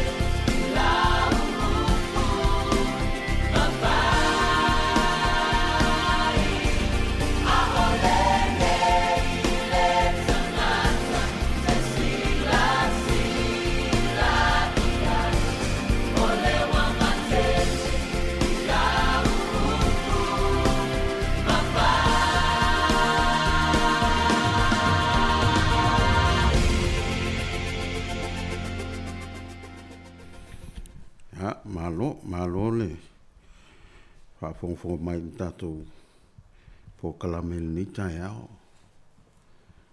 Ia. Whai atu se manatu e so atu ai tātou tā upu lau. A matatu ai ia tani atu leo sau tuwha mai ma sau whaasoa e ni tai ao peo na iei tātou. ta upu. Ta upu muli na o le tusi e upu. Ia, lea ua ia li tatou walaau, haptai mo le walaau, tal fatu. Talo fala sunga tai malang. Malo. Talia vatu pel fa alo i tama. Fa mo. Malo le fa alo. Fa longo tua le i tama. Ai ia le fa tai mo lo wa no. Ia. Fa tai fo ila sunga mo le nei tu sia nga. Wa mai fo ile nei aso ia mo lava se fa malu lu aso tu vai malu puenga. Sa nga fo ile na va aso.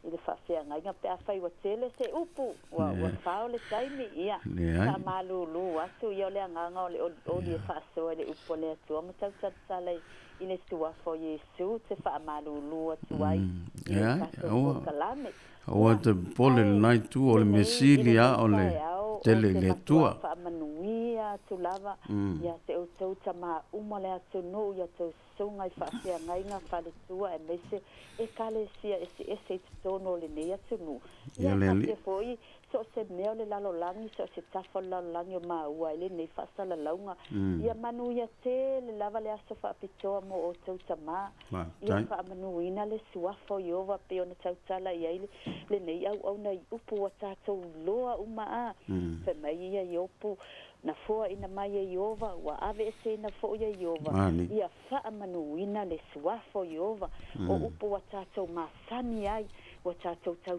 tala so ai este le ta ua male au nga o le afionga pa ia le atua ile nei fo itama wa mai tatou te tala no ma fa soa ia ia mo le mana tuina fo yo lo to wa so fa pito ile sa o lumana ia le apule lo fa le ali tatou te au lia tu ia ilo na lo fa malona ngalele ia o se tama ia yopu o se tama e pule lele lona a inga o se tama e tau ua ile mele tau le ono sai o se tama sa ia fa sili le atua ngai lo lana fa nau ia malana va pe yo na tatou loa uma tatou tala mai le ava ma fa so le tama e tu ile atua petai ele i fa sili lava ia yopu le upu alona to olua o fa tuanga le anga le fafine na ia matua fe tu ina ona olona loto ili ane lava lona atua sa le iwa aile nei tama i papala sa o ilona tino tu lou ile upu le ngangana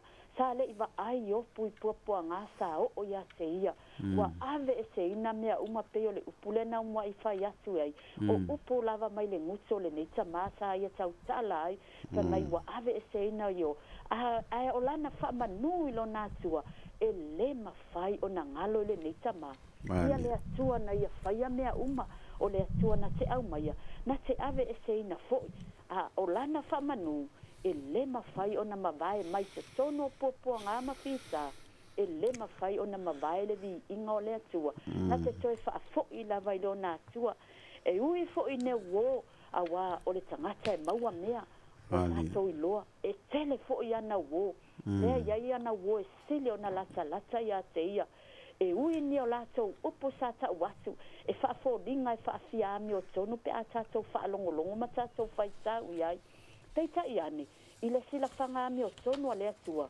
e matua ele lea ma leanga ia le wafetala ia i le atua le mta upu muli lea o la ia e ave povi ma mea na e whai ia i opo le taulanga e whai mai ia e la au na le au na ami o tonu le au na e le fia mana o le atua i tanga sala ai mana o a i lana au na na ia wala au ina ma ia to fia ma wha au ina whai atu le taulanga ia te ia o le taulanga lea o le wha maangalo i e anga le anga mai o le wha maangalo i upu sa la tau whaia ona o le fina ngalo le atua ina iai le whialo whaninga ina iai le whialo lo whai ia ma ia la tau lua le se o la tau upu sa whai ia o si au na wha soa o se tamasa ia wha sili lava le atua i lona loto lea ua sa tau wa ai ua ia ba ai Manuia ua sau tua lua ia le ali ua sau tua lua e o i whanau o mea umata ave ese ia o le tatonunga fo lea o loo nei loto ma loo nei tina ia o tau lava tama o le ulu lava lea o le ainga o le a lava le fautua le tina po le a lava ni wo mani mea le whanau e whai. Ia, a le lei lava o tau tama, o se a inga manuia, o se e kale sia manuia. Ia e wha manuia e fo i le atua. Ia e mātou uma lava. O e o lo vava ai atu ia te o tau e whai ma wha aululunga. Ia lava ia i mātou le usi ustai ma wha alongo. Ia ma whai le mea lai ma vatu le wha alo alo. Ia ma mātou loa o tau lava o le ulu mea uma. Ia mātou wava ma wha alo alo ia te o tau. Ia wao le ulu lava leo ke riso. Ia o sia ule wha atoa. Fa manuia tele le sao tamai le sunga pasta. Manuia le ofisa fa salau. Ia ono le soafo Yesu. Amene ma amene. Ia lele. Malo le tufa mai ate o le tuafine. Tau tuafine atu. O le ua talaina le tatou mta upunita e ao. Ia e anoa. O le moni o le wha maoni. Pe ana e sauno mai le e foi taimi ia tupu ai foi ia fina wa inga i tono a inga le val tamama le tina ia e whaftai ia iopu ele i manatu i tūranga ia na tūpea o ia o le tamao le aina pe la ona ia foi le nei aso ma va ia tu yo no fa manuianga ma sauninga foi o la e toe fa manatu mai toe fa manatu mai a te tato ai mai se a le mato foi tu pa o tama na foi tau sanga wa watu na fai foi tau tinonga nei foi tau sanga ia te le lo foi la pa la toe fai foi ni tau tinonga ia pole meale fe lo ia le vale a o le sauto tonu alu tua, sauto tonu alu tua. Le ai, e le o le mena e mana o ai le tua. E o a fo i le tina, le ai o oe o le, e matou te tua i ai. O tō tina e tua i ai ia le tama. O lau fau tua e le lei ai. Nisi fo i taimi ia o le loto o le tamala le amana i ai le fautuanga ai o le fautua poto o le mena e tauna i ai o le upuna le tua le nita ia o le whaamalosi a te tātou tonu o tātou ai ia le wai ele tātou wala au nita ia whaatalo whatu le wala au ia whaatalo whatu i le sunga pasta ne foi sai au fo. Oi, da lo fo. Fo mau malangi Manuia. Ia, fa la fo. Fatalo foi fatua ia ana pol tau po foi pol tau sala. Ia. Tato le siolo so sali tato po kalame. Dai. Ia, fatalo foi la fafonga le tai au fo nai tu le tunu apa. Ia, ia. Alo lava soi fo mau malangi Manuia. Malo. Masango fiam sa o pia se o tota ma.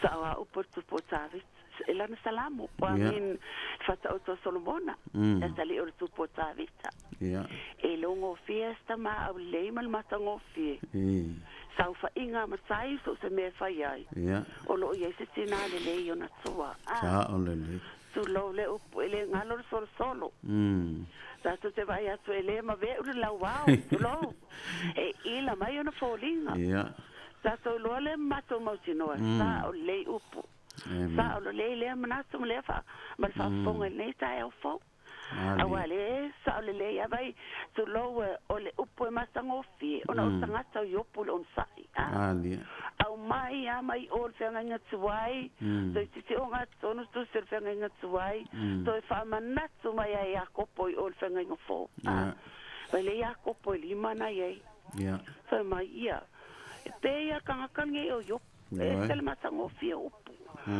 fa tato se fa no ta wa ia ye ono sai yo to fa no ono sai yo yopu o so lo le unga ile ole fia kanga fia ile ali e musi vale ile lo fa le so ya te o tama mali langa o so lo tanga na fa ile so so fo o so lo tanga na fa ile so so fo na sila mai le so ele o le lu to le no fo a sa mu to no eten le to fina ngalo fo ile to lo la to tala o fatina la le o se fa to lo fa fonga le to no au mai eva la ma to pa to lo au mai eva ia yo talo fai na va ai to lo la va le sta ma ai nga le se fa na o ave ese o mai le sua mai sanga tao fia lo fa to ele tu fa fa sai le sua wa va tu le nga o le sua ia yo pia se o so tama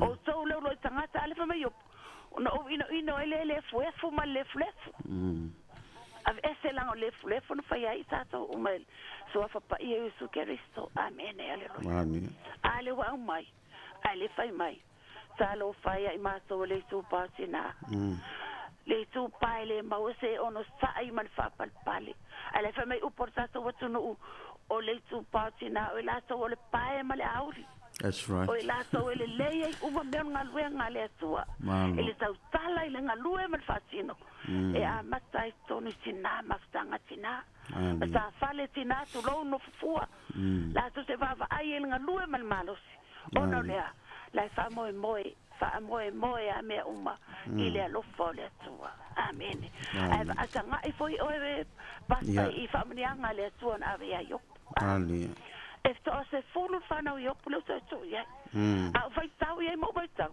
to fit foi no mera le tua fit ta ma tolu teini ta to ma fa o te ma fa wa fatina lo tu ya este le anga le le tua le tanga ta yo o lona I unga uma na usa no le usa ya penina tele o mea o lona I unga so a fatu pulanga na ulia yo so a fatu pulanga na mawa yo na ola so lu yo pulunga ne funga lele va mai se lau fa se furu on tausang so a ole ya se yo le oti bi ia le tua ele ola umitolo pasta ma fa fora le tuno ele ola umista mai le anga le a mio tu lo ele fa nga ina staulon langona na au mai ai o ia langi nei lango o ia tamal ai o le ulo le ai po ina mai se ia mata fe mai se ia manuia o le tina male fana pe ale lelan fa fuanga mal fa saunga tono ai mai se kale si o ngalo ai vi ia le so ai me uma o lo le manasa po pasta lo po ni se fio mun mai fio mau sava no ai fa stai tele la va molo va no fa Manuia le sua le sasa ma e la sunga ai uma fa fonga mai e le tu pasina tu lo ai mai se au na le sua fa mi tele le sua le sasa ma yo so mau se safia ma le Manuia fa unga le nga yo so ala ngona ma o so se fonga e fa pena na e fa mi anga le sua o ne tato mana si me Palestino tu lo me nga nga o ko sa no ma se va se o fa Manuia tele le sua e so wa sa ma alo fa anga na le ma vai nei tu le tu no ya I ma so le tu pasina alo foi mo fa fonga le tu no nai tu lo foi mo tato le tio fa sai nei le tio e vi no mau e pe lo me so lo to le tu lo o te fia fa talo nei le ma so por kala me lunga nei o te fia ya e tu le sai o to la lo e fa sai tele pasta mo lo wa no fa sai ana fa mi le tu por kala me uma nei aso fa ya nei tu talanga so pele su Cristo e le ava mal falo alo so fa sai fua ia le ma lole sa no ma le tufa mai o lo lu la fa so nei tai ha no fa ma fa longo wa e pa ia le tele o tato o nisi o tapen penanga fo nei tai ha ai fa malo ya te o le tina o fo tu fine ma lo le tufa mai ma le fa so mai e tu sol tato un ta upu nei tai ha ya la tato se pese ya tu atu la no fa so mai ya tato wa tunu nei tai ao ma walo wa no tolu valu lima lu o fatasi tolu valu lima lu o fatasi tu atu le tu fine ya ana ta ma spese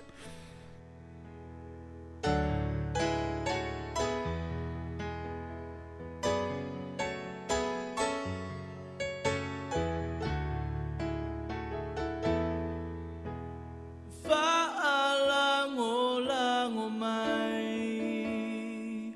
te mawhaia,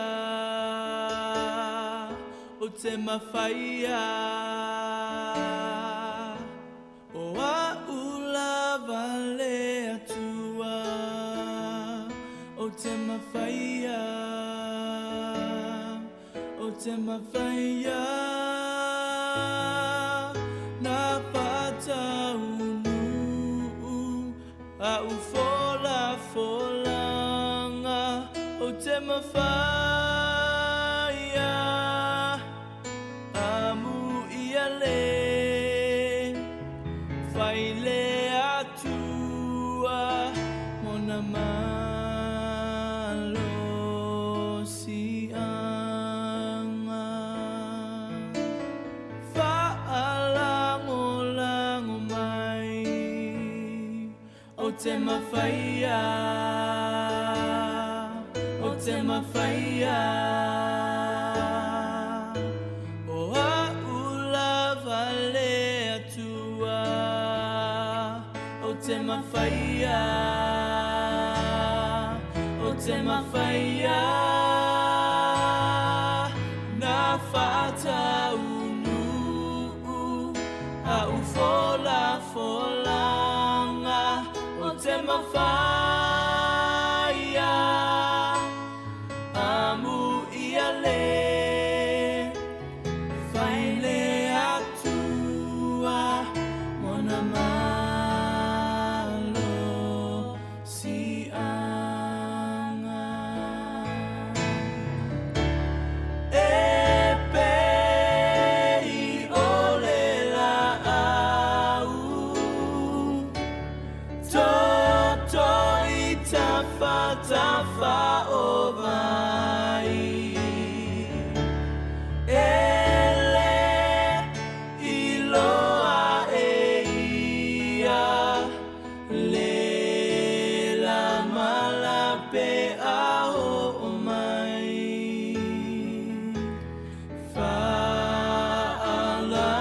Whaalango lango mai,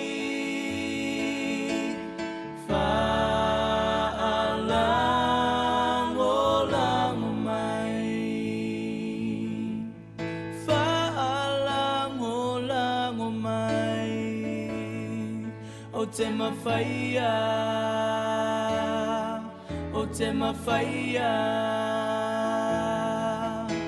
O a ula vale atua, o te mawhaia, o te mawhaia. Na whata unu, a ufola folanga, o te mawhaia. Amu ia le, whaile atua, mona malo si anga. E pei ole la au, toto i tafa tafa o vai. Ele iloa e ia, le la malape ao o mai.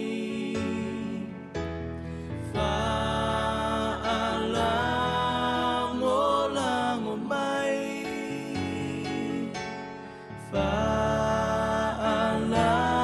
whaalango lango mai.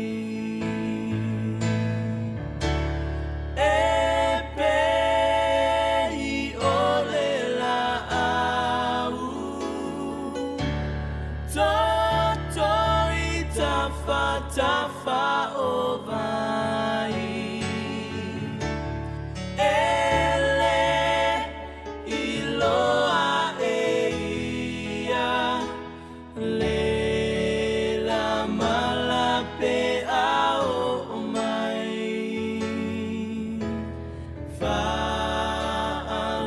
Whaalango lango mai, whaalango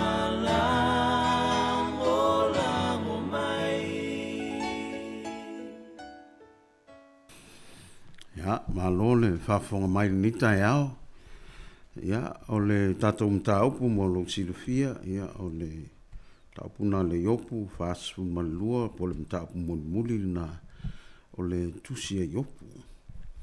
Ai, whaptai mo whasoa le ni tai ao. Pei o na o tō whafonga ma o whalongonongo iai. O le tāua o le tusi nei e yopu, o na e pei e fōlinga mai o le tangata taliti ngā.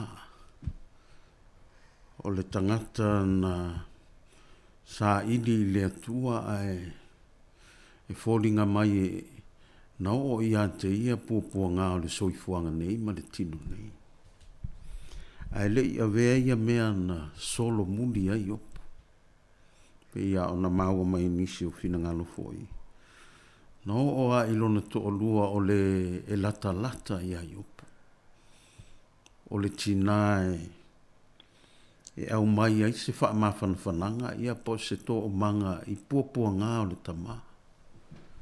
A tu mai foi a te tātou leolanga nei ia e wha pēnā. Ia i taimi e le solonga le leipea le soifuanga le nei. Ia i taimi o mai ei whainga tā ma whaafita uri. Onga o le nei o langa. E toe a ina atongi le solo. Sei tulo. Ai o mea na ua o ia nisi o a inga ua le lava le sa ili le atua. O le lava le vava ai le atua se i tala noa mai la na fionga. Tātou whaitau iai. Ia ona tātou loa lea ua fisoa ni mai le atua. O lea lava le whaafitau ti. A o i o le fionga le atua tātou te maua uma i ai fofo. O a whaafitau li o lo tātou savalia i le nei vaitau. Ia, ma taimi fo i o le mautonu pe o na iai wha mai ma wo oa i mea le i tutupu mua o le wa matan tupu. Tātou wa ai fo iai ua iai nisi o mea i tonu le tau o le swinga na o le laulangi. Ai, o le tāua ia te i tātou o lo iai lu tātou o tua. Whaafitai a te i tātou o ua tau kerisia noina ua talia Yesu e ve mali ima whaola. Ia maola ai. Ia tātou ola i se o langa toe fuata ina. Le o langa whanau fowina. E tua ai o tātou le tangata tuai pe ona whamaile a fionga le tua. Ia e tātou tu lai mai o le tangata fou e ala i le tua po Yesu Kiriso. Pe ona tātou whaalongolongo i le neitai ao. Ia e matu ia whainga tāna o i lana au ona i a iopu. Ia horinga mai o a i ana o e pe silio na lata. Ato vai fo ia e whapena ia iale. O tama ia e alu whai ana o e po nisio le kalesia e whai wo iai. I lana ia tu pulanga o tama. Ia ma whai ala tau tala maali e. Le ngata fo le na e fitu whai. A ola i na roloto a la tau talanoanga e o ai tono tu spaia. La tau te tala noa ai, a tonu fo i na whaalongolongo i le launga le whai au la sa. Ai toi share ai. Toi wha malosi. O le lu i le na lesi tama i lesi tama. O na wa aile i le to tolu pe to lua lea. E pe ia se masanga. Ua ulu i to tonu le upua le atua ua mawhai o na ngā ioi ma whaataitai iai. Hawa o le tele nao taimi tātou te whaitau ia na le sā lava umalo le sā. Ia latu loa tu ultus pa i e tono le pusa whatoa susu e a i le aso whatoa lato e alu e fo i lotu. Ai o le fionga le tua e pe ia ona whatusa ina e au poto tele ia ona whatusa. o le fionga le atua, o le fionga lava le atua. Ai le neita e ao, ia. I le whaiupu na e iwa, o na whaiane i leo e li fasa le timanu, o pilitati le sua, ma so fara le na ama, a lato whaia e tusa ma mea na whetalai e Iehova i a te i lato. Ua talia foi i opu e Iehova. E pei e whoringa mai le whasifai lea. Ona o ina pei e whoringa o le whisoasoani lea ma se toi wha malo si anga le i a Iopu e ala mai i ana wo. Ai le ngata fo le nā. Ia e pei e whoringa mai fo i ua lato ua iai le tūlanga nā pe ua fiu. Ia ua whai ai nisi whautuanga e le tatau. Ai pei whamai le whaipuna sifulu.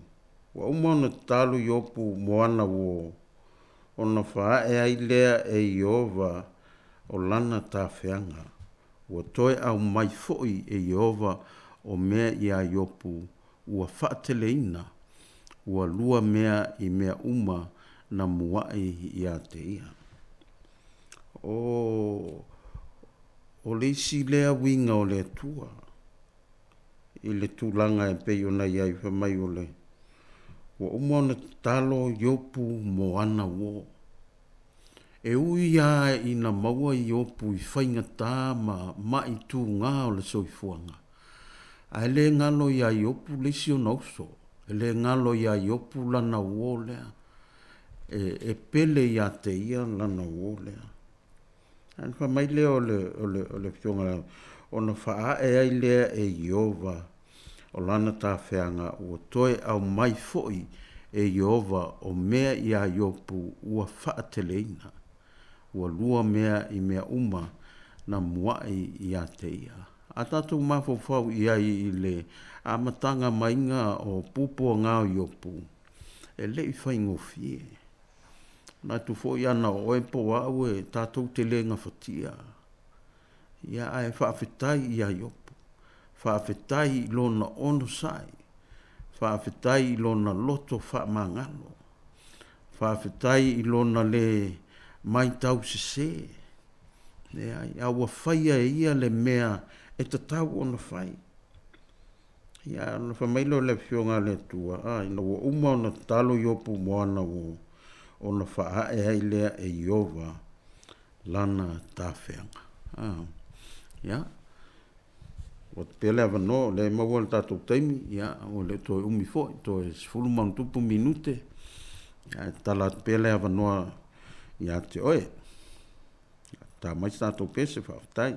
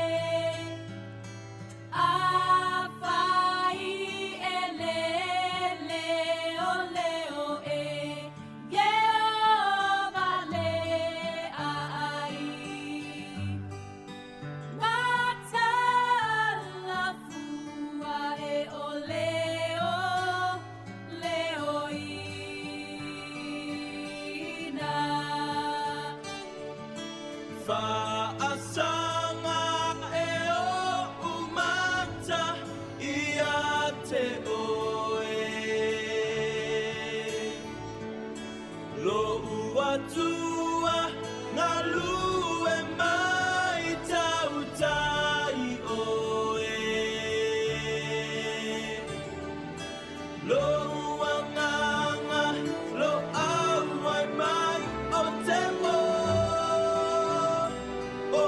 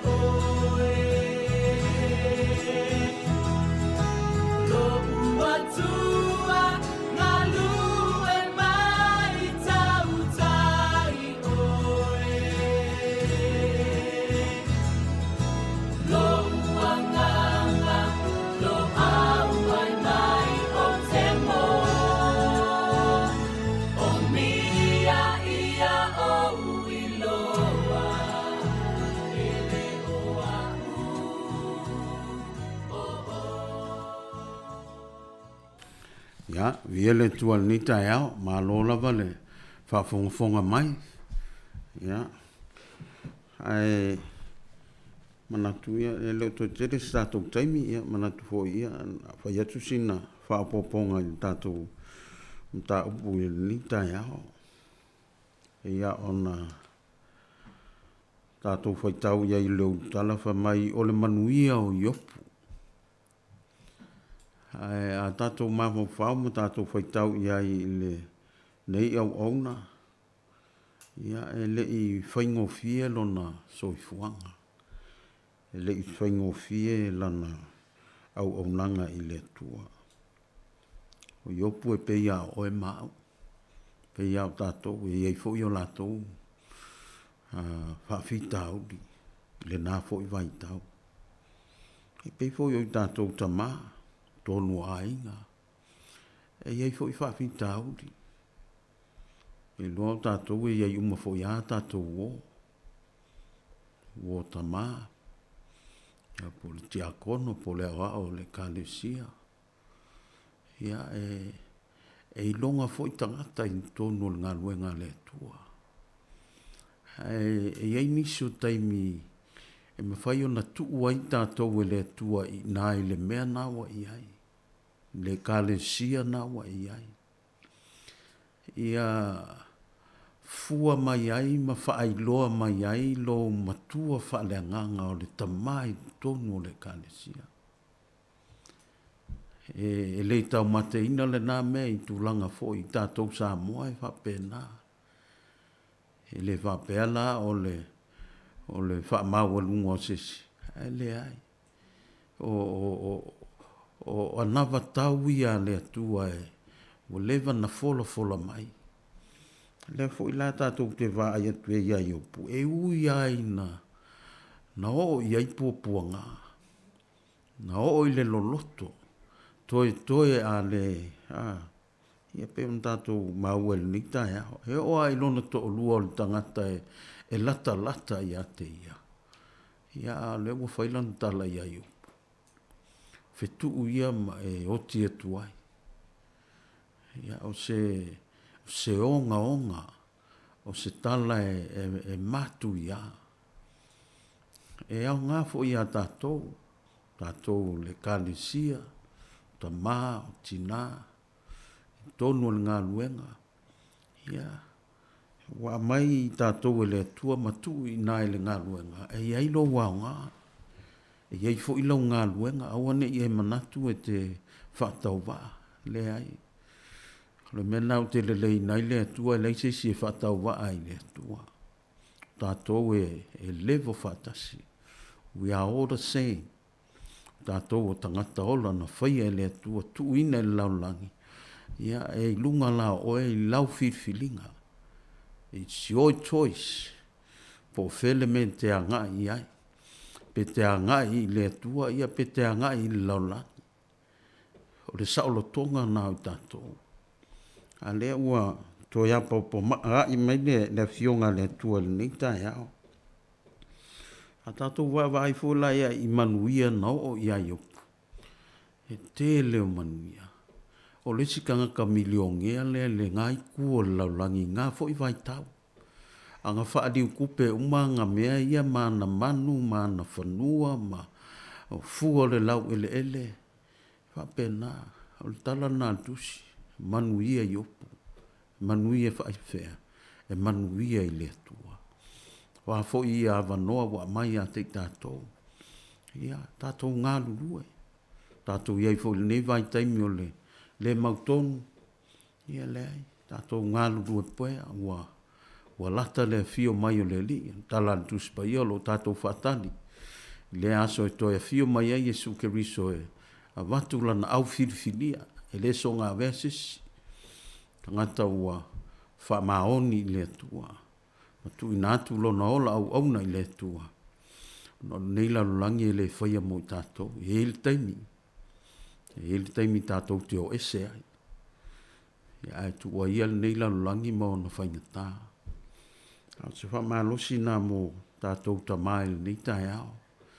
Ia Manuia tele le tō aso tamā. Ia iai le anga lei o le atua.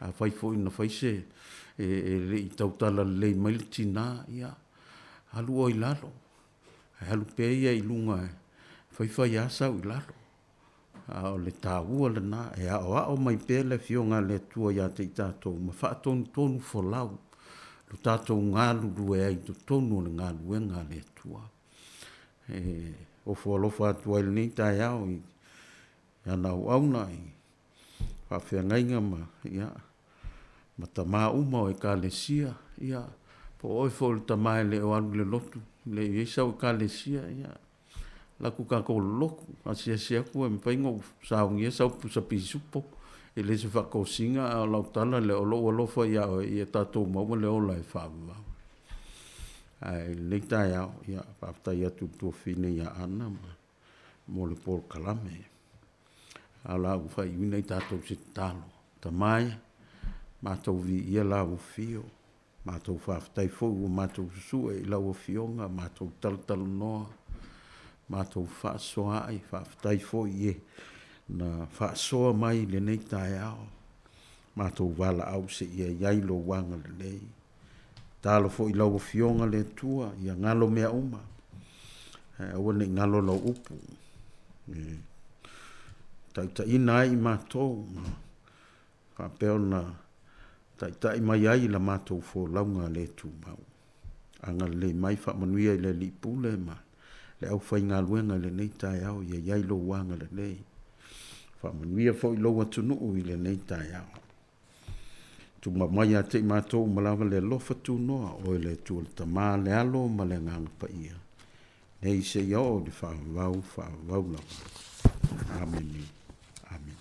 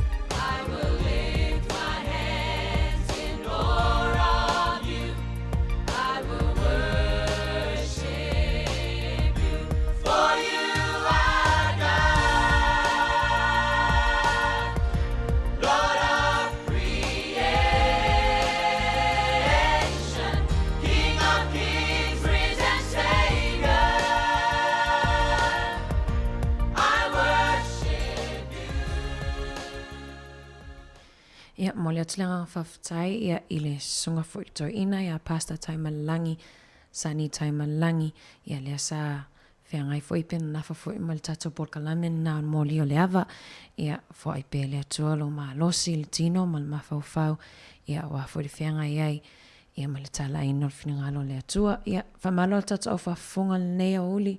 Tā tono lava le tu lai sifuru ma le lua. I le tautua nei ale si ufonga lau mua. Ia o le taimi fo i o tatu talafou. O si mai ar whafonga.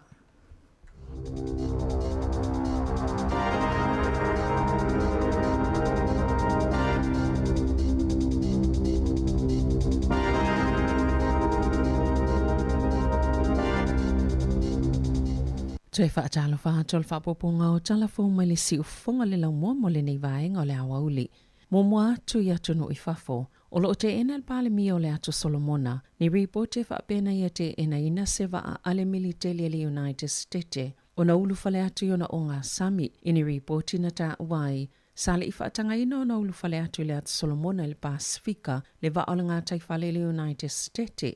O le Oliver Henry, sali i mawhai o na ulu fale atu lea wa ai honiara, le taulanga le atu Solomona, e to saima se wha amatalanga se sui o le United States, o na ele Italia atul malo Solomona i salato talo sanga, e utu ailo lato waa, na sauno al balimia manase songa vare, sa wha alua fe sasil fsota inga, ma sa wha atuayo na tu ina atul wha atanganga mole wa Amerika ulu fale atuai. O na ele iyo o atul wha amatalanga pito silo na mo miaina ilea taimi, sa tu ina atul wha atanganga ilea solua sfulo au koso, peitai, e o ane le taimi na wha o atuai le fsota inga ilea fiafi, wa toi tu ua le Oliver le atu Solomona. Na whailo atu le malo le atu Solomona i atu nu umolo lato whaipa anga o ia ini fuafuanga ya siasi atuai ni a lato Navy ina ia tau fia mo le taimi nei se i toi whaafoa lato ta ia lai whaanga solo i le whaatanganga o waa e ulu fale atu.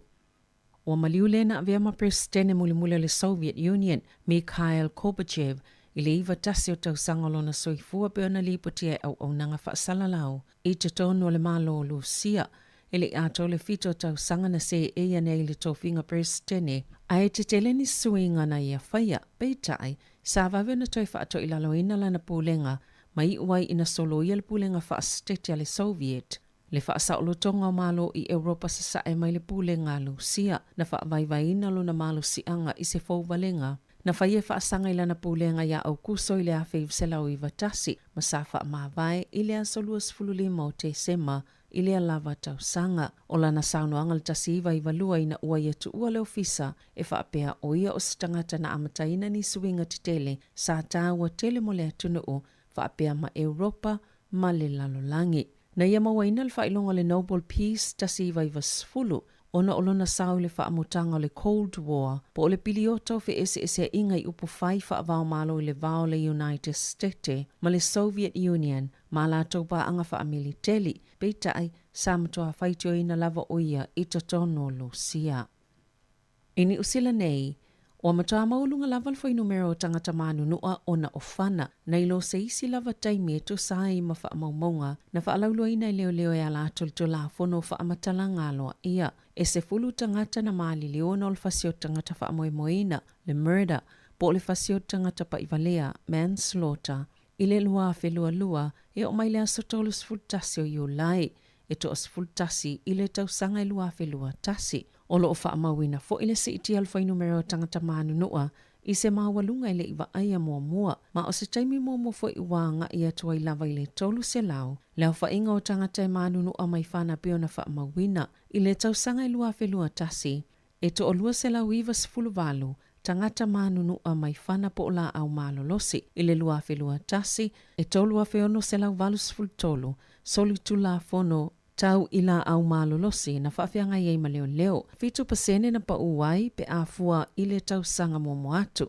Heo mai le aso tolu sifutasi o iulai, wa moli mawina le tasi pasene wa wha ITTI, wa wha aliaile nau o tangata e wha o ngāla tau whana, e wha asanga isi tangata pio na ta ua leo. Maolo pito silo na te lele wha awhitauli i au kilani. Ile se fululua masina taluai, e wha pasene na mawalunga ta waile tele o isi ngaluenga wha upopo leo na awai iai, sa wha o ngā ai whana, na ilo le isi fululua masina mua atu, ai fitos fulfa pasene na si itiele fo numera o tangata manu nua. Sa whaamalo siona whaatawato le whaalapotopotonga le plan gate nisi o lātou au nanga ona olele lava o tupe whaatino i lātou ngā luenga whisoa soane. E le o se whaalapotopotonga e sa iliani polo fiti, ai lātou te o foi nātu au nanga mo le soifua maloloina, ma le ola lau le mo tamaiti lalo le tailima tau sanga le mātutua, ma o lātou ainga, na tā ua le polisilo le plan gate i le One News Amanda Malu, ua matua whaale e tonu lava le tūlanga o lo iai nei, ma ua tele tau sanga e le o au tupe mo le whaatinonga o lātou au nanga. Wo o lava i le whainga o nisi whai unga e pe o le whaatau e se atu, o nisi o lātou mea tō tino, ma whai titia au nanga ina ia ma whai o na whaawau ma whaatupe, isi au nanga pito sili o na tāua, e pe o a lātou tau si soifua, o le tau whinga fo i o a onga mo mātua e tā o le pepe, i le māsino ioni, o se tasi leo whai unga pito sili o na whainga tāia i lātou, e whaase lau wafe tā lai whaangalue ina ia au nanga le tau sanga, e tasi tesi ma le 3 miliona tā la, e le o lava i le whaatupenga o la lātou au nanga, e o i e 3% na toi whaopopoa i le whesoa soane mai le malo.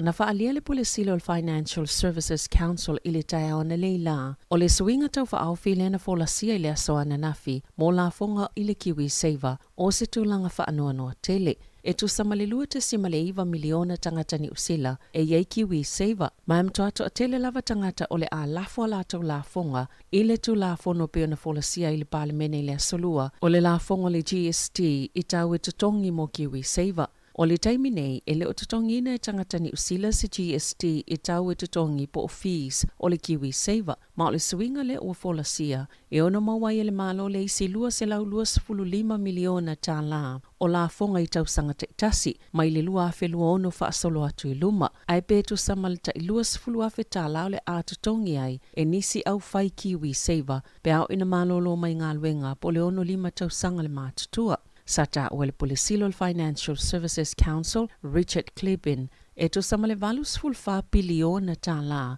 le tupe au whai o Kiwi Saver o lo i le teiminei, ma eui e iei nisi wha la potopotonga o lo o tele ina wha atupe i la tau i a tau, a iei lava le teimi la pasi atuai i tangata whai Kiwi Saver, peona i a tā ua. O le ai whea ngai le atunu o malisi itia o le tau le soifuanga le teiminei, ma e tatau o na langolango ina le malo, le whaatuatua ina e tangata o le Kiwi Saver, e pei o na whaalia le polisili o le Financial Services Council. O le taimi momole ne wa filifili eisa tangata ni usila yei mana onga whaapitoa e avea ma whaaululunga o se matanga luenga le malo, na whaasilsila le komisi mo au nanga le malo i le asoana nafi. Le filifili ai o Paula Tesoriero e avea ma whaaululunga o le wai kaha po le matanga luenga o tangata yei mana onga whaapitoa. Sa avea o ia ma komisina mo aia tataua tangata yei mana onga whaapitoa, talo mai le tau sanga e lua a fisfulfitu, ma o se matafa yo i sailonga na whaalo alungi ai Tesoriero. O le asa mumoi ulaina tatala ina ilea matanga alwenga, ma sa filifili ai Geraldine Wood se avea ma pulisili mo se taimi le tō mau. Na whaalia le minsta mo mata upatau i mana onga whaapitoa Poto Williams, lona whaangai e tia ona o filifilia se tasi, e ilonga ia mata upo ma te lelo na silafia, e avea i ma whaululunga o lea matanga alwenga fōu ma le tāua. E la taile lua afe lau whainga o whana witi o lo whaatalitali pia monita o tonga yo lātou ni fo i tutono au kilane, ma o lo iele talitonunga, o le ātili whaatitele ina lea whaale e tono, ona o lo o whaatuwa i ātili fo isiaki maasani o ni fo whanau, e whaitau afe tā lātou pena tu inatu ile pūlenga lo soifua malolo ina au kilane, e whaiti ele fo numero o tonga fitinga o ni fo tamaiti, i o lo ile lisi whaatalitali ile lua afe lua sfulu, peitai, sale ima whaio na whaiti ele whaafita uli, na tā ue whaapeo o tele o whana witi, i o lo whenga i mati ngā yaso ta itasi, e mo miele tui whaangase, ona uonga o ngā tele a whianga, e afe valu se lau valu sfulfata o tonga mo ni fo whana witi, i le tausanga o mai i a iu lailu afe lua lua, peitai, e tolu afe tolu se lau male fitu le numero tamaiti na whaasino atu, i le au nanga mo ni tonga fitinga mata o tonga, e afe valu se lau lua sfulu lima tamaiti o lo o whaatalitali pea, e to samale se lau valu sfulu no afe whana witi o kilane, o vātul taimi whaatalitali mo lātou siaki masani, pe to salema le lua vai tolu o i lātou sa resitala. O le lava, o le ato le loto, po o le popole, ma le whaingatau na tu ato o le mawhau le ngā luenga. O nisi o mafu anga pito la walunga e mafu e le popole I tutono whale whai ngā luenga, e tu sai ma se sai li linga fau. E ta ua le Annual Workplace Wellbeing Survey, sa whai le EMA ma le NEP, na maua le sai li linga, o le 25% o tangata whai ngā luenga, e maua ile le la vava, ono 3% e maua le loto popole, ono 9% e a fia le whaingatau na tu ato o le mawhau le ngā luenga o lo whaatino. E to a whelua se laulea whainga o tangata whai ngā luenga I tutono New Zealand, sa whai e le sai li linga. E to atasi mali to whaatangata whai ngā luenga, e nau e sui la tau ngā luenga I tutono, o le isi se fululua māsina I so wai. Mai ai la tau lo mawhau e sui la tau ngā luenga, e fitu 8% e mana na o ngā luenga whaingo fio na fitu nai. Fitu 4% e nau I ati na e la tau I tū tau I ngā luenga. Fitu 4% e mana na o ia whai so o mawhailo atultulanga le whaatino ngā la tau ngā luenga, o no 9% e nau I ni kalame mo le ola lau le lei. O le popolenga tele lava mo tangata whai ngā luenga o le tūlanga le tamau ainga. Le asatu la mai le fitu 9% e ono 4% e le mautinoa le lumanai ma le 5% e popole I le soifua maloloina. Tala fawia ma le si ufonga le lau mua mo le nei vaenga o le awa uli.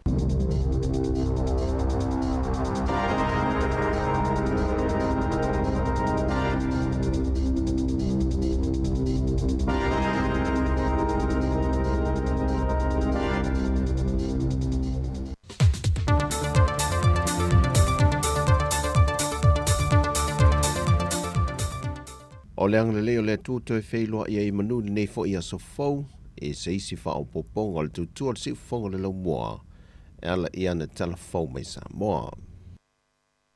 Ua wha leo ngai na le wha I unga le wha amasinonga maa walunga, le lafuna wha tuwina le komiti wha pāre mena lo lato suesuina, a mionga matulanga tā waloa le mota, na o lato wha malo loi nai le taitai o le tua ngai, le whionga tule epa lupe soli aisa le malia le ngoi, ma le whailau tusi I a leala le pule rimoni a yafi, e au noma se tatongi se ia iai se aso. E le whamani nonga le whai unga le whamisinonga maa walunga, o so se tula fono e leo ngatasi ma le whaavae, e le talia ina foi e le whamisinonga.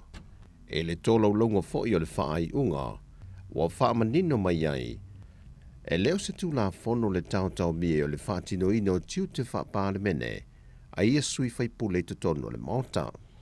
Wa polo ia le whamisinonga le whionga le whonfitalai ma le mota, e na ia toe a siasi e le lafona whātū langa le lei. Peitai, e le tali mai le whionga le teitai o le tua ngai o se tasio I la ua ia, o loa a fia le whai unga le nei le kāpeneta. La lava foi le whaitau ese o nei ma le nei vaenga, ia ona o le matou tu te lava lea. E le molinga o mene o maufa a ngai, e lo tātou malo, e ono tūlai mai a le whaitau ese. O le upu e masani ai Samoa, e o ngā mea tupu, e mawai foi mawhauwhaunga le lei. Le a foi la le tūlanga, na whaponga iai ia le nei foi whai unga ua whaia, ia ma le taunu unga whaia le pālemene. Ma le taunu unga ua taunu iai le whai unga le whamasinonga. O le tauwhi, pe ana le whaia le whai unga le al pālemene. Mea manu e le manu, e le nei foi tausanga ia ni manatu whapene. Pe ana le whaia foi la e le te maita I pālemia ia ma le whongfitalai, ma le lai tū sei unga whapea. E ono whailawa e se si foi whainga malo I lumana.